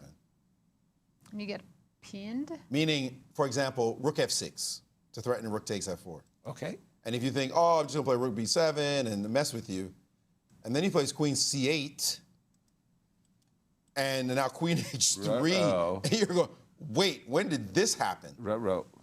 So be careful about poking the bear. We do have a lot of moves that occurred. Oh, is this the live position? Because they followed our analysis. It is the live position. Okay, so this is where we start once again with a new sacrifice. And he's played the move. Because he had to defend against rook b7 and bishop takes f7. But he's using every one of white's threats against white. I love it. This is crazy. My favorite kind of chess. Every time you do something, I do something against what you just did, using what you just did in order to take advantage. Yeah. And yes, you're threatening f7. Okay, now I'll use that to threaten taking on f4. And it turns out the only move to advantage is to bring your queen all the way back to e2 and allow knight to d3. That's not a move you want to play. No, it really isn't. Queen and e2. guys, the clock times, there's only a minute and a half difference now. Wasn't there a 10-minute advantage for Fabi just a couple moves ago? Yeah, that disappeared fast, I wanted to say. Golly, as white, I'd love to trade queens here. Are you telling me I can't, if I play a move like queen... Yeah, queen e2 is the best. e7, though, don't I want to trade queens? I guess not. I mean, there is knight e6 Takes to a d4. knight e6. You have to worry about the d4 pawn, yes. Right. There's also queen a5. Oh, yeah. No, that I definitely don't want. Queen no, a5, forget maybe that. queen b4, and Yeah, but now you're begging to trade yes, queens. yes. Yeah, No longer. This game was a draw between Anish and Jorden. So Anish still all draws. We'll see if Leinier and Vincent will also make a draw. Exactly. Pragg and Wesley, by the way, Pragg missed the win, and now Pragg had such a good position. Yep. But now it looks like we're having that rook and pawn ending that is leaning quickly towards a draw as well. So the big-time game, don't tell me all the games are going to be drawn again. That would be crazy. Like, what's going on? Insane how many draws. I've never seen a Rapid and Blitz tournament, and it's so many draws. And Vincent and Leinier, bishop opposite color position, that looks drawish. I mean, what are we talking about here? But How do we win some games? this is crazy, and it's not like they're not trying. The games are incredibly exciting, but for Fabi, by the way, his clock is down below 3 minutes, and below he was Sindarov's clock. Yeah, and he was enjoying, I thought, a 2-1 3-1 at some point. It was 15 time against 5. advantage. Yeah, and that's gone. No, he was just shocked after bishop f4. So were we. Yeah, of course. I'm still thinking about it. I mean, that really came out of nowhere. that's going to be the move of the tournament. That's the move to beat. But also the whole purpose of bishop c7 was to defend the dark squares, and he just took it. Took it and then exploited it like crazy with that bishop. That bishop on g7 was the deadest of the deadest pieces. Right. And then it turned into the h6, e3, f4 bishop. Right. Amazing. A missile. That was incredible. Okay, so we're thinking queen e2. It's time to bring the forces back home, huh? And then after queen e2, I'm assuming we're going to play knight d3? Yep. And there's always a potential sacrifice on f4. Knight's still coming to e6. You got to defend the d4 pawn. This is still a game. 100%. He doesn't want to play this move. No, it looks he like an doesn't. admission of defeat. Exactly. You know, you're going backwards. Yeah, the engine can say all it wants. You're up a pawn as white, but so what? It looks as though there's scorching attack on your dark squares. And if the guy sacked an exchange and then sacked the bishop, he can certainly sack a knight. Yeah, and maybe maybe a rook on that square. So you better watch out. I'm a little reluctant. Well, knight f4, I don't think, and here he's done it. But he has found the move. Kudos to him. Objectively, it is the best move, but boy, I understood why Fabi spent 4 minutes not wanting to play a move. That the engine is prescribed, and here's Javokhir. Very quickly in seconds. They've got to respect their clocks now. I mean, they've just not a lot of time. And indeed, Yep, still at 6 draws for both of them. both of them, including a shared halving of the point. Knight d3. Do we play rook f1 just to avoid all kinds of sacks on f4? Hopefully that's not necessary. I'm just... But then knight e6 and you're still threatening some sacks. Right. But my knight on... What's really bothering me is the knight on a4. It's... Whoa, whoa. F5? That never It's occurred. not That's legal? Knight e6. I like that part. Right. That's like the one thing it has going for it, but that's the only thing. Bishop g4 would have done the same thing. Actually a cool move because the rook on f6 now looks awkward too. Rook takes, obviously, You rook can't takes take, f5. right? Queen g4? Queen g4 is hurtful. That will cost the rooks. It's a good practical move. It's an Very amazing move. And now after Sindarov That's a played shocker. king In time h8. pressure, he just played his king over, and now he's in trouble. Is Javokhir? That move was an extraordinary shot. Fabi Stunner. played. Queen a5 was still equal for change the direction of the game, but moving his king is something that was desirable, so he intuitively did it. But with the pawn on f5, if rook f1 right here, right now, your rook is frozen and your knight can't get in the game. He played knight b2. But he played knight b2 instead. But now Sindarov can take the knight and take the pawn on f5. Exactly. Fabi didn't follow up his own idea with a fantastic rook f1 move. Instead, he's played knight b2, and the pawn on f5 is actually hanging. Dang, but rook f1 looks like such a natural move, doesn't it? Just defend the pawn on f5 and keep that knight on f8 corralled. And the rook on f6. As very well as the rook on uncomfortable. f6. Knight b2. Ooh. By the way, Big miss by Fabi. Both of them, though, in time pressure. Let's look at Fabi's clock. He only has 44 seconds left, so expect more errors, in fact. well, rook takes f5, knight takes b2, rook takes f, or rook takes f5 immediately. Why can't I play rook takes f5 immediately? I mean, I'll take on d3 and maybe win a pawn. well, there's a rook f2 check. Maybe Bishop it's is not hanging. so scary. Bishop is hanging. How is the bishop hanging? Both moves are good. Rook takes Both moves f5. are good, and you want to make one of them now. Long day. Good afternoon, that's- St. Louis. That's what Javokhir is. Has done to us. We're wobbling over here. And he's reaching, and he's taken, the pawn, and now Black has material parity. Right. And positions slightly worse king position, we'll argue. But he's got a protected pass pawn sitting on e4 for now. That is no reason to feel like he's any worse in any way. I would play knight h7 just to not allow queen g5. Knight h7, then maybe king g7, right? To improve my position. Okay, I'll tell you what, 7. it's time to get your blitz hat on. Yes. You know, it's a rapid game, but Right. you've got to get in flow. You've got to sit back, breathe, and say, right now, I'm playing blitz, or at least semi-blitz, because you do have that 10-second increment. You cannot just sit and watch your time go down King g7 to on under board. 10 seconds. That's unacceptable. So keep a good pace right now. And he's played king g7. If you see a good move, play it. Don't worry if it's the most accurate move. That's completely pointless. Just keep playing good moves. Keep playing natural moves that you see. And speaking of natural moves, I think it's easier to make those for black than for white here. Yeah, no, easier. Okay, Fabi just offered That's a why trade Fabi's of rooks. Yeah. Simplify Like, the position. let's get some It's of these still scary. pieces. Let's say take. I have the e4 pawn. I have the protected passer. Right, and how are you going to exploit it, though? Here we go. Rook takes f2. Is it going to be queen e7? Trying to make you play queen e3. See, the Queen problem e5, maybe bring it to c3. He glanced over the clock, just realizing he has an edge there. So Sindarov just trying to be aware of all the critical mitigating factors in the position. And Is knight there we see E6. queen. Was that queen E7? Yes. Oh, he As you did mentioned, play. yes. He did play queen e7. Oops, excuse me. Queen takes, queen e7. And this game could be an endgame very quickly after queen f6. But you have to be careful because the bishop could tie you down to the c6 pawn. Right. Despite you having a passer, white's king is well inside the square. And white has a passed pawn as well. Yeah, hello. So it's probably a draw. I don't know. In the end game, I would still worry about knight e6 and losing the d4 pawn.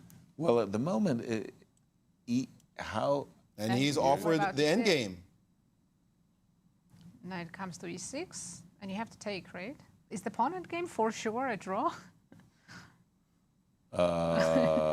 yeah, I think Yeah, so. I think so. You can't deal with Knight e6. neither side can deal with their passers. Right. You can't go anywhere because the pawn on... So knight e6, I think it's going to be a draw here. Yeah. Yeah, knight e6 ends the game.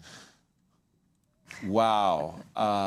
You know, chess is unfair in the sense that I think what Sindarov has played in this game was absolutely brilliant, but he's going to get the same amount of points as his opponent. But guess what? Guess what?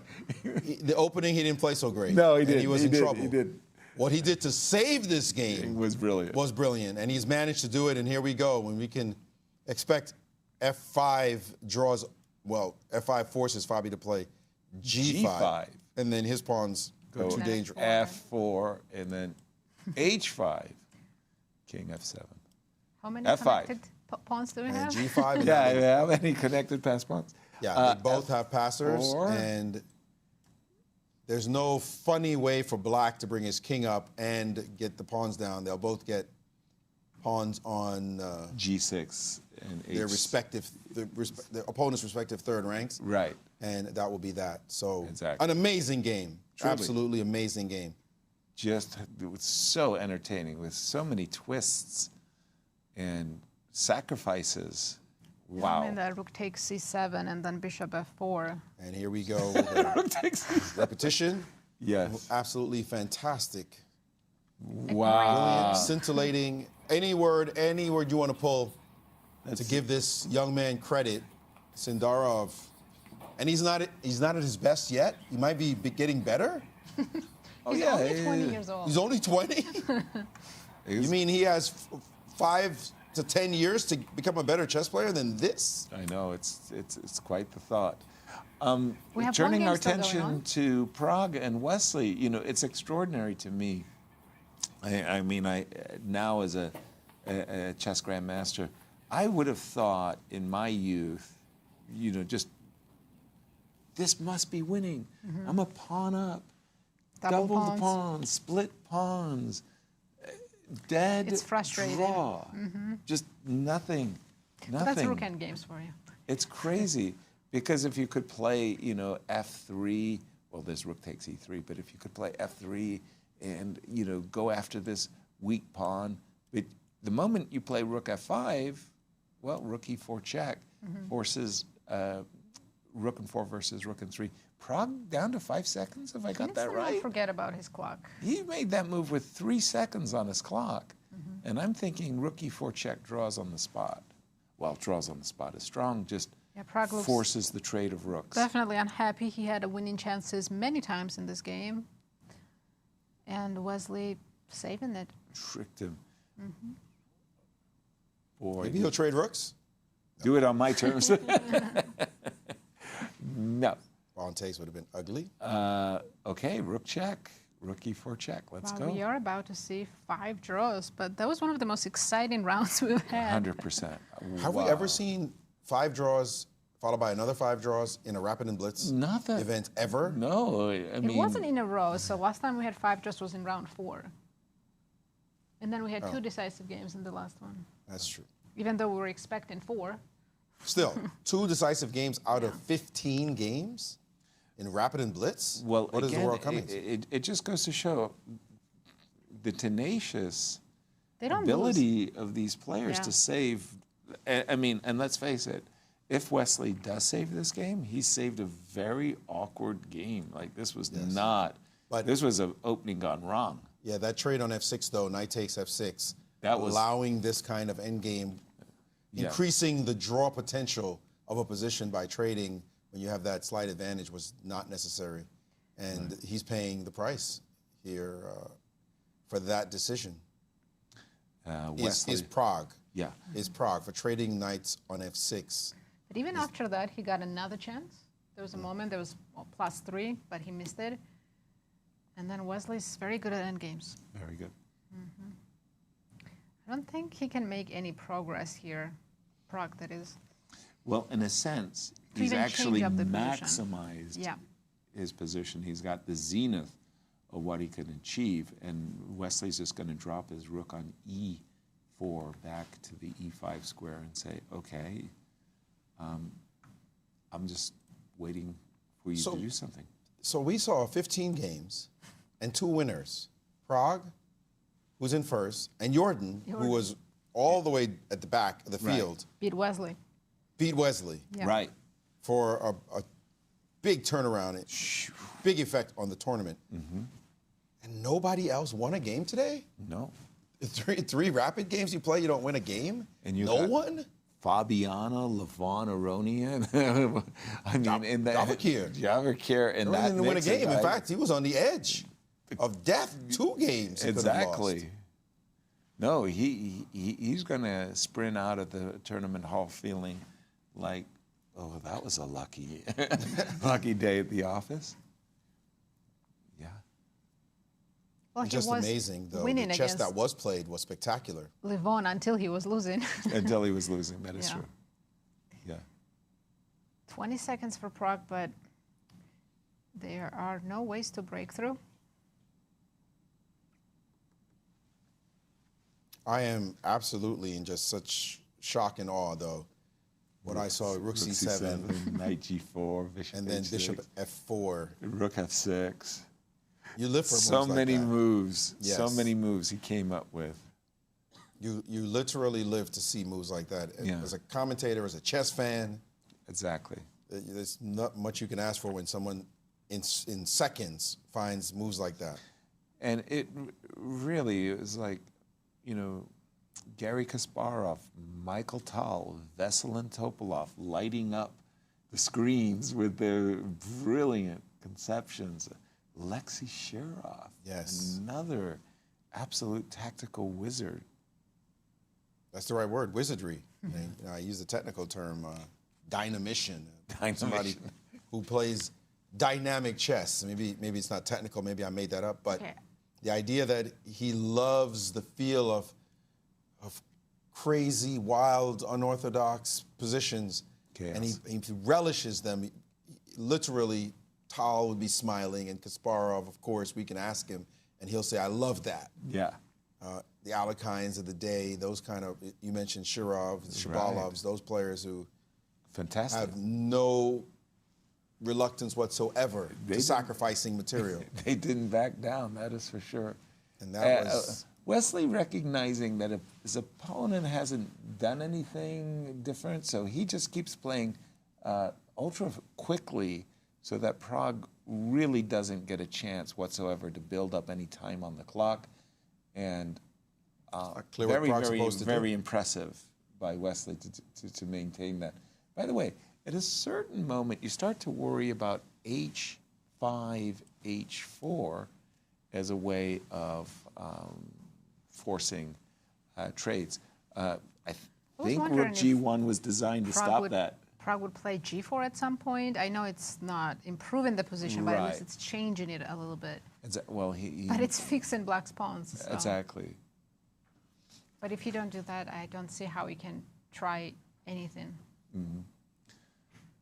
Well, the crazy part was, I remember analyzing rook endings with Viktor Korchnoi, and he said in a 4 versus 3, the defender's best setup is f7, f6, and h7. It is the easiest, yeah. Yeah, it's dead draw. Remarkable. And Prague has gained some time on the clock. He went from 2 seconds to 47. Well, I saw once where he went down to 3 seconds, so that was pretty impressive. So now he's up to... I think you can see him I think he's frustrated. looking... Well, he's looking at the screen to make sure that the 50 move rule and all that other good stuff. We are far away from move 50. Are we? Really? Okay. Not an issue. But let's just pause our analysis, or at least get our guest to join us and take the pressure off our shoulders. I'm sure this is the exact position that the great Fabiano Caruana wants to analyze and feels the need to give his big opinion on. But Fabi, thanks so much for joining us. We have to first start with this game you just played. For us, it was remarkable how your opponent played, the speed at which he sacrificed on c7 and bishop f4 and the rest. What was your impression when the game was going on? Yeah, I mean, it was a very, very complicated game. I think we were both a bit imbalanced from the previous game. We both had kind of, okay, for him, even crazier game than mine. And yeah, I played a very adventurous opening, I think, which it's not like I had planned this. You know, I thought maybe he would play the Carlsbad that he had been going for, but I just remembered that I had heard about this this line where the point is, okay, bishop d6, you can try to get f4. I mean, it's not too impressive, but it takes the game out of theory very quickly. And I mean, obviously, I don't have a great position here, but it is very complicated. But when he took on b5, I was suddenly happy. I thought, okay, my play becomes very easy.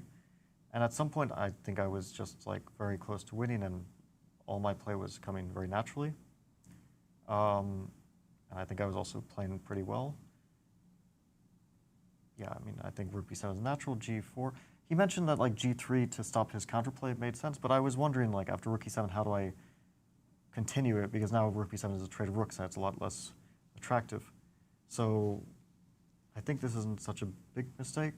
Here, the engine doesn't care. It wants you to allow capturing on h3. It's a tough decision. Right. That seems like a very tough decision. Yeah, I'm not sure that this would come to me very easily. I think that this was the real mistake, bishop c7. If I play fg3, it's a really risk-free and big advantage. And I was just debating between these two moves. And yeah, here, of course, I think he said he would play knight g4, but after queen e1, then it is a very comfortable advantage because I just need to get rid of the light-squared bishop. And this position, it's still, of course, quite a mess. But practically speaking, I think it's easier to play than the game. Did rook c7 come as a shock to you in the game? No, I thought it was forced. I just, when I went for bishop c7, which maybe I didn't spend enough time on it, I just thought that like after rook b3 that I didn't really see his next move. And then when we got to this position, I realized that queen a8 is very awkward for me. He mentioned another idea, after, I mean, we spoke only briefly, but he mentioned this one, which is very creative, but I guess it doesn't quite work. I didn't even notice the possibility existed. But queen a8 was my concern. I didn't see how to respond to this. And okay, queen a2, I was just very concerned. I mean, he can take on e3, but he also doesn't have to. And I think white is taking just as much risk as black. Queen b2, the move kind of briefly flashed to mind. But, I mean, I guess the point is that here I can take in queen f2. But okay, it's very tough. These are very tough decisions to make. So that's why I went for queen a6, which looked natural. And okay, did you see bishop f4? No, this one, I was calculating knight d1 or bishop d4, which, yeah, bishop d4, yeah, this was very strong. And then if queen e7, then rook b7 first to stop bishop g7, and then here. Or maybe I have some other moves too, also bishop h5. But yeah, there was also this was quite important. I thought take rook c8, and queen e7, rook b7. Queen f6, rook b8. Yeah, actually no, then I did notice that this might be an issue. And then he goes to h7, and I don't have rook b1 because my rook is hanging. So actually here I was still a bit undecided. This is a completely chaotic position. There's just a lot to think about before I even start to analyze his kind of creative responses like bishop f4, which when he played it, of course the move looked in some ways illogical. But only after it landed on the board. Yeah, no, of course I didn't consider it before. I mean, I'm kind of lucky that I have g3, honestly. Other moves, I spent so much time, trying to get my bearings. And yeah, the issue is I want to play rook b7 first, but then he sacks the queen, and his e pawn is very strong, so I thought I can only risk here. that's why I went for this, and this was correct. And then you had one more chance. You found the brilliant f5, and he moved his king, which was a mistake. And here, rook f1, his pieces are... Yeah, I didn't realize. I thought he plays rook h6, and what's my next move? Looks like... King h3, knight h7, and bishop g4, knight f6, and knight b2 now. Okay, I mean, it is kind of not very concrete. Agreed. Like, I just thought he's getting knight h7, knight f6, and he has full compensation. It is surprising to me that it's not full compensation. I mean, knight b2 was a bailout. I knew that he can win the pawn back, and it should be The rest went equal, to a but draw. I thought that he already was totally fine. He's a pretty good player, huh? Yeah, of course. No surprise. Your tournament's not going as smoothly as you would like. How are you assessing what's going on? Yeah, not great overall. Like yesterday, I mean, this complicated game against Prague, which he played really well, and I made some poor decisions at a few moments. Today, I should have probably struck in one of my white games, but I could have also, honestly, I could have lost the game against Leinier, more likely than won it. Today, I don't feel, of course, as bad as yesterday, but yeah, I hope to at least recover a bit in the Rapid. 50% at this point in Rapid would look like a decent result, and then hope for something in Blitz. All right, well, we'll let you go figure out the fine-tuned necessities of players at your level, and good luck in the rest of your games. Thank you. Good luck, Fabiano. Indeed, as the game between Prague and Wesley continues, but no changes. It's still 4 versus 3, and Wesley has set up his fortress of bringing his rook on e8 How and have e7. they not repeated the position 3 times? Exactly. I think an h2, h3 got put in there No, I think as it well. was there because before Fabi came in, I looked at the position. It was this. Yeah. Then we have like a 5-10 minute interview, and then it's still the There's same. still this. Well, the difference is the rook on h4 is not the king's rook. It's the queen's rook that went to h4. We gotta mark them to know which Yeah, ones. exactly. There we go, G4. Hey, g4. It's taken a while, but that just Time to trade those means pawns. that black... So, question: if it was the G pawn against E and F, is it still a draw? Yes. But it's... Really, that's easily drawn? Yes, but there's more chances than this. Yeah, here The pawn there are on no f6 chances. is no chances. The pawn on g7, it's a draw, but yeah, No, with because pawn on you... G6, I've seen grandmasters lose that. Really? I'm sure Okay, it's then I have to double objectively a check. draw, but Yeah, then we'd have It's to just not easy. absolutely double check. however, this is definitely easy. Yeah. You can trade a pair of rooks, it's still easy. One of the strange moments in my chess career is we were playing in the Olympiad, I think it was Moscow, in '94. And unfortunately, Alex Yermolinsky, he was 2 pawns down in a rook ending. And it was rook and 2 versus rook. And it was connected past pawns. Okay. So That's very easy. So I understood Yermo would lose the game, and I went to dinner, and yeah, Yermo lost, and Yermo comes in, and nobody's talking to Yermo because I told everybody he lost. He drew the game against a very competent international master. He drew it very easily. Did He you set have the up a same blockade. reaction as Sindarov did yesterday? Yeah, when he like found what? out that Prague You know, didn't win? we won the match instead of drawing the match or whatever it was. It was crazy. I was like, how did you draw that game? Wait a minute. All right, well, this one is still drawn, but we did see 4 rooks, I should say, in a Nakamura game. Yeah. Was it in the Against American Wei. Cup? No. No, No, I I'm thought you were talking thinking about the candidates. Cyprus. Against Wei. Oh, yes, right. It was in the candidates. You're Yeah. absolutely right. Yes, because he didn't play in Wow. the American Cup. Right. Yeah, he played all those, what do they call Mickey them? Mouse tournament. Mickey Mouse Mickey tournaments, Mouse, right? Played the Mickey Mouse tournaments before he played in the candidates. And yes, he had these 4 rooks, and we were shocked at the efficacy of 4 rooks in positions that looked drawn. Tricked it. I ended up going to make some studies afterwards because it was such an amazing situation, but amazing realization for us. But this one, by the way, Pragg is now he's kind of getting a little bit nervous that there's a threat of rook check, king f3, rook f1 checkmate. this is why I said this one is a little bit different because the defender has a lot more resources in this position, and it's pretty difficult to imagine. Wait, is Rook that h? that's an offer of a trade of rooks? Okay, that's. But you know, you start to think like, wait a minute, I can go rook B3, right? check, Okay. king f3, rook check, Rook H3 would win a pawn too. or rook h3, rook g3. Take Yeah. and take the pawn. No, the rook will be on b2. No, I'm Okay, thinking right okay. now that Wesley will play rook b2 check. Well, let me just put it on the board. Rook b2 check, king f3, yes? Yes. I was thinking that Wesley would play rook check, King G3 king g3. and Rook E1. Just Rook is hanging on B2. Yeah, exactly. Long day. So Long Rook day. B3 first. Yeah, unfortunately, rook b3, rook e2, I haven't made progress as Wesley. I wanted to play rook takes f4. Genius.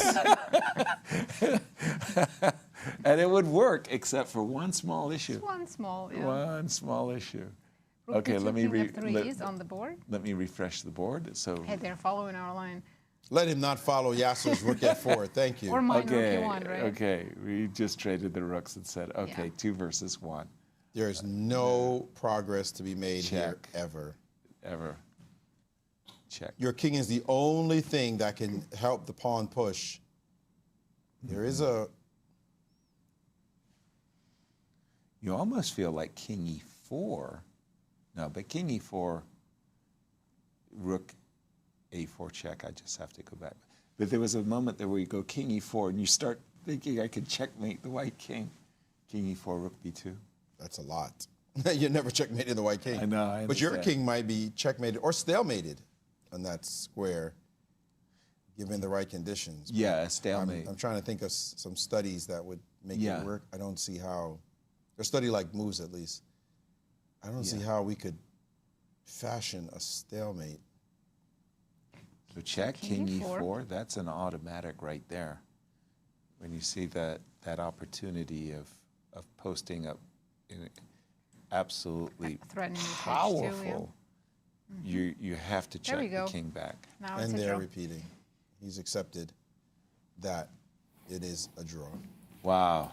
Wesley will be elated that he got out of That was here a with a heroic draw in this game. save. 117 moves. That feels like a win. Right For there. Wesley, yeah. For Wesley, that feels like a win. Now, And for Prague, Prague, it feels like a loss.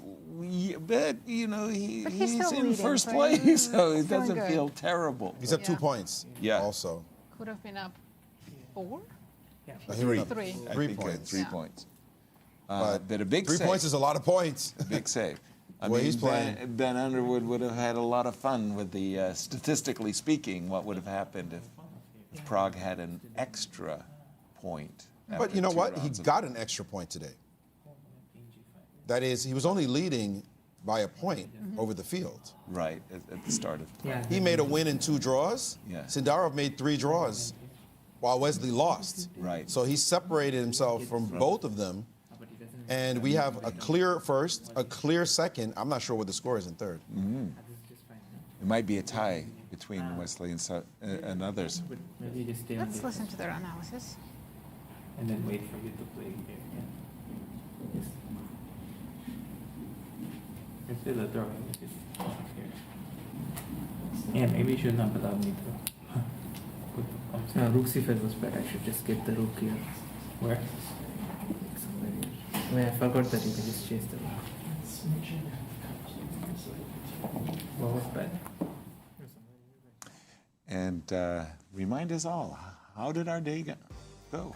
Let's take a look at the standings. After 6 rounds of rapid, we have a sole leader, Praggnanandhaa, with 9 points. In clear second, it's Javokhir Sindarov with 7 points. And then point behind Javokhir are 1, 2, 5 3, players. 4, 5. Vincent, Wesley, Anish, Leinier, and Levon. Fabi and Jorden at -1 and Awonder at -2. Yeah, even though Prague is leading by an impressive number, that it feels like the rest of the group are tightly packed. It's like one guy's kind of broken out of the pack, and the rest of the pack is there. But keeping in mind, 18 Blitz games and still 3 Rapids games still have to go. one Plus 2 is more not the day. number. No, that's Plus 2 is not the number. Plus 3 is a good number, but plus 2, you can lose that gap easily easily. with 2 losses to your main rival.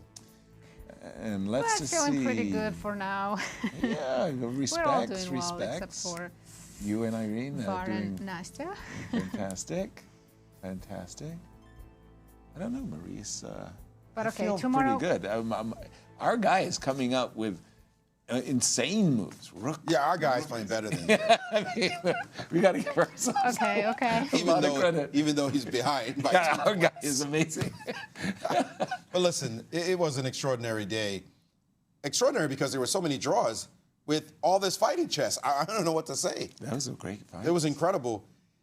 And a little bit of a concern for Wesley So, because the 2 people he does not want to be closing the gap are the 2 people behind him. And that is Pragg and Sindarov. If the tournament ended today, Pragg would get 13 points. Sindarov would get 10 points. And Wesley would split all those points with what, 6 people we saw? Maybe Right. 5 people Right. tied for 3rd place. He can't afford that because they'll just leapfrog him or maybe Going just into simply Sinkfield. catch him. So he's got to pick it up. And Yeah. we're seeing a very interesting fight for the finals. Just to correct you, the 2 players who he doesn't want to see are ahead of him. That's the problem. Right. Yeah, if they were behind him, he'd be. But I mean, they're behind him. They're ahead of him in the tournament, but they're behind him, right behind On him, the Grand on the Chess Grand Tour. Chess Tour standings. That's what I'm Exactly. talking about. 100%. Look at this. He has a great lead, 4 points against Pragg and 5 points against Javokhir. But if Pragg wins the tournament, Gets and he 13. gets 13 points, Wesley got 5. Wesley could, with a tie, gets like 6.5 or something. Right. That puts him at 21.5 or 22, and then Pragg would be at 24.5. Javokhir would be at 20.5. That's too close for comfort. You look Right. like you were doing okay, and all of a sudden the kids say, no, we're here. Yeah. So this is the kind of rambunctious fight we wanted to see. And by the way, Fabian and Keymer, they better They better pick not up lose some something. games. Right? Because they might be within reach if they tank. Right, exactly. It's a wonderful day, wonderful action. Great Maurice, fighting chess. Nancy, We great to expect call even it. more decisive games tomorrow. Join us again tomorrow at the same time. Please and thank do. you for watching. Good night from St. Louis.